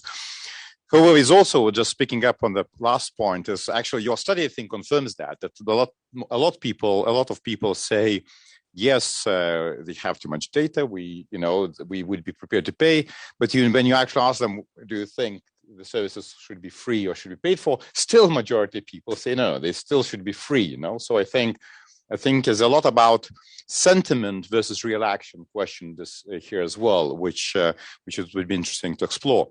Another thing is, and I think I'll come to the regulatory experience here, but I think the data is just an interesting thing which is only valuable when it's used. So if I have my data with myself, it's neither used to give me better service nor used to give others access to me and offer better service. So that's probably is not much value without that, about the data, So again, the question is probably is important, and I think I'm not saying you do that, but I think it's important not to oversimplify that I can move that value that easily from one place to another, and that value will remain, because if the product will be different, and that's I think also like the previous suggestion about testing differently, because let's say if Google has to provide the search results that are relevant to you without collecting data from you, you probably would see very different results in Google, So, and the same with the, other platforms that provide you, let's say, shopping experience. I have to admit, I, in the recent years, have bought something that was advertised to me on Instagram or others, and actually pretty relevant, So I have to admit, So on the one hand, I don't want them to have too much data and attack me when it's not relevant to me, but when it's relevant to me, I'm really happy to get that advertisement, So it's also this balance. I think that brings me to, experience of telecoms. And I think what you learn in telecoms and long on the monopoly experience, that you cannot regulate the outcomes, And when you say what will be the different model there, I think you cannot predict. We had the famous case when Microsoft had to remove Internet Explorer. You remember which browser was there? Who in this audience remembers which browser was there at the question that we thought they will benefit? Well, this browser, just checked last time the last version of that browser was released was 2008. And today we're using Google Chrome. Do we pay for Google Chrome? No. Does the Google Chrome, is Google Chrome so different in terms of business model? No, it's still tied to the, to some other services. So definitely you cannot regulate specific outcome, paid, not paid, data, not data, into the existence just by setting the direction. I think here, and probably I'm already jumping a bit further here. So what can you do? And I think we're already starting to see a lot of discussions, on everywhere in the world, around the questions around data portability, so that you can actually move your data to others, and the questions about the ability to aggregate your data. So, and you see, especially on a sectoral level, where you can take data from different banks and move it to one platform, and actually, in that way, increase the value of the data.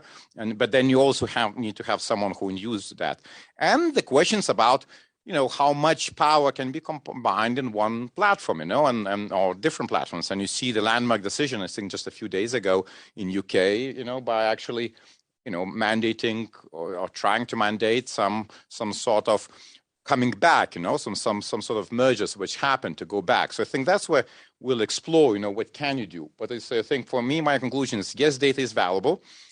Good that people understand that data is valuable.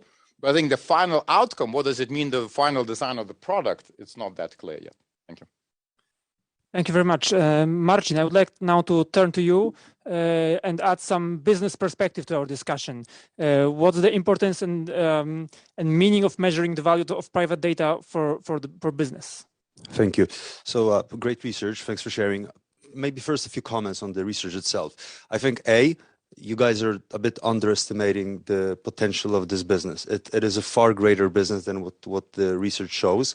And it's relatively easy to prove just based on the results of the big social platforms, social media platforms. If you look at Google itself, its ad arm brought in over 33 billion in the second quarter of this year in revenue, 33 billion. If you look at Facebook, that was around 17 billion, which effectively means that with an average monthly user base of 2.4 billion worldwide, Facebook produces $7 of revenue from each and every user. So every user generates $7 of revenue for Facebook itself on a monthly basis, which I think in your case, it was 2 point something, yeah? So I think, well, GDP should be probably adjusted, but this is an average figure per every user. So it is a squared out number across the globe. So effectively, it is definitely higher. So I think the industry is far greater than what the study shows. That's point number A. Second point is an old saying which says, if you are not paying for a product, then you are probably the product. Okay, so I stick very much to one point which was mentioned from your recap was, I think, the different business model. And I'm actually in a bit of a different camp. I think we are currently at a time in the evolution of economies and capitalism in the internet, where we are still very much tempted and we are still very much benefiting from the model of freebie usage. I think it will change. And I think the upcoming model will be a model where both clients, both companies and platforms will actually be paying users for the data which they give to them. What I mean by that, I can actually envisage that thanks to blockchain, so decentralized means of data, of sharing data information, and also combination of micro payments, I actually can envisage a world, if I'm using Facebook, for every time I share data with Facebook, they would pay me via a microtransaction for that data that I give to them. And then the competition starts to stand behind who is able to provide them with better quality of data. So and we all know that even today, there is a differentiation in quality of data. Actually, interestingly, data on men is higher priced than on females. Why? Because there's apparently more females in the world, so men data is like more scarce. B, the best category, the most valuable category of data is between 18 and 24 years of age. Yeah, so that means effectively I could envisage a world where you effectively have platforms that twist the business model. So I don't think the model of using the internet for free will prevail. I think the model will convert into for me as a consumer, it's still for free, but I get paid because of my contribution to the system. And today's technology allows that to happen. Back in the days, it was not possible. We didn't have microtransactions. It would be very difficult. Yeah. And I think, today we're actually now at the time where together with the regulatory phase, the more we start to push both, I would say, advertisers and platforms to consider that model, I actually think there is a solid business case. Why? Because if you look at the P&L of platforms, it's very unlogical. Why? Because they take the full revenue, but their cost is not the user. If I provide them with data, that's not their cost. So it's not part of their L. It's part of their profit. It's part of their revenue. So effectively, it's like in manufacturing. If I need to produce a product, I need to purchase raw materials that allow me to deliver the product. Data is the raw material. It's the next currency of the world. So I think the model will move into a set of effectively, payments that are given to users for granting access to information. Thank you for these very interesting comments. I just want to add that in our research, we did adjust the average revenue per user. We adjusted it for the number of Facebook or Google users in Poland and also for GDP per capita. So I think that the global average is very different to local average in Europe, Asia, or the United States. I think that those differences really, really big. But I already see a lot of different perspectives on the business models that can emerge and to which this research points. But before getting back to that, I would like to turn to Kasia Śmielewicz and ask you about your comments on the value of private data and what's the importance of measuring it and making users aware of the value that they generate for the digital platforms? Hello, I joined the panel as a commenter, so it was new for me to see the numbers. Surprising indeed, and congratulations on the scientific approach to this problem. What's the value of measuring it? Well, I'm usually more concerned with measuring harm. This is what we as civil society advocates are certainly more concerned. So finding evidence and measurements to prove that the current business model run by dominant platforms is simply harmful, and therefore we should not allow it, rather than twisting, as you said, the business model and asking what would be the value, what kind of payout would justify for consumers accepting it even longer. So if research like this was to open the discussion seriously about twisting the business model towards payouts, I would be not against the research, because I'm never against research, but definitely against such a value proposition for users. I strongly believe, and there is also evidence to back that up, that would simply put a seal on our digital slavery and simply destroy the rights-based framework altogether. So the moment we accept as citizens payouts for the data, larger, smaller, doesn't really matter, we actually lose any standing to defend ourselves against abuse. And the abuse will continue to happen, because there is absolutely no technical or legal possibility for us to negotiate how our data is used the moment we agree to have it monetized. And this is what we've been observing for the last 2 decades. Yes, no matter what the consent framework is, no matter what you have clicked on, no matter how much you are getting paid for it, the moment your data, behavioral data to be more specific, yes, the data that comes from observation of your behavior, not the data that you declare, this is irrelevant, this is almost useless. And I believe that in that the research, if we dig deeper in the value that you are presenting, the value is made by behavior observation, not by the fact that somebody declared, I'm interested in cats, or I like to buy a new smartphone, right? So what we are really talking about here is behavioral data. And if we allow for behavioral observation to continue happening because somebody consented or because somebody got a payout, we are actually done with the rights-based framework, and we are in serious trouble. So I would definitely caution against that. But research like this is very interesting, at least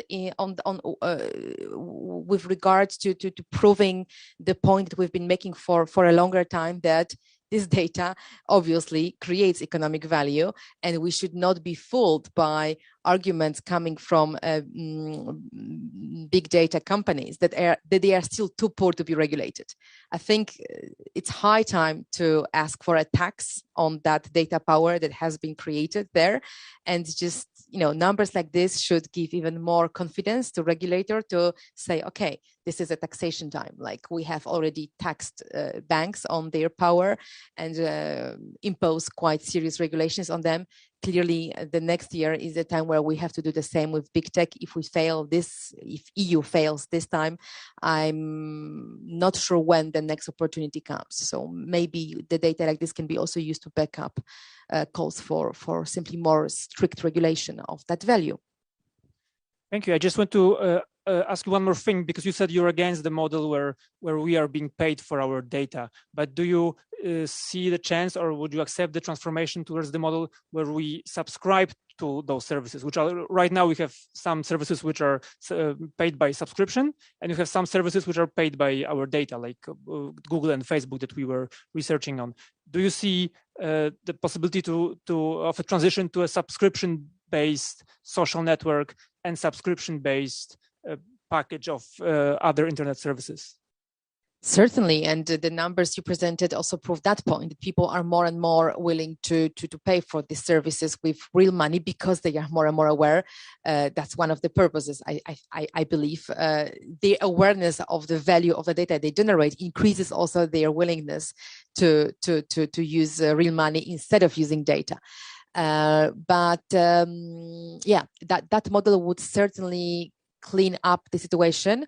One of the sources of the crisis of trust we observe when it comes to big tech and how it functions is the triangle-based business model where the client is advertiser, and as somebody said already, the user is not even the product. I usually say it's a digital biomass. It's just processed pieces of information processed into marketing profiles and simply exploited. So we are exploited users or addicts. Yes, social network coming back, social dilemma movie coming back in the discussion once again. So we are either exploited users or addicts. We are not clients. We have to fix that part. How to become clients finally? Well, probably through payments. So I certainly support that. I also think we are wealthy enough, at least in Europe, to do that. And that would be a much cleaner business model. But in order for us to make that move and start paying with money, we need to be offered a service, which we are not, right? Today, we are being offered manipulation machine or attention exploitation machine. We are being exploited. Why should I pay for being exploited? It's ridiculous. So somebody has to start with offering real service. Therefore, in the whole discussion around platforms, we usually say authentic personalization is the start of that discussion. Yes, if somebody offers me authentic personalization, so I'm offered access to my data, I don't even have to say no. I'm being asked whether I want to say yes to being profiled, and then I can also choose how I'm being profiled. Now we are entering the space of real personalization, be that for advertising or be that for content personalization like newsfeed, and then I can pay like Netflix has just proven that business model beyond any doubt. So yes, I do believe in it, but it has to be reshaped from the beginning so that we are back in the client seat. Thank you for this passionate intervention. Professor Collis, I would like to get back to you for a minute. I know that you've been researching this topic for years and from many angles with much more detailed methodology. Do you see in your research, or what's in your opinion, the chances to change the business model that's currently most prevalent? Yeah, so lots of interesting points raised by the other panelists. I think to add on some of these points, so one of the model which we are discussing now is people paying for these services, right? Like, so my own research and also your own survey, right, shows that when people actually have to put dollars on the table, like it's only a very small percentage of people who choose to do that. Let's say you offer a version of Facebook or Google without ads, and offer it as a subscription service. My own research shows that, like, at least in the US context, like, less than 1% of the population will actually pay even like a small amount, like $1, So most people, at least in this online like platform space, I'm not sure if that business model would first of all work. And another point is, I personally think that it is really amazing that we get access to these services for free. If you take something like a search engine, right? Like, I mean, my own research shows that a search engine creates, at least in the US, like several thousands of dollars in value to the average consumer. And you get that for free. And no matter if you're rich or poor, right? Like, you get access to that for free. So it is in many ways like quite wonderful that you get access to these things for free. Having said that, right, like, many of these platforms have also, like, have suffered from data breaches or improperly using your data, like, without your consent, and regulation definitely has a role to play there. Another point I wanted to make with respect to using your data for targeting of ads, I think it's important to think in terms of counterfactuals. So let's say the option is like you get like a platform like Facebook or Google uses your data to show you targeted ads. The other option would be, they don't use your data to target ads, but in that world, to make up for that lost revenue, they're probably going to show you more ads, right? So the trade-off here is like, not the same platform with and without your data, but, using your data, but perhaps fewer ads, which are better targeted, versus not using your data, but you end up with way more ads because Facebook wants to make up for that lost revenue, which they lose from not showing you targeted ads. So I think it's important to think in terms of the trade-offs here as well. Of course, as a consumer, like, you're going to say that you don't want your data to be used, but the alternative is not a platform with this, like, with a similar experience, but no data, right? The experience might be much worse. So these are some of the trade-offs to keep in mind, but I fully agree with many of the points raised by the other panelists. I would also like to ask you about, because I know you've been researching the differences in attitudes in different cultures or different social groups. Can you comment a little bit? Is our discussion here and our focus on privacy, is it like something we only, like only one part of what can be seen? And is it very different in different countries or different social groups? Or is everyone so much concerned about their privacy and data? Yeah, that's a good point as well. We just did a recent experiment, very similar to what you have done, but with like real money on the table. So we did a study where we like paid people to like give up their Facebook data to us. And this was a study where we like actually gave them money and, they uploaded their data to us. So this is like not just cheap talk, but like rather a revealed preference approach where, money was on the table. And what we found is like, there are lots of differences in terms of different groups, in terms of how much they value data. For example, in our study, what we found is that there's also gender differences, like women seem to value their data less compared to men, at least in the sample in the US context.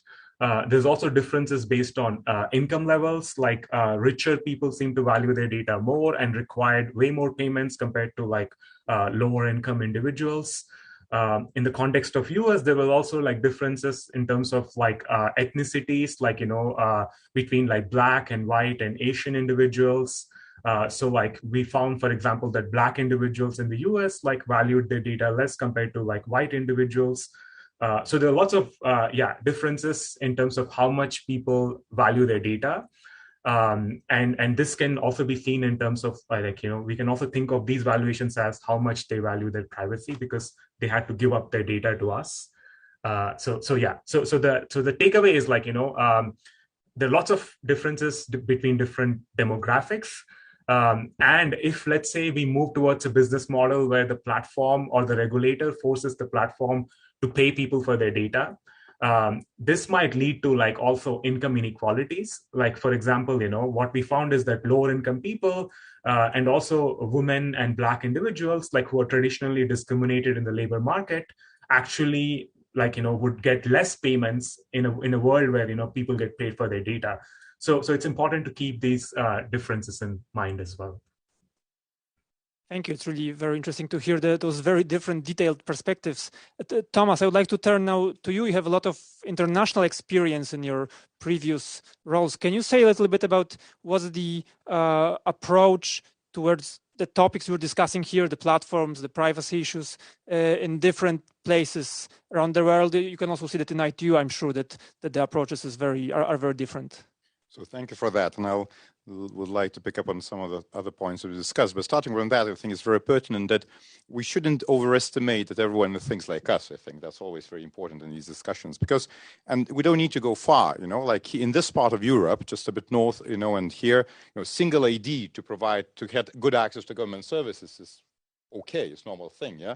Across the Atlantic, single ID to get access to the government services that is issued to every citizen is something unimaginable and total affront to the privacy. Yeah? So we don't need to go when we sometimes think about more exotic places or distant places, just between those two, between, let's say, US and Europe, we have rather different experiences. And then within Europe, we have rather different experiences, how much we value data and how much, that data is, how much the caring or concern about data is in our, let's say, category of needs as well, compared to other things, for example, what before was saying, compared with getting access, to the internet, let's say, versus, getting, sharing your data for that or getting access to certain services.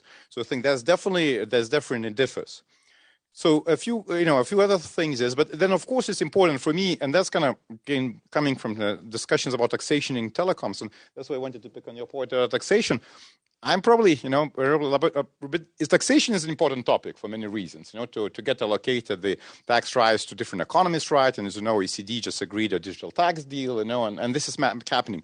But I would definitely be very skeptical about using that as a way to compensate users, because that's actually taking away money from those same users and funding something else, and usually we didn't have that good experience in telecom sector, with some of the ways where telecom sector is taxed that actually lowers, and that money doesn't always get back to the users. That money gets to the different other purposes, and usually increasing a lot of inefficiencies there. So I'm not saying that digital taxation is not an important topic. I think it is, but for very different reasons than user protection. Now, in terms of a final solution, picking up some points, so how I see that is a bit simply, so in any service, again, coming from telecoms world, different ways to pay for that. And we had these discussions about network neutrality and about interconnection and all those other topics. And we have from the basic economic understanding, these are multi-sided markets. Yeah. So let's say you platform, you have your costs and you have a different revenue sources. You have revenue source ad providers. You have revenue source, the people who want to pay you money for insights into the overarching aggregated user behavior. And what you're proposing today is a third revenue source. So the user payments and some platforms are using that. What we need to understand, it's all the money that comes into the same business. It's not like by definition, it's not that value is changing. It's just that kind of different ways you kind of collect the money. So if the user pays, that means someone else pays less, So that means if you're advertiser, maybe cheaper for your advertiser to reach you, So there is, of course, more direct connections there. So let's say if you are, if you're directly targeted by someone who uses your data, maybe you get a discount, you get a cash back, but that's already happening there, If your data is used for something, maybe you get it paid. But I think the idea is there that it's not about creating money or someone is not paying. It's all about the money coming into the overall market and then being used for three things: to cover the costs, to cover the cost of capital. That means how much the money invested in the market investors would cost for. And then I think what's a real discussion there, for those extra margins that we believe that are rising there because the competition is not sufficient in the market. So I think the real I think elephant in the room is not about user rights, users being paid or not being paid. I think the real elephant in the room, which is actually from a regulatory perspective, is now being taken care of. The real elephant in the room is the idea that there's not sufficient competition, and the not sufficient competition leads to ability to kind of raise more funds and money and charge higher prices and extract more value than it would be done in the real environment. So I think for me, there's maybe a veteran regulator, that's what the answer is. So that's how you use regulation. You create the rights to the users, so you make sure the users have rights, but you don't tell them, and I think that's very important, you don't tell them how to use rights. Some users want to use that rights one way, some others want to use the other way. As long as they're aware of the rights, as long as they're free to use them, as long as they have the rights, that's your way. Apple now, as you know, allows users much more clearly to decide whether they will retract across the platforms or not, and then users are given more rights. And the second thing is really ensuring that there's a competitive environment, is a sufficient level of transparency, is sufficient level of abuse control. And I think once you have that, you then allow the market to sort out. And some users would prefer to pay, some users would prefer to not pay, and that will depend on a lot of things, including on previous expectations in different parts of the world. Thank you. Thank you very much. Marcin, before turning back to you, I just want to say that there's a microphone in the room. If there are any questions from the floor, please raise your hands and stand in the line. We'll have some time for that in the end. I already see Janek asking for the floor. But Marcin, I saw you nodding when Thomas was talking about taxation. There's been also different approach to the changing economic model discussed, proposed by Kasia, as well as a call for more regulation from Thomas. I'd like you to comment on those emerging topics. Right, thank you. So I fully agree. I think taxation is not really the solution because we're not giving back the power to the user. We're just effectively adding an additional layer of payments to a company that is already benefiting from something that wasn't going back to the user. I'm a big believer in regulation and smart regulation, and I think that's where the devil sits. It needs to be done in a way that won't hinder the development and the freedom and the liberty of an ability to develop the digital economy. but it needs to stand behind the user. I think then two additional points. The professor mentioned the income inequality issue, potentially with your model, Kasia. I fully agree. I think the problem, which is exactly what happened with Netflix. Netflix is an elite service.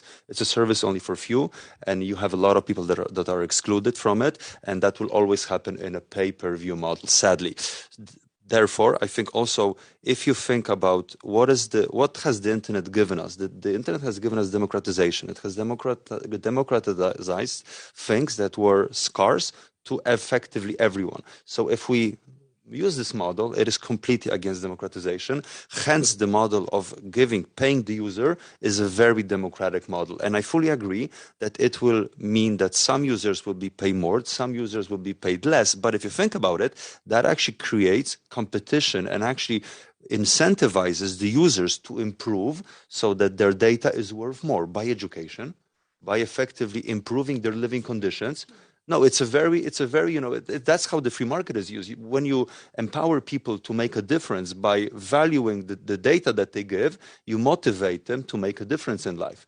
And I think that's also a big point that needs to be mentioned in this discussion. And last but not least, something that we haven't mentioned is I think we are not talking about a very big upside of data.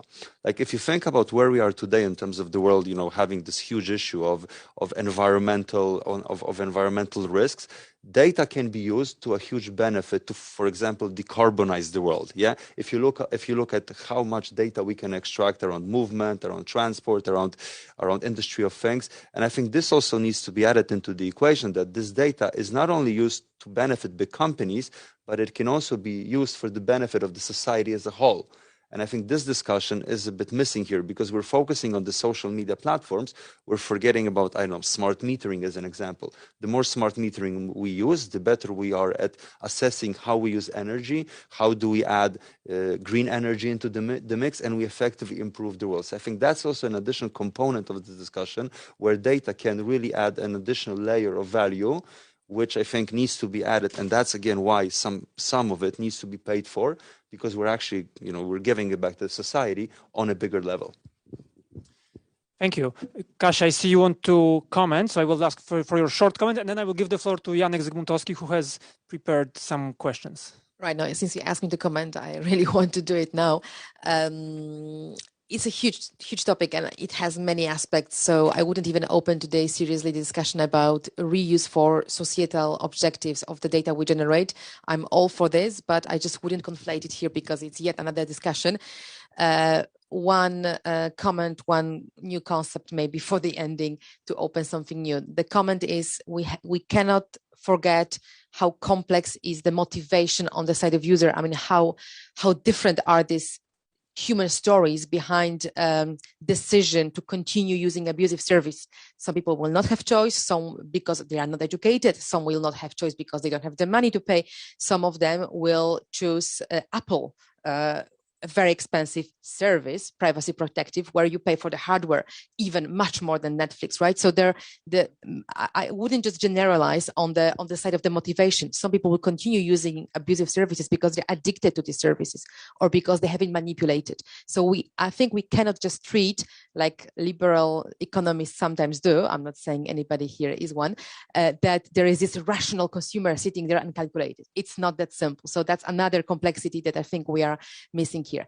The novel idea, maybe just signaling it. We've been publishing a lot on Panopticon website and other websites if you want to understand better.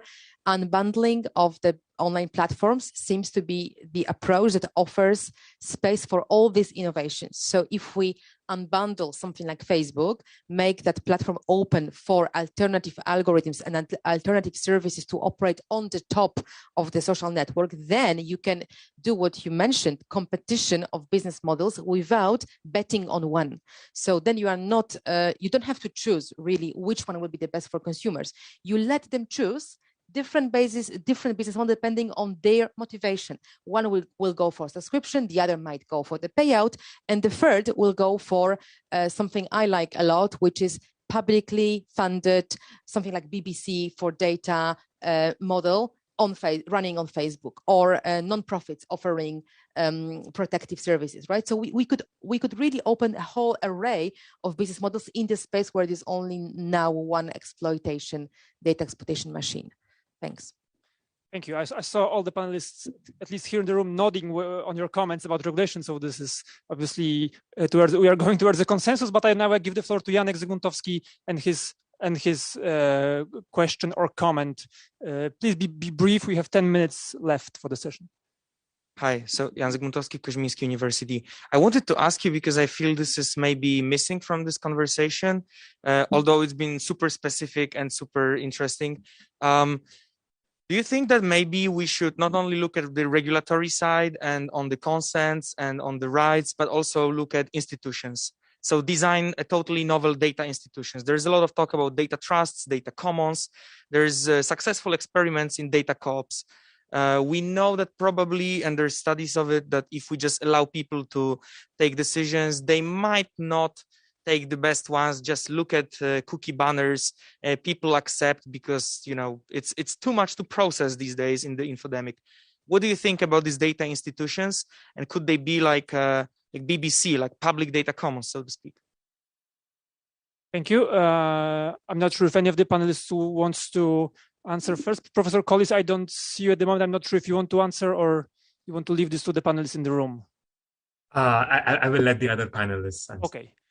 Thomas, please. So I think we're already in that road. So if you see, so Data Governance Act, European Union was just adopted, you know, and has the data intermediaries concept, you know, where kind of, you know, exactly the third party will help exchange the data and hopefully will also help the users understand where the data sits and access that and understand where the data sits. You know, then you have different sectoral approaches, you know, like different specific organizations, especially, you know, in Europe, PSD2, you know, Payment Services Directive 2 for financial sector actually created those data exchanges. Yeah. So if you want to access your new bank and your bank wants to access data from other people, from other banks, they can do that. So I think we are starting seeing that.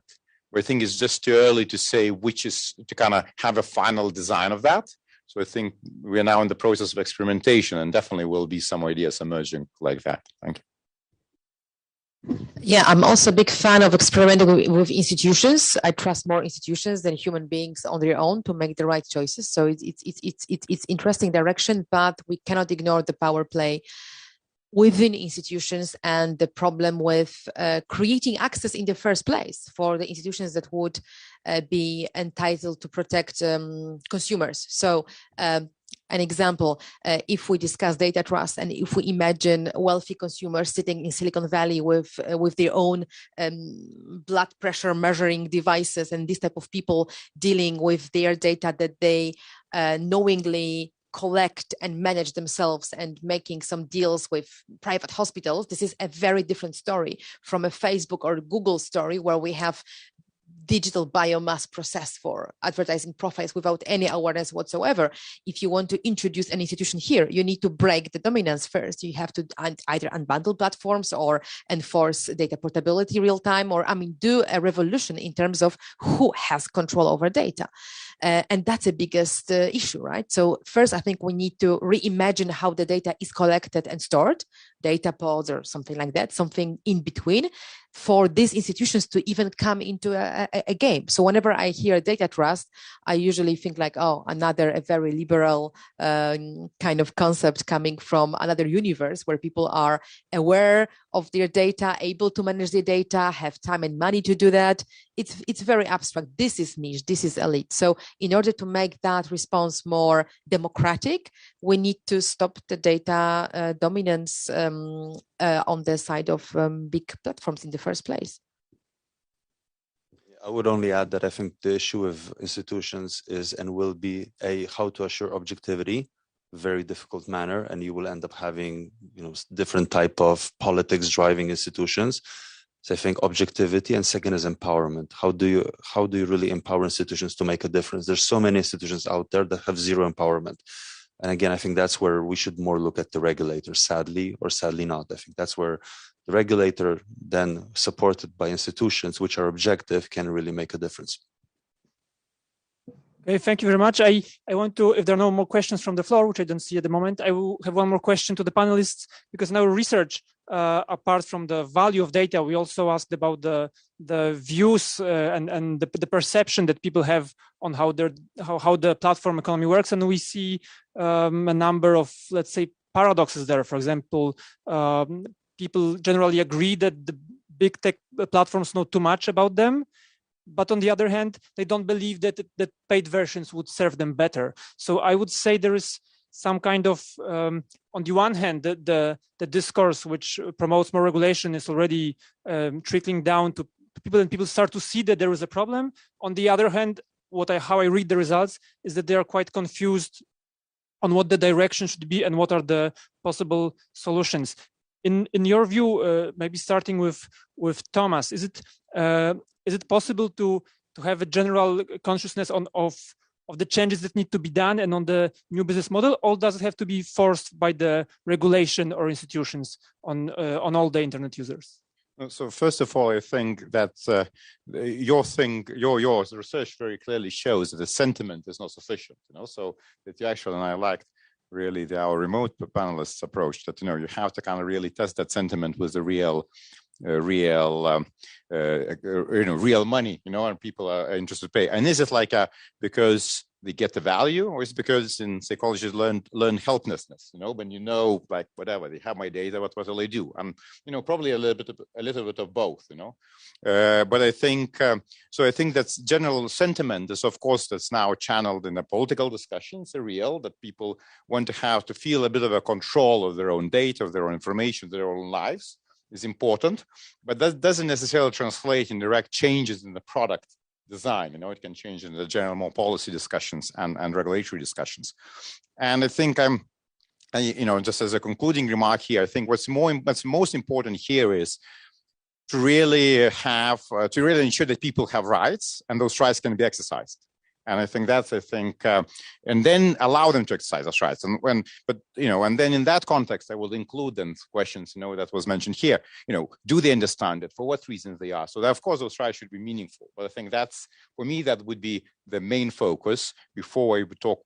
And I would not imagine to predict what the outcome that focus will result in, as long as the people can make those choices in real terms. Thank you.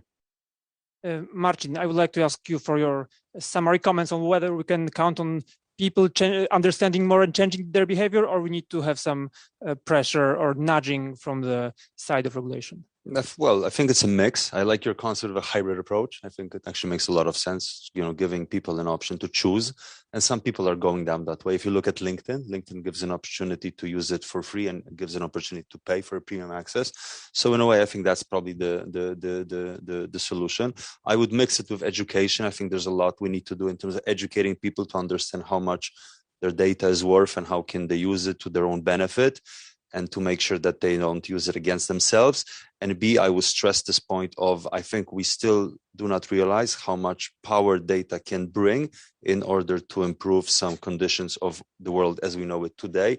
Decarbonization is one, environmental protection is second, social unrest is political. There's so many things. And I think that part is missing from not only this discussion, but from a more wider perspective on data as like effectively a fuel of the digital economy. Yeah, I do hope we can discuss that maybe next year here or in better event venues. I know quite a few organizations that study these possibilities, including Ada Lovelace Institute that is about to publish a big report, Rethinking Data, including exactly how to generate or grasp that social value of it. I think this is coming big time. Will it come from the people? No, it will come from the elites, people like us. We have to reimagine the internet. We have to propose these models, and then hopefully it will trickle down.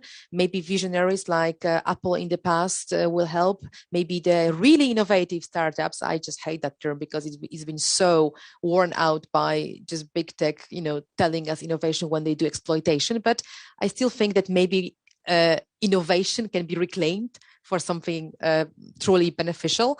So maybe we can see, maybe we will see great innovations proving these points, but somebody has to start.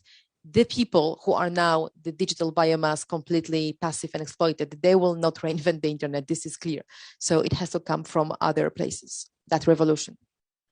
Thank you very much. We are exactly in time. I just want to use last 5 seconds to say that you saw the preliminary results of our research, and the report will be published early next year. It will be openly available on our website, pie.net.pl. And thank you very much, all panelists, for this excellent discussion.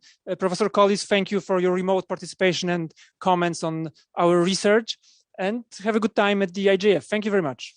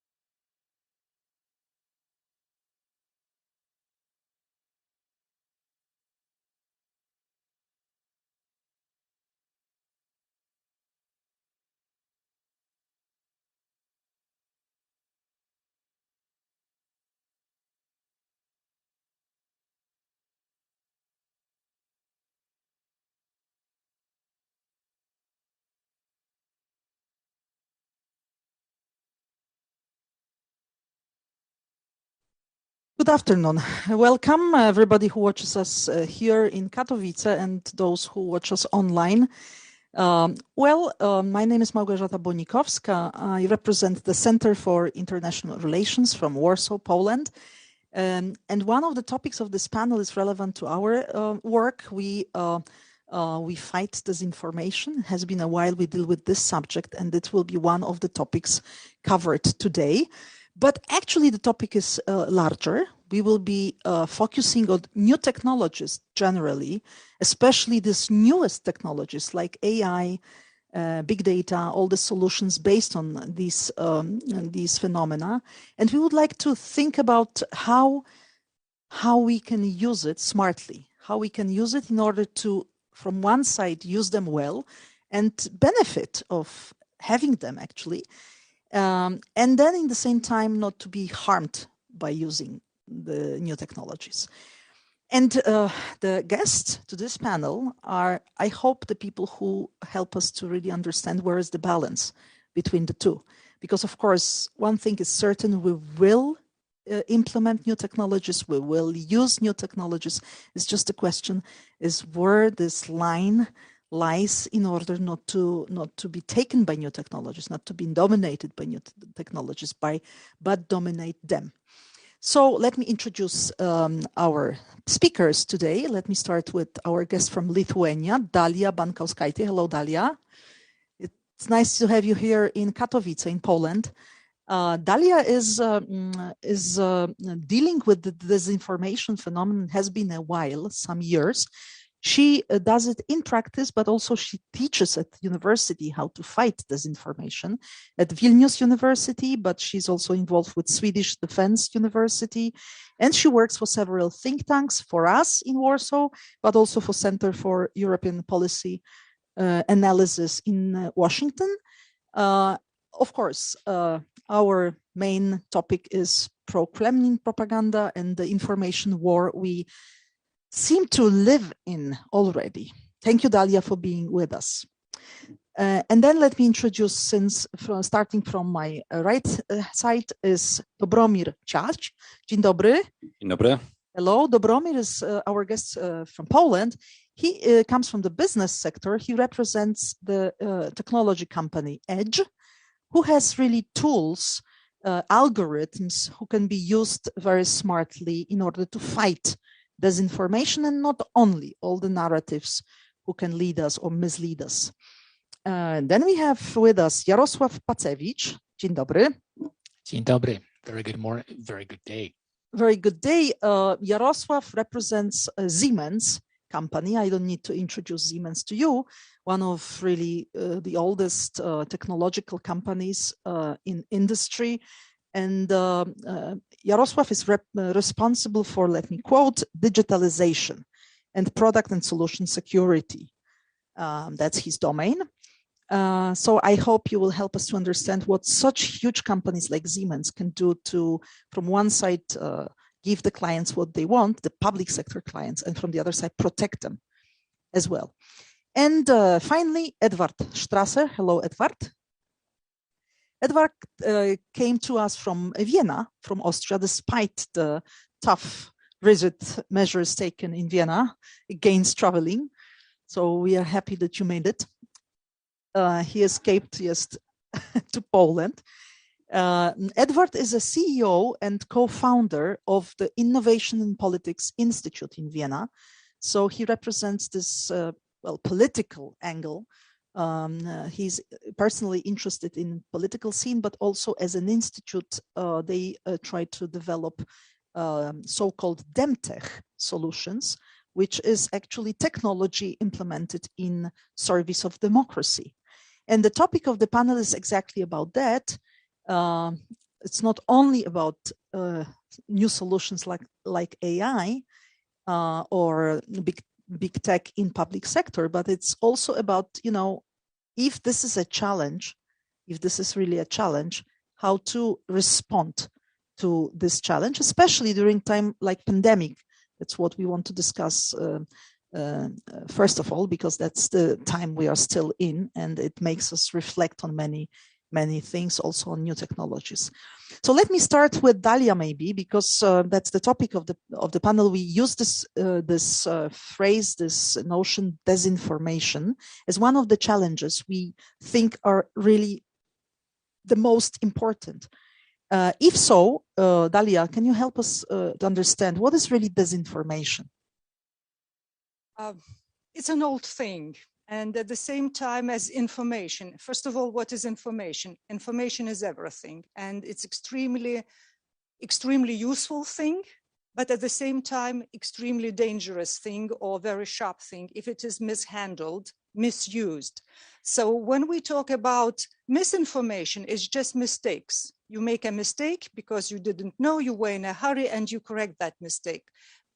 So misinformation is when we forward something we found in the internet, but we don't know even. Or we say something, I might make some misinformation because I make a mistake just not being aware. While we talk about disinformation, it's already very intentional misuse of information with the purpose to get benefit, to channel, to manipulate you into certain behavior, to get certain profit. And from your perspective, because you are very much into this subject, has been a while, several years, do you think we did right thing to stress that that's one of the challenges, which is really one of the most important today? It is very topical, and it will be extremely topical, especially when we are developing so fast and when we are moving into the digital world and everything is digitalized. So this penetration of information and the means of persuasion and speed and the demand to react to that immediately becomes so everyday life. That's our environment. So disinformation will remain for the rest of our lives, with the technology making it even more powerful. So actually, our assumption is that the disinformation as a phenomenon, maybe it has been, since the beginning of human civilizations. Since the Bible, maybe. But the problem we face is that we never had such technologies, so sophisticated technologies, and we never had internet, which is a global net, to be able to spread out these pieces of information, the pieces of disinformation so fast and everywhere.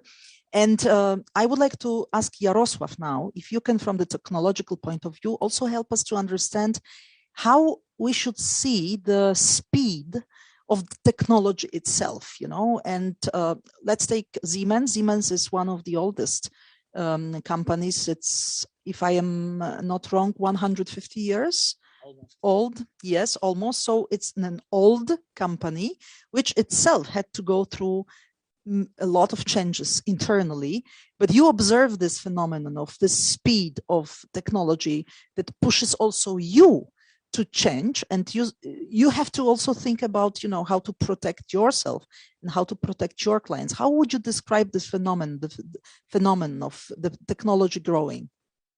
Well, I'm not too old. I mean, not 150 years, but thanks God, you personally not, but it will be feasible. Technology is able to make us live over 150 years. Indeed. I mean, along Yuval Harari. A couple of days ago, I've read some expression that I really like, that the new technologies means new perspective. So day by day, we are facing with the completely new challenges. And that's why I think that, for example, from the cybersecurity point of view, what Siemens is doing, trying to secure the critical infrastructure, I mean, the water supply, energy supply, that kind of the things. We are trying to, on one hand, internally, but also supporting our customers. We want to always pass the message that anything what we do it cannot be a one-time task. So we cannot say that, hey, let's today try to protect our computer infrastructure and that's it. Let's forget it. No, this is the always continuous process. So there is no, let's say, vacation from this kind of the stuff. We have always think, analyze, verify, then implement some measures to protect our environment, then optimize or, I don't know, modify, review, and the circle is going back and forth. So if I understand it correctly, it's just like a vision of technology going absolutely everywhere, even to those domains who are by, nature quite old, like energy, production. It has been, many years we have to think about production of energy. I think that the big challenge for today is that even 20 years ago, every single industry or the public services were growing somehow itself with the very rare links. So sector by sector. Indeed. Now everything is interconnected. Right now, you're fully right. Everything is connected. Even the shop floor in a factories are connected to the internet, which means there is a new huge risks for critical infrastructure, for, I don't know, the Medicare, whatever. So we have two dangers already mentioned. One is disinformation as a phenomenon, because there is more and more pieces of information. And among these pieces could be many more pieces of disinformation. And it's more and more difficult to recognize them. And the second is what you mentioned, Jarosław, that actually so many sectors are interconnected because everyone is connected to the internet, human beings as well. So I want to pass to Edward now. Edward, if you can just comment on the nature of these two phenomena actually for our democratic systems, because this is also one of the challenges we in the West face. It's not only the technology separated, it's technology with people, and people make democracy, because you cannot visualize democratic countries without people who vote, who have some point of view, who discuss. So how do you see this development? Where are we right now as far as connection of these two? Before I go into this, let me ask one question. This text over here, is this written by an AI or is it an actual human interface doing this? That's perfect, because what we are seeing is actually a written form of our discussion. So we can see that the technology, I think, started to be searched 30 years ago or 20 years ago. Now it just happens that it's just so perfect that whatever we say, it will be visible in form of the text. So there's no person somewhere sitting and typing this in. It's algorithms. An AI. So I can blame the AI for what I'm going to say. Okay, thanks. And it could be misunderstandings here, because it's maybe not as perfect as we want to. So mind what you're saying. It's a great thing. Mind what you're saying. Anyway.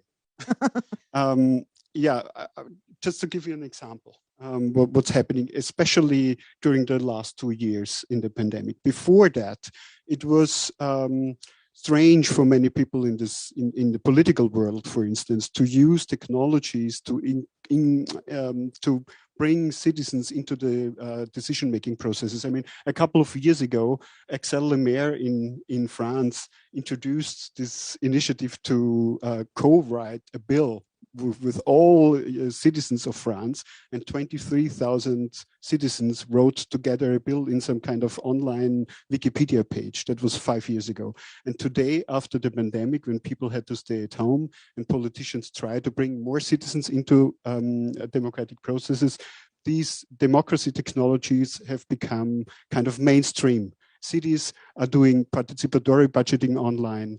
Parties are doing elections and ballots online, and institutions and regions are doing some kind of deliberation of things online and so on. And they all use different types of technologies with different providers.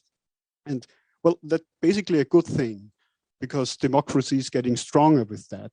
But on the other hand, today they're using technologies nobody knows, from companies nobody has heard of ever, technologies that are in some cases not even tested yet. And this is also a kind of a bit of a threat, because there is no industry standards, no quality standards yet to be developed. So I would say the positive thing is that we have a real rise in using technologies for strengthening democracy, especially since the beginning of the pandemic. And on the other hand, well, many in the political sphere do not know yet what they're actually using there.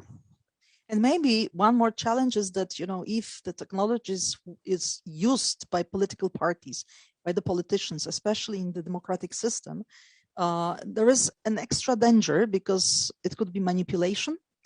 It could be that they don't manipulate, somebody else manipulates, because it can go through the companies whom we don't know or we don't trust. So it's the whole list of questions concerning standards, concerning certificates, concerning to know better with whom we work. Because you know very well that the algorithms or applications even can lead you to a complete control. You can be controlled by, methods you don't even expect, because you don't really are aware fully of that. And one more thing is that the politicians are, most of our political leaders are people over 40, over 50, or even older. 2 presidents of the United States. Joe Biden is almost 80 years old. Donald Trump is 70, I think 7. So if we have such people, they not necessarily and not always could really understand all the dangers. Yes, please. We did a series of interviews with technology CEOs of Demtech companies that provide these kind of technologies, and asked them what their most precious concern was. And they said, our problem is that our clients do not understand what we are doing, because the political sphere has no clue what these technologies are actually about.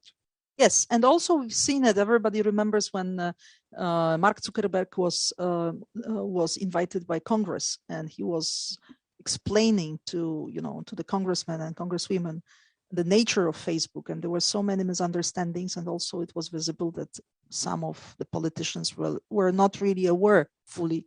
So Dobromir, the question goes to you now, because you are yourself, you came from, let's say, social sciences into an IT company, and you offer solutions, you offer algorithms who could help us to fight against these phenomena, for example, against disinformation. Can you a little bit elaborate of what exactly you're offering? Yeah, sure. I'll gladly share some experiences. We have over 2 years working for US State Department, tracking disinformation in the region, and had some experience working also in the United States for LAPD during presidential elections. So basically, maybe that will sound a bit disappointing, as I say about some experience. There is no magical AI who could solve every issue of disinformation. I mean, there are some tools, there are some algorithms that I'll just shortly tell you how they work, what can they do, but at least there are some tools based on AI already who can fight another tools who disinform. Look, I mean, right? you should always look at this as a hybrid process, where there is some kind of AI and there is also a human in the loop. When you talk about social media, you can of course have algorithms that do early detection of narratives. That's very useful. This is what we do. You have, between 24 to 48 hours before a malign narrative will spread to the mainstream. And actually, so fast. It's really, really fast. So you need to really detect narratives on an early stage before the news get written, right? In order to hijack the narrative. So this is one thing you can do based on algorithms. So it's a segmentation of different topics that people are talking about. And this is accessible, actually. But the interpretation of the narrative itself and whether it's dangerous or not, this is not something that AI will actually help you to find out. And the second element of the AI system, as we can say, is actually finding bots and trolls. You can find some elements that are not natural for the traffic, and obviously connected with some fake accounts or amplified traffic. And this is actually the essence of disinformation now. Of course, we can tell a lot about narratives, about fake news, and so on. But actually building up the reach of the fake news or amplifying some elements of the narratives, this is something that really builds, I think, some tensions and spreading really a bad and as a sort of related to some bad intentions. If I just may interrupt, just to stress that when we say disinformation, it can be now in any domain, in any sector, as far as the topic is concerned. For example, now pandemic itself, increased number of disinformation narratives in the internet and in the social media, such as anti-vaccine, such as many theories of. So there is really every single domain people are active that disinformation can be born. And if you can just explain to us precisely, how can we really using such tools based on AI, like there are many companies like yours who are trying to fit into it. So we are one step further, because some years ago there was no such possibility. We were always a little bit late vis-a-vis those who started this information. Now we can really compete, right? We can really fight using AI, but also with human beings. So if you can just demonstrate us or give us an example how you do it. Yes, of course. I mean, so first of all, the first thing is actually catching up the narrative really early and finding out if the narrative is built up organically or if it is somehow created by some boosted traffic, or we mean inspired bots, and so on. There is in the internet, we can see on average, if we tackle some social topic currently, if it's LGBT or if it's pandemic and vaccines, we see about 30-40% of artificial traffic that it is involved, really. So you can see fake accounts. You can check statistics of Facebook. Quarterly, Facebook reports over 1.5 billion of fake accounts. Whereas 1.5 billion accounts, whereas the official number of regular users are 2 billions. So imagine proportions. And so there are mechanisms that create those fake accounts, and they're boosting up some things. And right now we can really see that these things are happening.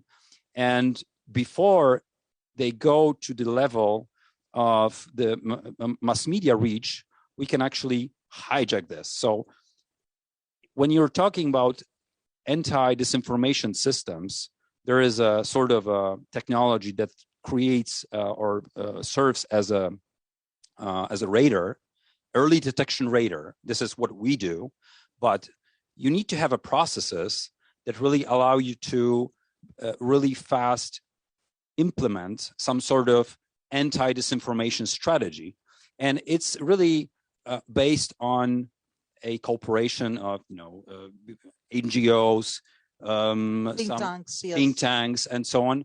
Technology would not solve all the issues, and of course, it must also work on the level of PR, communication of companies, public institutions, and so on. So this is what we need to learn together, apart from the AI, that of course is very important. How to cooperate within the wider scope of different players to really, do this kind of pushback when we know and observe this information. The question is how to react within 24 to 48 hours, because after this, it's going to be just too expensive to cope with. All right. So many players need to be involved in this. So that's recommendation number one. And I want in the second round of our discussion to go into the recommendations, especially to the public sector itself, to the politicians, to the government who meet during this event IGF here in Katowice, how to find this balance, right? So your recommendation would be, first of all, to cooperate. And it's not only that IT companies can do it alone, and they can't do it just to show the service to the client. It has to be also an analytical part, qualitative, quantitative analysis, and also communication strategies to be able to find the right solution to the disinformation campaigns. Dalia, if you can comment on that, because you do this in the Center for International Relations with us, but also with other think tanks. You had the experience. How would you? What could be your recommendation then? I would. Dalia, microphone. there are more than one point should be kept in mind when we are talking about countering disinformation. One thing that any disinformation operation is an integral part of any influence operation, any attack. So that can be to the infrastructure, and this combined with the disinformation, it can be cyber attacks, but it always involves the content that is disinformation. Another thing is that disinformation is not a single action. So it is a systemic, it's a strategic communication for the malign purpose, goals. So it is systematic. The narratives are constructed by structures, architecture of different messages that are used and abused and using our vulnerabilities of the society. So in other words, it could be like other states playing with that. It could be also some companies vis-a-vis other companies who can harm. It depends on the goal. You might be manipulating, you might be persuading. Because what is communication? Is conveying certain information and expecting that your target group will behave according to the information that receives and believes in it. So it's about really fighting for minds and hearts of the society. We say that we are in the state of war already. It's information war we are into, and Europe became really a battlefield of this. And of course, it's not only necessarily the states involved, could be also disinformation about our mindsets, right? Different players. Like anti-vaccine, it's a very good example. And it's not necessarily everything is very purposeful. Sometimes you do this kind of circles of water, you throw the stone and then you have circles, rings of waves going around, and you even don't know how to predict it. But what I wanted to say, if really we talk about countering disinformation, if we are always in a countering position, we will never win, because it's a defensive position. Whether it is infrastructure, whether it is debunking things, these are tools. Content is a matter. So far, AI, as we see, is extremely important, but still we are living beings, and our brains is the value. So the content, our identity, and our strategic communication, our narratives, and we use this term positive narratives, that is, we have to know our story and believe in. And then what about technologies is excellent. Well, it's excellent when we talk in military terms, we have logistics. So in a digital world, we have information logistics, because we see how different messages are flocked together and what can be a signal. But again, you have to have the brains to know what to do with this, what for. So that's my recommendations. Instead of always answer to the threats, to the narratives presented by somebody else, we should really produce our own you have version. to lead the story. I would like to get back to Edward now, because democracy it's itself a question mark. There are some countries who say, democracies during pandemic didn't deliver. Democracies are not really systems. It's not a system adapted to 21st century challenges. So it's better to talk about good governance and bad governance instead of talking about democratic regimes and authoritarian regimes, for example. And you can imagine who says these kind of things. So how we democracies could really prove that we deliver, and how Demtech, the thing you are into, this domain, technology in use of democracy, help to prove that democracy can work? Couple of questions now. Following on what you just said, Dalia, this defensive democracy, I completely agree. It's more of a self-confident democracy that we need, a self-confident democracy where citizens and politicians and institutions together try new things to get ahead and not just to run behind completely. And when we talk about a self-confident democracy that tries new things, that is courageous and creative in the political system, we need to educate political operatives, political professionals to being able to develop new technologies and together with companies and to use these technologies. We have seen that. But you for mean instance, what kind of one education example, an example, artificial intelligence, for instance. The legislative bodies in many countries do not know what kind of challenges they will face in the legislative process with artificial intelligence in all fields of policies, in all fields. And so what we are at the Institute doing right now is for parliaments, educating members of parliament to understand how they have to rethink the legislative process and what kind of technologies in the field of artificial intelligence will change their work as members of parliament.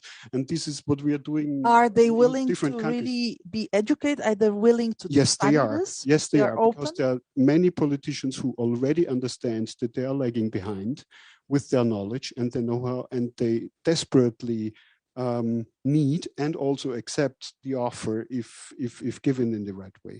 So again, education will be the sector, when we discuss these things concerning democracy, sooner or later, we always end up with education, because it's obvious also because, we cannot have democracy without really educated, prepared citizens. May I add?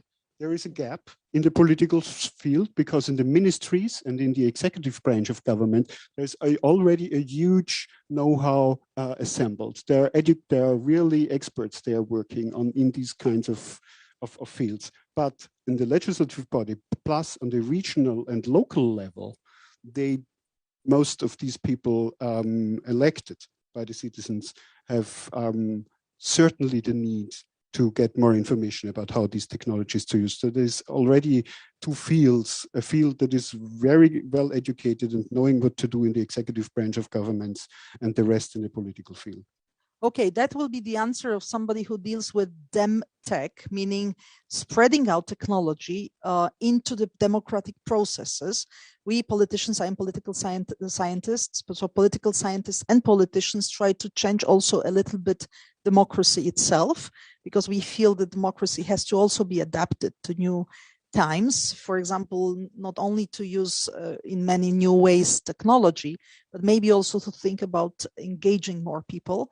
And, from technological point of view, democracy could be direct today, could really engage everyone. But of course, not everyone is willing always to be asked about everything. So we need maybe new institutions, new processes. That's also another level we have to think about, not technological one. And we say that technology is not necessarily guarantees more democracy. So again, yes, exactly, and that's why I wanted to share with you our recommendation. We, as a Center for International Relations, we are operator in Poland and Baltic countries with Dalia of a project called Everyone, which is a new initiative born, by the way, in Vienna and in Germany as well, to spread out the idea to add to existing Charter of Human Rights, which is a part of our Lisbon Treaty in the European Union. So it's a Charter of Human Rights of the EU right now. Enlarge it, add new articles, new rights, and of course, it's very much it's connected with 21st century, because most of these new articles concerns internet and right, for example, of people to decide what kind of knowledge about themselves will last in the internet and what will be deleted by them as owners of this information. So this will be the right for, let's say, decisions about our own profile in the internet. Or another article, it's a very interesting one. I would be very curious how you react on that. The right to be said the truth by the politicians, by those who are on the top and are paid by public money, from public budget, from our own people's money, let's say, because the state doesn't have any money, as you know. It's our money, citizens' money.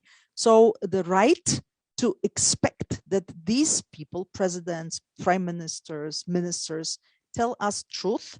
If not, they could be persecuted for, misleading us, those disinforming. So that's, of course, an open question, and we will be very happy to discuss it further, but this could be one of the answers to the challenges we see. Jarosław, to you, the question would be a little bit similar, but maybe from the other point of view. Also, you serve the public sector very often. So, and you also have to implement technologies which not necessarily are always, understood, and you have to also protect the clients. What would be your recommendation from your point of view to be able to, obtain both the contracts and also the protection of the clients? Right. I mean, I fully agree what was said before. I mean that this education is really important, because if we take into consideration the whole cybersecurity world, the weakest elements are people, because we could have very sophisticated from technology point of view systems, but if I will put on a parking lot USB stick with the malware or any virus, and somebody is not enough educated and he or she did not put into the corporate computer, nobody helps. So what, and the second thing I fully agree is that the speed of technology development is much, much faster than the legislation. So that's why what we are trying to, how we are trying to convince the customers is always to use the state of the art, or somebody saying the best practices. It means that we cannot find what to do in the legislation, but we can find it in, for example, some norms or the best practices, like the ISO 27000 from the cybersecurity point of view, or from the industrial point of view, the IEC 62443. So that's why we are together with the customers are trying to go through the whole process to, on one hand, to educate them and to show them. The second thing is what we are doing internally. I mean, all the process, internal process in the Siemens is, we call it from the marketing point of view, the cybersecurity in design. So what we are trying to do is to, starting from design step, to prepare our product and solution that are the most secure. Of course, not 100%, it's not possible, but this is what we But in your opinion, is it possible to really secure, critical infrastructure such as energy, for example, which is absolutely key today, because we don't need any conventional war. We don't need, let's take an example of Russian army invading Ukraine. That's what we are discussing in the Polish media right now and in the European media as well. Russia doesn't need to do that. If they are so good in cyber attacks, they could, harm us by, for example, switching off the power. Well, that's why, based on my experience, even in Poland, the awareness level is really high. And what the customers from the critical infrastructure expecting from the Siemens is that we will implement some best practices like ISO 27000 or others. So if we are providing to them our products or services, they expect that we are doing this job based on the best state-of-the-art processes, procedures, whatsoever. So in other words, you can say that that's absolutely necessarily element if we want to really implement sophisticated new technologies in the infrastructure, which is critical, without really securing that they are safe, that they can really trust, that they can really operate and be connected to, for example, internet. It's not dangerous. It will not be developed this way, right? Yes, of course. I mean, frankly speaking, the digitalization, more and more devices or people connected to the network, it means more risk on the cybersecurity side. Exactly. That means that, disconnection will be the best, the best way, but that doesn't resolve the problem neither. We have first question, I think, in the audience. If you can just introduce yourself. And I encourage very much all the participants to add to the discussion and with questions or comments, please. Thank you very much. My name is Elke Pals from the Netherlands, working as consultant AI with KPMG. And I was triggered with the argument of the weakest link in cybersecurity would be the human, but relationships and people and how we act in life is based on trust as well. So we also need to tend to trust the other side. For instance, today in my goodie bag, I received a power bank with a USB cable. Given to the participants to this IGF summit, yes. Yeah, and now I have to make a distinction. Okay, it's Poland. Okay, is that total secure? I come from Netherlands. That's one consideration. What's wrong with Poland? They're still in the European Union. In democracy, we can have a whole other discussion about that. But let's keep on topic. I think our government is on this. I'm not making this discussion right now. But I trust you. Okay. But we received this. And I have to make a distinction according to you and also according to my own knowledge, because I think that I am educated enough to make a distinction on if we trust, for instance, now this device. But on the other hand, if a company provides me with a USB stick, for instance, my own company, I must hope it's safe.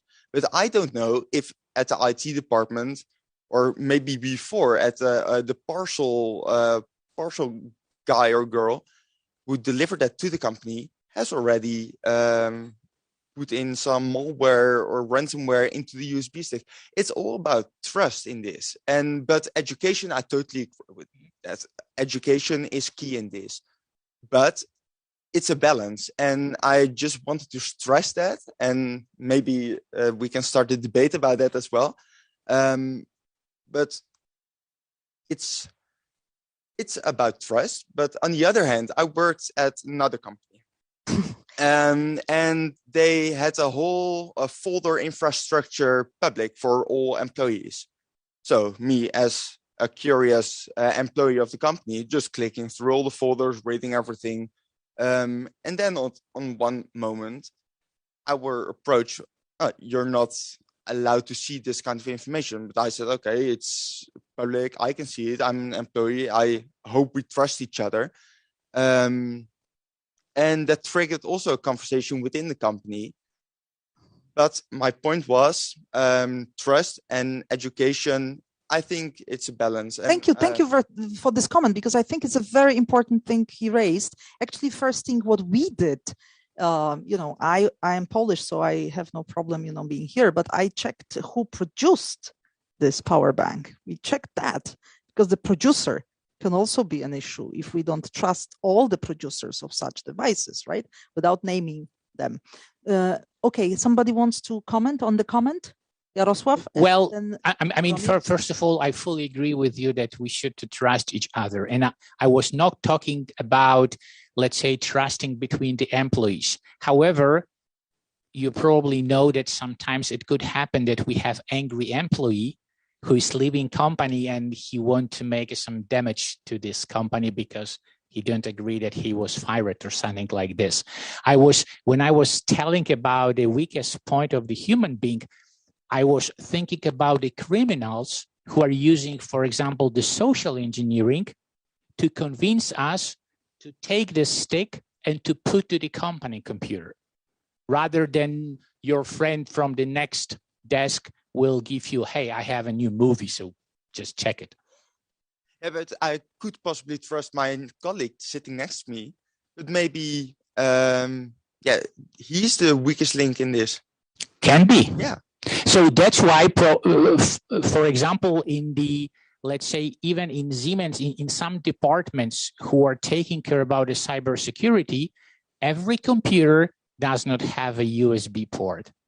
So you cannot copy company documents or company files and take them with you outside the office. But he's also right, because during pandemic, we still are having pandemic, and online is so natural. And we've discovered that in many public institutions, because of the protection, we couldn't really connect. Certain, tools were not allowed because the laptops were protected. So the human element would be that to avoid this problem and to be able to connect, the the people were using private equipment, they were using private laptops, they were using smartphones. So it's very much about your comment. It's, well, we have to trust each other, but there are also some levels of protections which could not be too high, because otherwise we cannot really work. We cannot really be digital. I mean, the most critical is that always what, for example, we are doing at Siemens is always to make the risk assessment. So, for example, if the company will allow you to look at every file on the servers, so if this is not a critical for them, if the information will be made public, that's totally fine. But make a note, it was my former employee. Okay. Yeah. But if, for example, at Siemens, we are producing a blade of the gas turbine, and the precision can be 0.0001 millimeter, and some criminals will change technical files, and the dimension will be 1 single millimeter bigger, then it could cost people lives, because this gas turbine will damage infrastructure and sometimes can kill the people. So that's why we always think about each single piece of information from 3 points of view.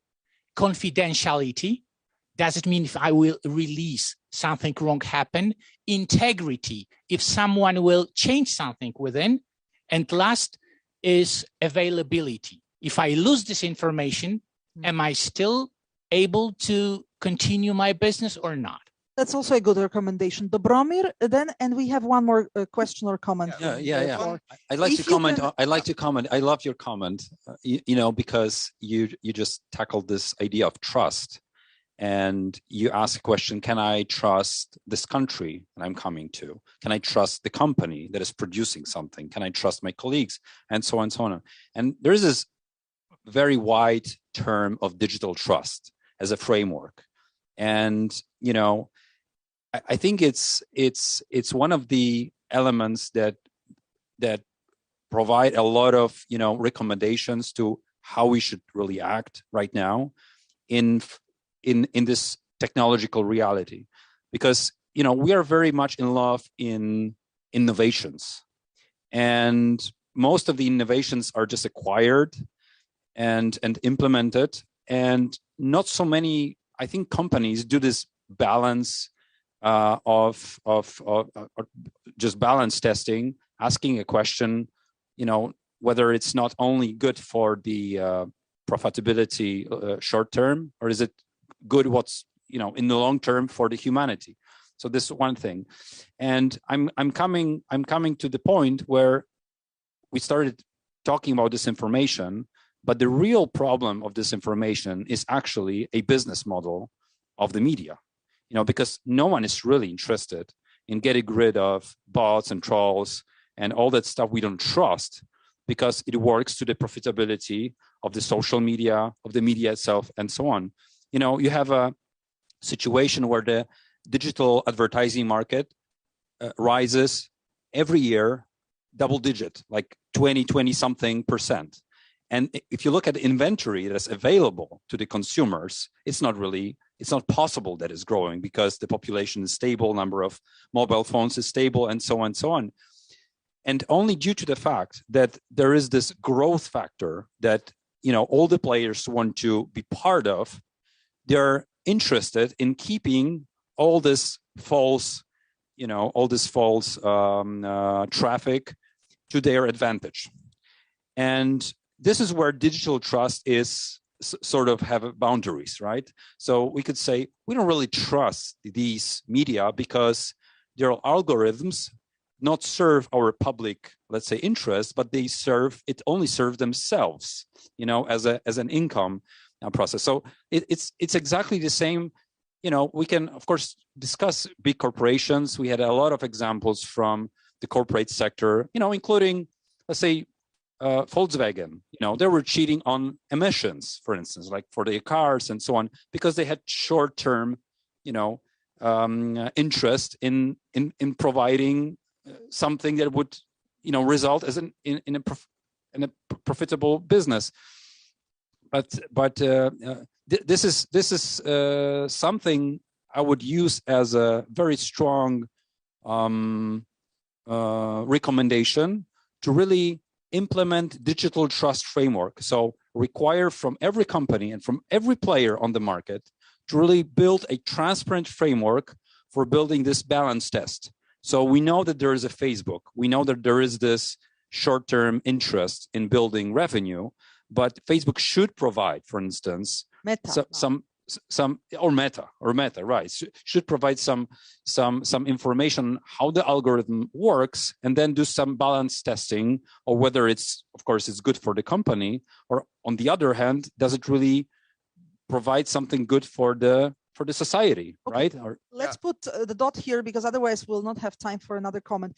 Please, just let's stop here, because we have another gentleman who is willing to comment as well. Okay. If I were sitting on the other side, I would also indeed encourage you make an impact assessment on all stakeholders involved. So the company, the public, and if you do that in a multi-stakeholder way, then you can see if an AI system could be harmed or not. Thank you. Thank you for this recommendation. Please introduce yourself. Thank you very much for this opportunity. Is it working? Okay. So my name is Asim Adil, and I'm an IT consultant. I come from Pakistan, but I worked worldwide. Right now, I'm based in Germany. My concern about all this topic was, we started talking about AI and its misinformation and miscommunication, all those aspects. We know data vulnerabilities, then we move to cybersecurity and threats. But the most important is how we bring the strategies, particularly from the policymakers' point of view, as you raised about the human rights. So I coined a term a few days ago, digital human rights. So might be that would be the right caption for you. And it is not about digital human rights. It is also about that how we create the awareness. And for example, I can drive a car, but everyone cannot drive a car. So everyone does not want to drive a car. So, but still they can use a car. Just like we are using internet, but we are not aware about that, how the cookies are behaving with it, how the information is getting in our newsfeed. So that all information filtration process for every human is not easy. The legislation, as you mentioned, pre-Bible, there is a whole history there that we always had the ways of making laws. We were making laws either on the basis of religion or the culture or the basis of need. So now this is the time to make the digital laws and implement them, no matter if it is a governance on the democratic basis or a regime basis, but still there should be the legislations which should be enforced or dictated with following the standardization, and then awareness should be created for the common public. Thank you for that, because it's exactly what it's happening in the European Union and in the Western world, definitely, you know, especially GDPR. Yes. But maybe, you know, Edward and Dalia, please, if you want to react on this comment. Short answer is yes. It's a reaction. I'm fully on your side, and I'm saying yes. On the other hand, the reality is, as we know, internet happened to us. It's running before, and we're chasing. So the legal basis or the rules that should be agreed, and that we agree upon the rules, how we are going to navigate and behave and be accountable for the digital world. This is now in the process. For example, there's a good practice code initiated by the Commission together with social platforms, with media companies. It's absolutely clear, it's a nice step forward, but it is not enough. It didn't work. It does not really, you cannot rely. So the code book or legal bases are under the drafting. It's extremely demanding.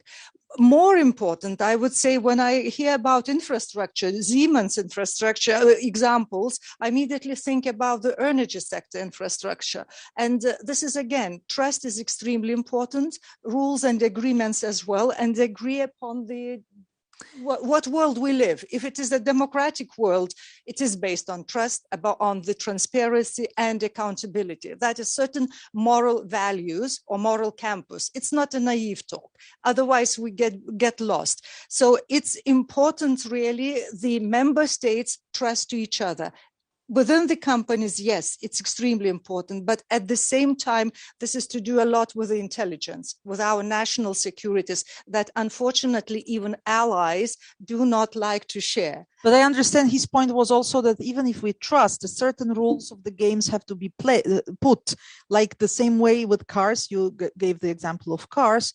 We have to have rules in the internet how to drive, let's say, how to, for the internauts, how to, exist in this space.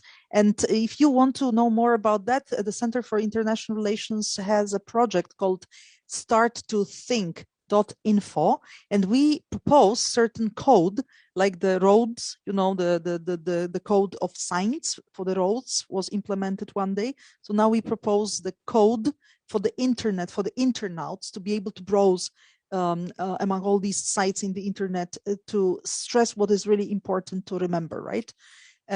One more question to Edward, maybe he wants to react, and then I will get back to you.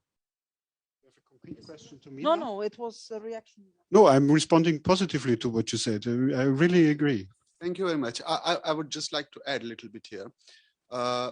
Just like the technology is agile and it is evolving every day, if we just keep thinking in the way of legislation as it used to be, it will never work. We have to also come up with a solution with the agile legislation, maybe an AI-based legislation, which will evolve as the evolvement of the technology continuously. Mm-hmm. Thank you. Thank you for this comment. We have another comment. Yes, please. Julia Kozak, I'm from the Center of International Relations. I just wanted to refer to what we said about the legislations, and you mentioned the project of everyone, and this is exactly about that. And just wanted to tell you the article about the artificial intelligence, and it says everyone has the right to know that any algorithms imposed on them are transparent, verifiable, and fair.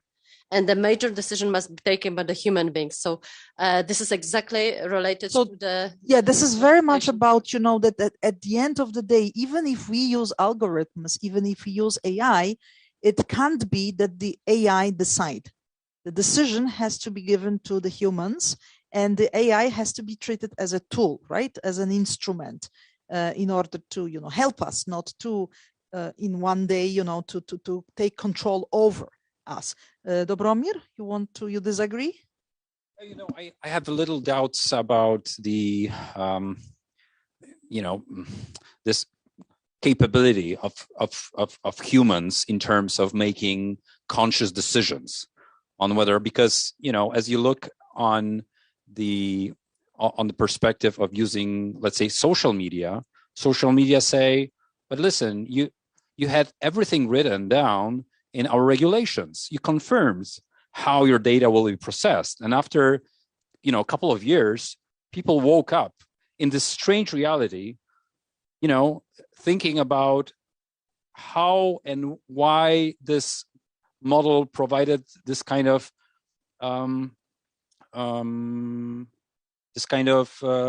results, looking at disinformation, looking at tensions between different groups. So what will be your recommendation then? I'm not sure if I would really. I understand that people should be informed, and I understand. I believe in a transparency in terms of access to information, whether we are contacted by another human or AI and so on. But I really believe in this world. I don't believe that average consumer will ever understand technology. It's beyond comprehension. So I believe more in a role of public institutions, to be honest. This is what I think. The public institutions are actually securing consumers who are unable to do conscious decisions about themselves. This is unfortunately, in many areas of our lives, starting from technology, maybe ending on, I don't know, medical treatments, we're not able to make decisions for ourselves as a consumers. But maybe it's not about, knowing every single detail of new technologies. Maybe it's like with the cars. The example was given that we don't need to repair the car. We don't need even to know what is inside the engine, but we have to know where we are going. And we have to know what are the rules of the roads we are driving upon, right? So in the internet, still, everything is on open. We have one more comment, that's last one, because we are already over the time. Please introduce yourself. Yes, so my name is Xavier Brandao. So I work for I Am Here International, hashtag I Am Here. So what we do is we fight disinformation, misinformation online and hate speech. So we are the human factor, so to say. We believe AI is great, it's fantastic, but it's far from being enough. And we think we should be careful about techno-optimism, because in the coming years or decades, probably we'll still need humans to fight misinformation. And what we see most of the time on comment sections, because we go in comment sections to counter hate speech and misinformation, we see that it's people who are sharing it on good faith. So they believe in it, actually. So we think the human factor is really important, because we need to be talking to these people, human to human, and they expect human to talk to them, and fellow citizens.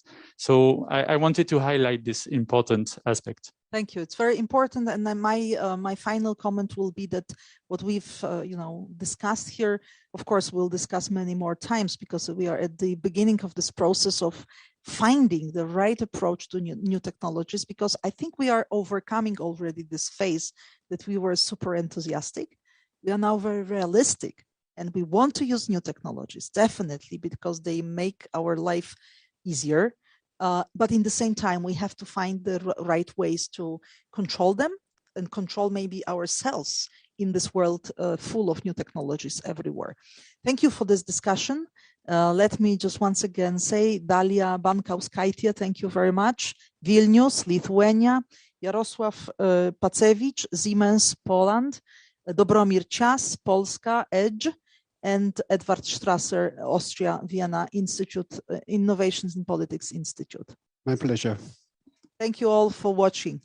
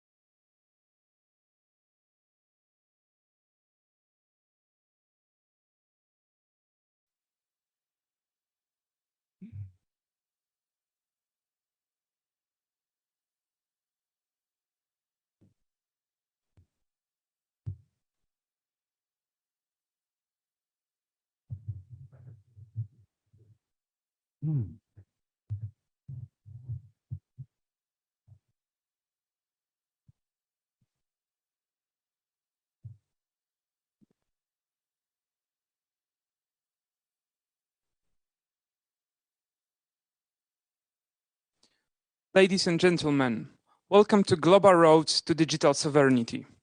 My name is Michał Rakowski, and I'm a program director of the Institute, a non-partisan Polish think tank specializing in cybersecurity and digital technologies. The Kościuszko Institute is also the organizer of the CyberSec, European Cybersecurity Forum. Ladies and gentlemen, last decade saw an emergence of a concept that is playing an increasingly important role in global politics and global technology governance. Digital sovereignty is on the rise everywhere, from South America to Asia and from Europe to Africa. Today, we hope to share with you various perspectives on the matter.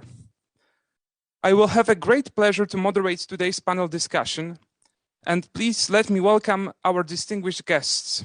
Joining us tonight are Captain Romeric Algabla, Chief Technology Officer of the Togo Digital Agency. Welcome, sir. Ms. Natalia Lobo, Director of Sector Policy of the Secretariat of Telecommunications of Brazil. Welcome, madam. Professor Ang Peng Hua of the Nanyang Technological University in Singapore. Welcome, Professor.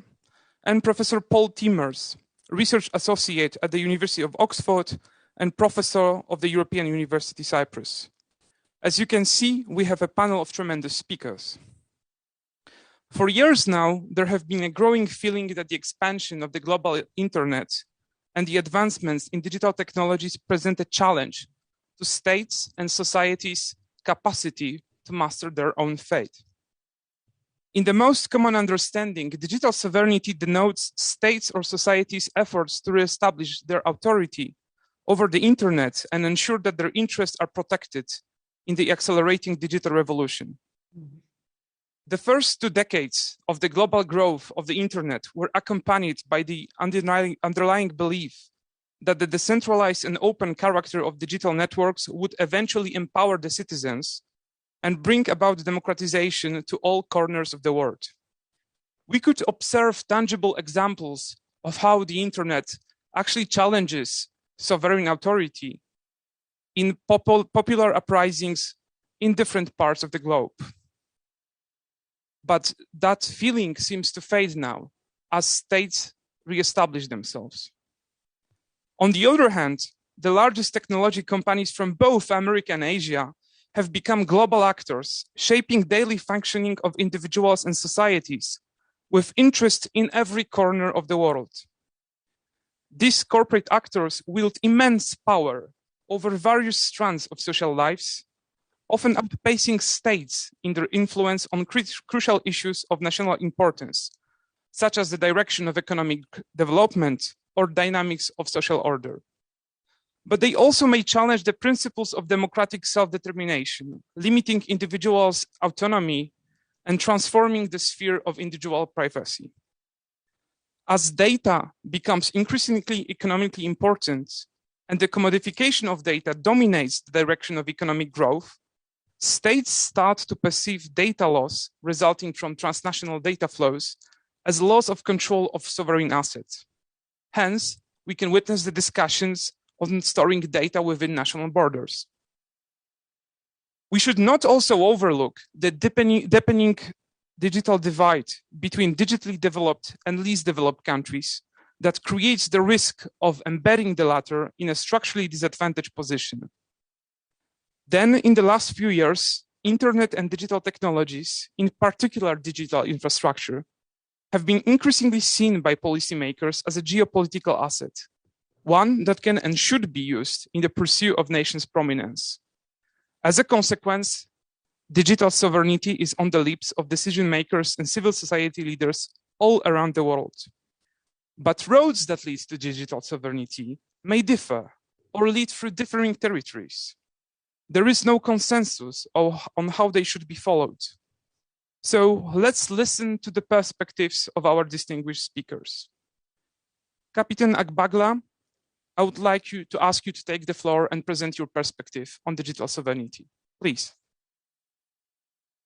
Thank you, Mr. Moderator. I don't know if you can hear me. We can hear you well. Thank you. First of all, I would like to thank you for this great opportunity to share experience and knowledge on digital sovereignty.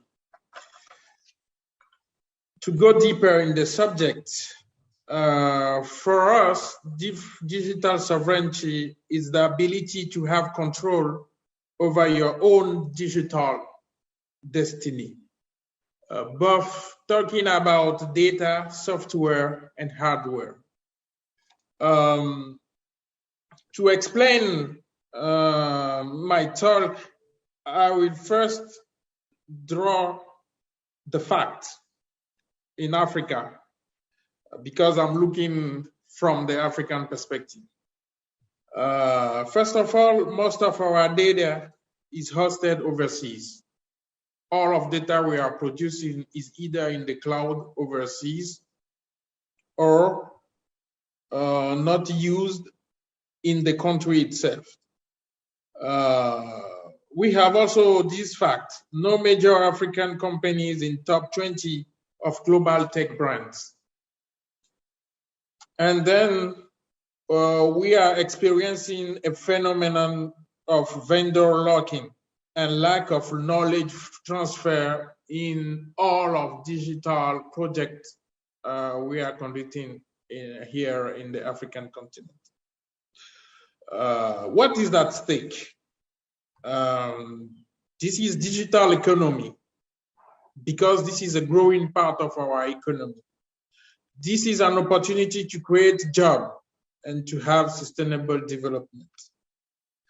This is a way to control our own destiny, not imposed or influenced by third parties. In the fact also, I forgot to mention that the digital, what I call the digital manipulation through social network. If you don't have a control on those technology, your population is open to any kind of manipulation coming from those mass media. What are our perspectives on our own data? On this matter, Togo just built a tier 3 data center in order to host their own data they are producing, and also find a way to exploit it and generate wealth from it. Secondly, we want to increase presence in digital open source projects. Our future digital law will require every major project to use open source technology as feasible as possible. We don't want to reinvent the wheel, but we need to customize and integrate. So going from open source, we should have our custom systems. We want to promote our own technological initiative.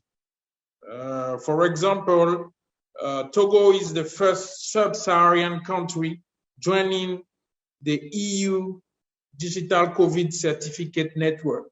So we set up internally a platform to generate COVID-19 pass, and we just integrate this platform with the European Union COVID certificate platform. We are also building what we call public service platform, one shop for the citizen, for D2C and C2D.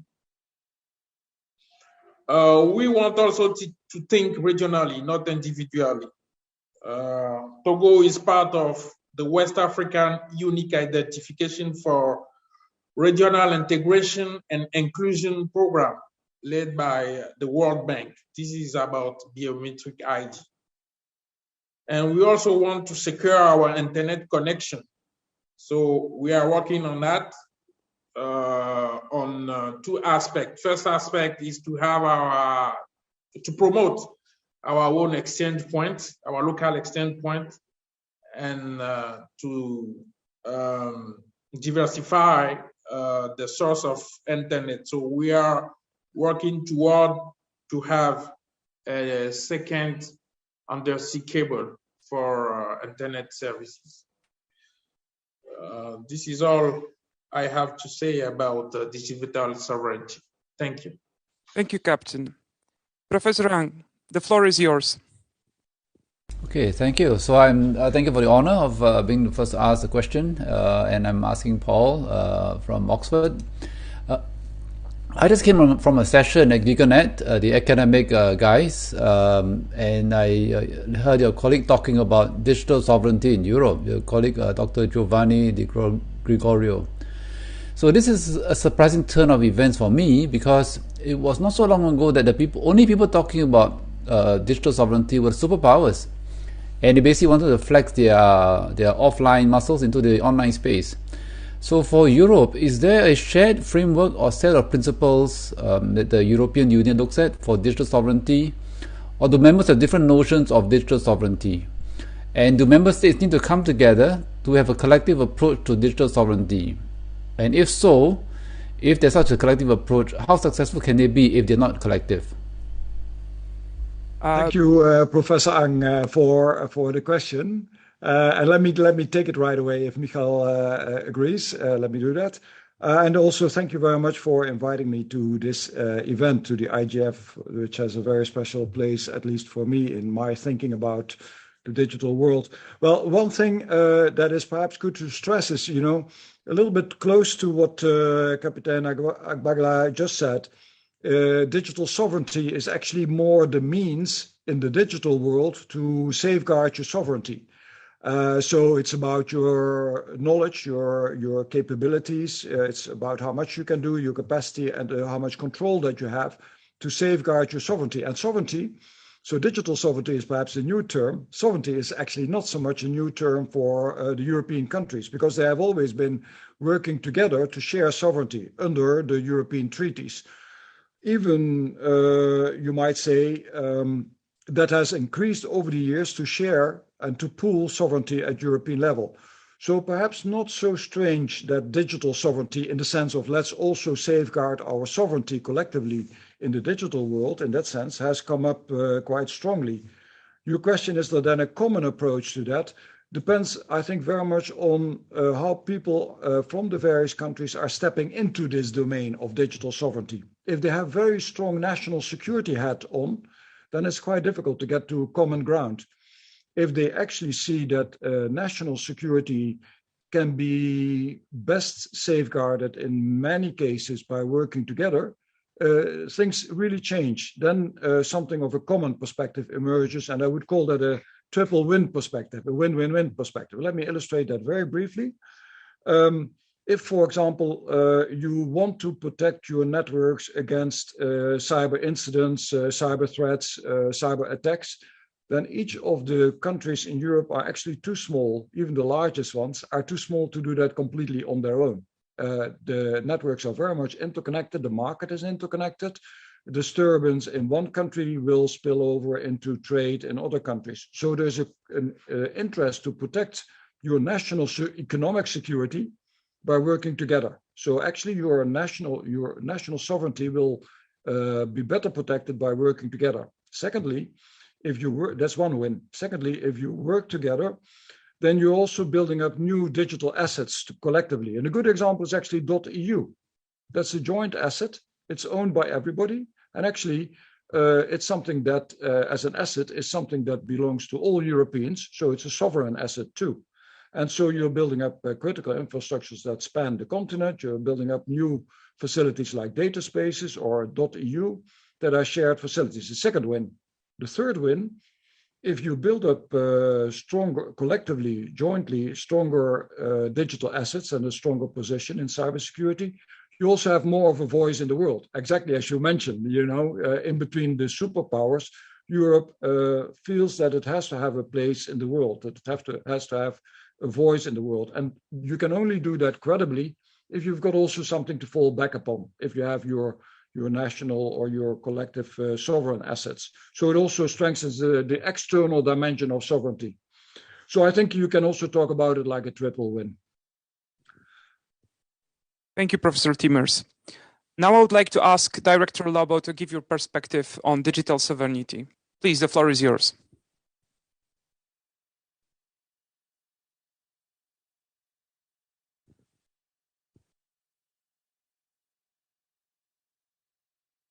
Director Lobo, I think you're muted. Hello, do you hear me? Yes, we can hear you. Okay, thank you very much. I'm sorry here. First, I would like to compliment everyone. Thank you very much for calling me for this panel. It is a pleasure to join you all here today. Maybe this morning, this afternoon, or this evening. So before touching the specific concept of digital sovereignty, I would like to provide some basic information on how Brazil approaches the issue of governance in the digital environment. Back in '95, Brazil established a national internet steering committee that from the outset was modeled as a multi-sector stakeholder governance mechanism, bringing together government, private sector, academia, and civil society. In 2014, new and specific internet legislation was approved, known as the Brazilian Internet Bill of Rights, the Marco Civil of Internet. Brazil is as well as an active participant in international internet governance mechanisms. Indeed, Brazil hosted the 2015 edition of this Internet in Governance Forum in the city of João Pessoa. Over the years, the internet grew tremendously in Brazil. Nowadays, we have over 4.8 million domains registered in Brazil, and the São Paulo Internet Exchange is one of the largest in the world. Brazil has a very vast population, around over 210 million people, and is the fifth greatest territory in the planet, summing up 8.5 million square kilometers. So despite these challenges, we are making much significant progress in expanding network infrastructure and providing connectivity all over the country. The most recent numbers show that over 81% of households in Brazil have either fixed or mobile broadband service subscriptions. Internet use in homes is also noticeably gender balanced in Brazil, with 79% of women and girls and 75% of men and boys using internet. So in 2017, with the increasing role of the digital technologies in the economy and in the services provided by government, along with the impact of digital technology on the daily lives of citizens, Brazil developed a national digital transformation strategy. This strategy is based on a whole of government approach to digital issues, with broad engagement of the private sector and of society at large. This strategy, published in early 2018, is built along 9 pillars and covers both enablers of digital transformation, including network infrastructure, R&D, trust, capacity building, and international cooperation, and pillars of the digital transformation per se, digital transformation of the economy and of government. The strategy is modeled on a 4-year sliding window period to take account of technological development and institutional developments. In 2020, this strategy was peer-reviewed by the OECD Committee of Digital Economy Policy as part of the Going Digital initiative.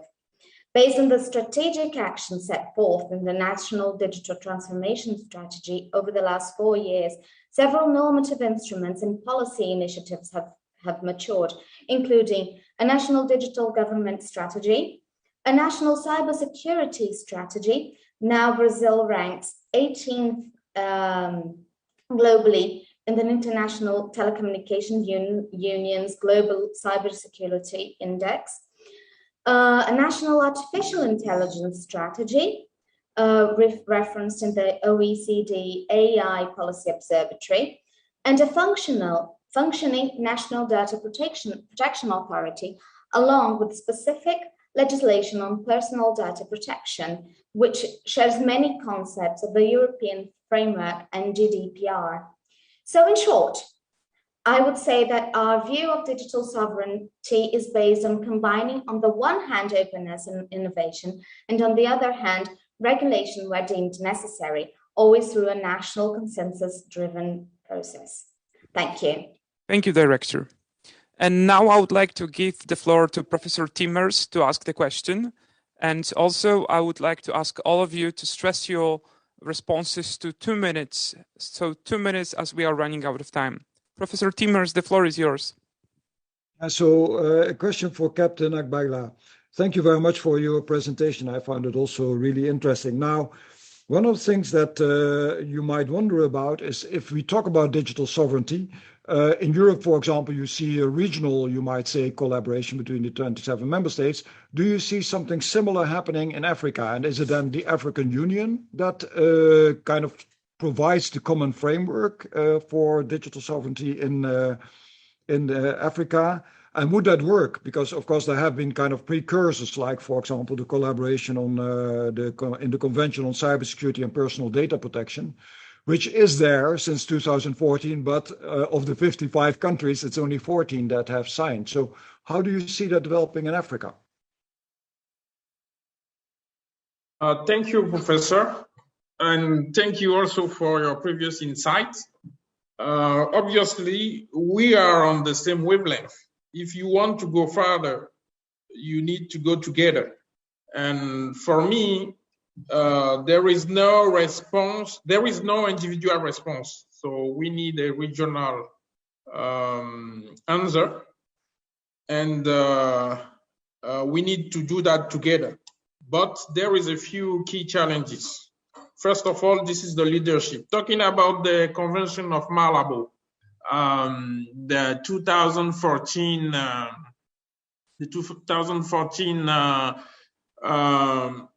Cybersecurity Convention and GDPR. There are only a few countries who sign it because the lack of leadership. People don't understand what is really at stake. So we need the leadership, but we need also the education for them. That is why the intended cybersecurity summit Togo want to organize, but postpone for the next year. It's about to share knowledge and increase literacy on this matter. And so we really need to increase the leadership and education on this matter, and also promote digital literacy in the region so that people can better understand what is at stake. We don't have yet the same level of network interconnection like in Europe or in America, but certainly we are moving toward that. So we should learn from those region for the initiative in those regions, and we should incorporate at early stage all the necessary amendments in order to have a good regional response. Thank you, Captain Agbagla. And I would also ask you to ask a question to the next speaker. Okay, thank you. Director Lobo, in 2014, Brazil has introduced the Brazil Internet Bill of Rights, called Marco Civil da Internet, sometimes also called the Internet's Constitution. You just talk about it. What is the meaning of this document? And does it create a Brazilian way of regulating the digital revolution within the society? What are its core values and what others can learn from this example? What are lessons we can learn? Yeah, well, I agree with the assessment that it is the Brazilian way of regulating digital revolution, but it is important to note that this piece of legislation was developed in a very democratic process, including public hearings, discussion in committees before being voted and approved in Congress in 2014. This legislation includes provisions for rights and guarantees for internet users, responsibilities for personal data and private communications protection, keeping of records of connections and access to applications, and liabilities for any damages arising from content generated by third parties, specifically excluding intermediaries such as internet service providers. As well, this legislation includes definitions for net neutrality, including what is considered reasonable network management by network operators. Finally, it also defines the role of public authorities in ensuring the application of the law.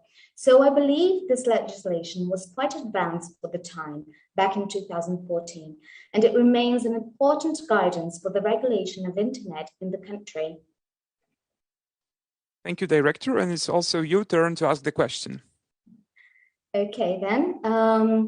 Professor Ang, when faced with challenges to digital sovereignty, states and societies react with different strategies, ranging from more open and democratic to more closed and autocratic. What tendencies do you see in this context in Southeast and East Asia? It is known that China has a rather pronounced concept of its digital or internet sovereignty. What about other countries in the region? How do you see it? Okay, yeah, thank you for the question. Actually, Professor Timmers has answered some of these, given some broad answers to this. In my neck of the woods, actually, we don't talk that much about digital sovereignty. And let me give an analogy. I asked people, the diplomats of every country. We had a meeting once, ASEAN meeting, and asked everybody, like, you guys know that USA controls the internet. And publicly they were like protest, like, we want to be sovereign and all that. But privately they said, we don't mind. They are holding the ball. They have the rules that are fair. They let us play. We will play football with them.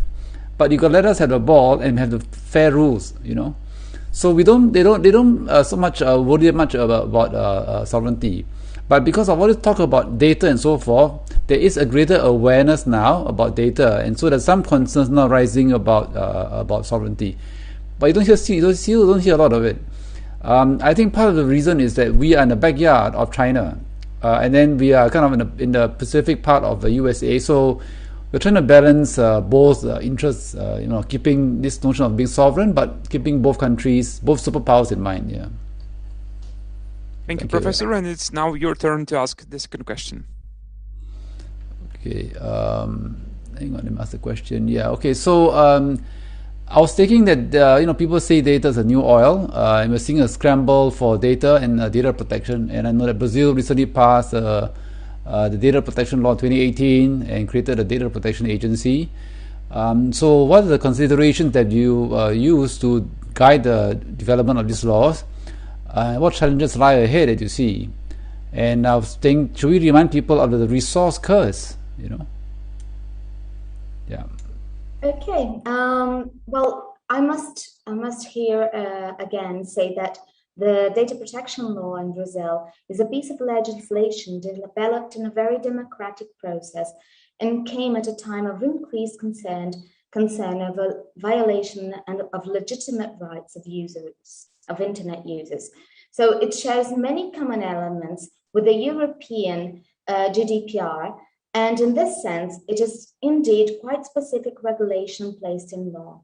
To ensure the application of the law and governance of the process, we created a National Data Protection Authority, ANPD.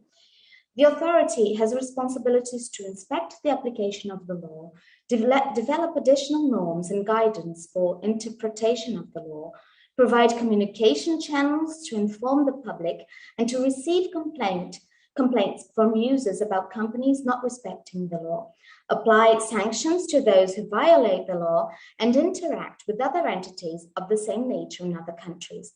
Of course, given the global nature of internet, the challenge is to ensure that personal data protection is applied on the international scene. So this requires assessing the degree of equivalence of other data protection regimes so as to achieve interoperability. In fact, this is currently a central topic of discussions in multilateral and other international forums on digital economy.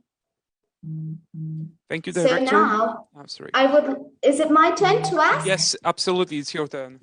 Okay, so I'll be asking Captain Agbagla.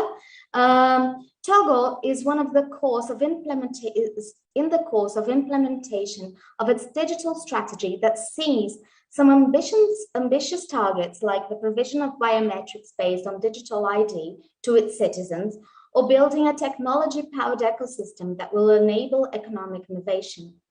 Developing and implementing domestic innovations is important, but often it requires a reach out to foreign technology providers to obtain the base solutions, which may result in dependence on third parties, thus limiting sovereignty.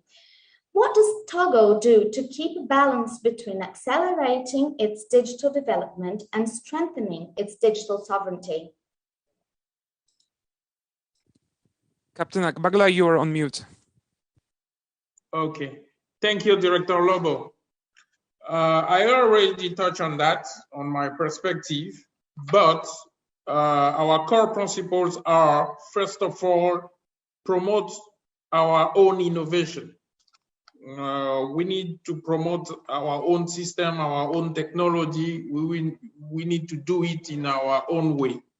That's the first core principle. Secondly, we want to use open source software as feasible as possible. But even if in the ecosystem or in the world of open source software, we do have well-supported open source or law-supported open source, but we want to go toward open source we can customize and we can integrate in our own systems. And thirdly, if we can't go with open source software, we need to ensure that we have a knowledge transfer and hosting our own data in the same way. Thank you, Captain. And it's your turn to ask the next speaker a question. Yes, Professor Timmers. In Europe, you can see both the EU and the national government to be increasingly active in different forms of building digital sovereignty.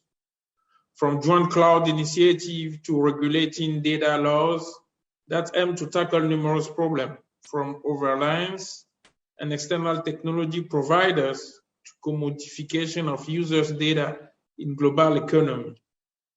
As of the end of 2021, what do you consider to be the single biggest challenge to European digital sovereignty?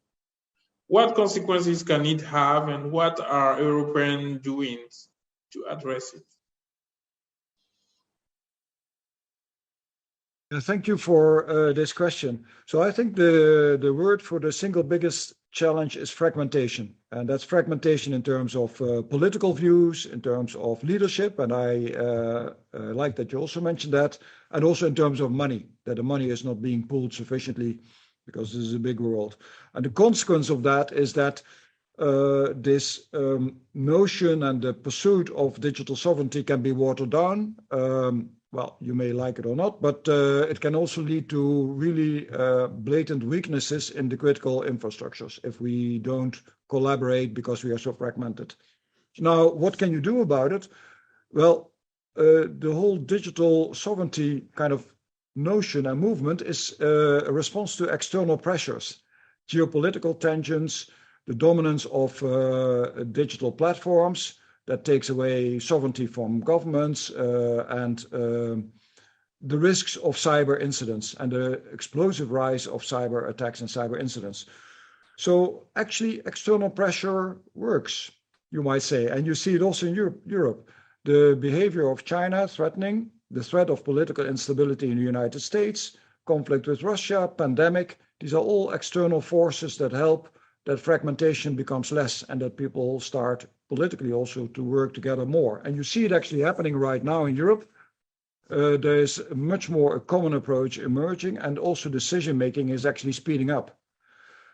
You must be helped by good leaders. You cannot, well, okay, they say people elect the leaders that they deserve, but I am reasonably optimistic that there are a number of good leaders at this moment in Europe and also new leaders coming. So I think actually there will be an acceleration of the whole approach to digital sovereignty in Europe. I'm fairly optimistic about that.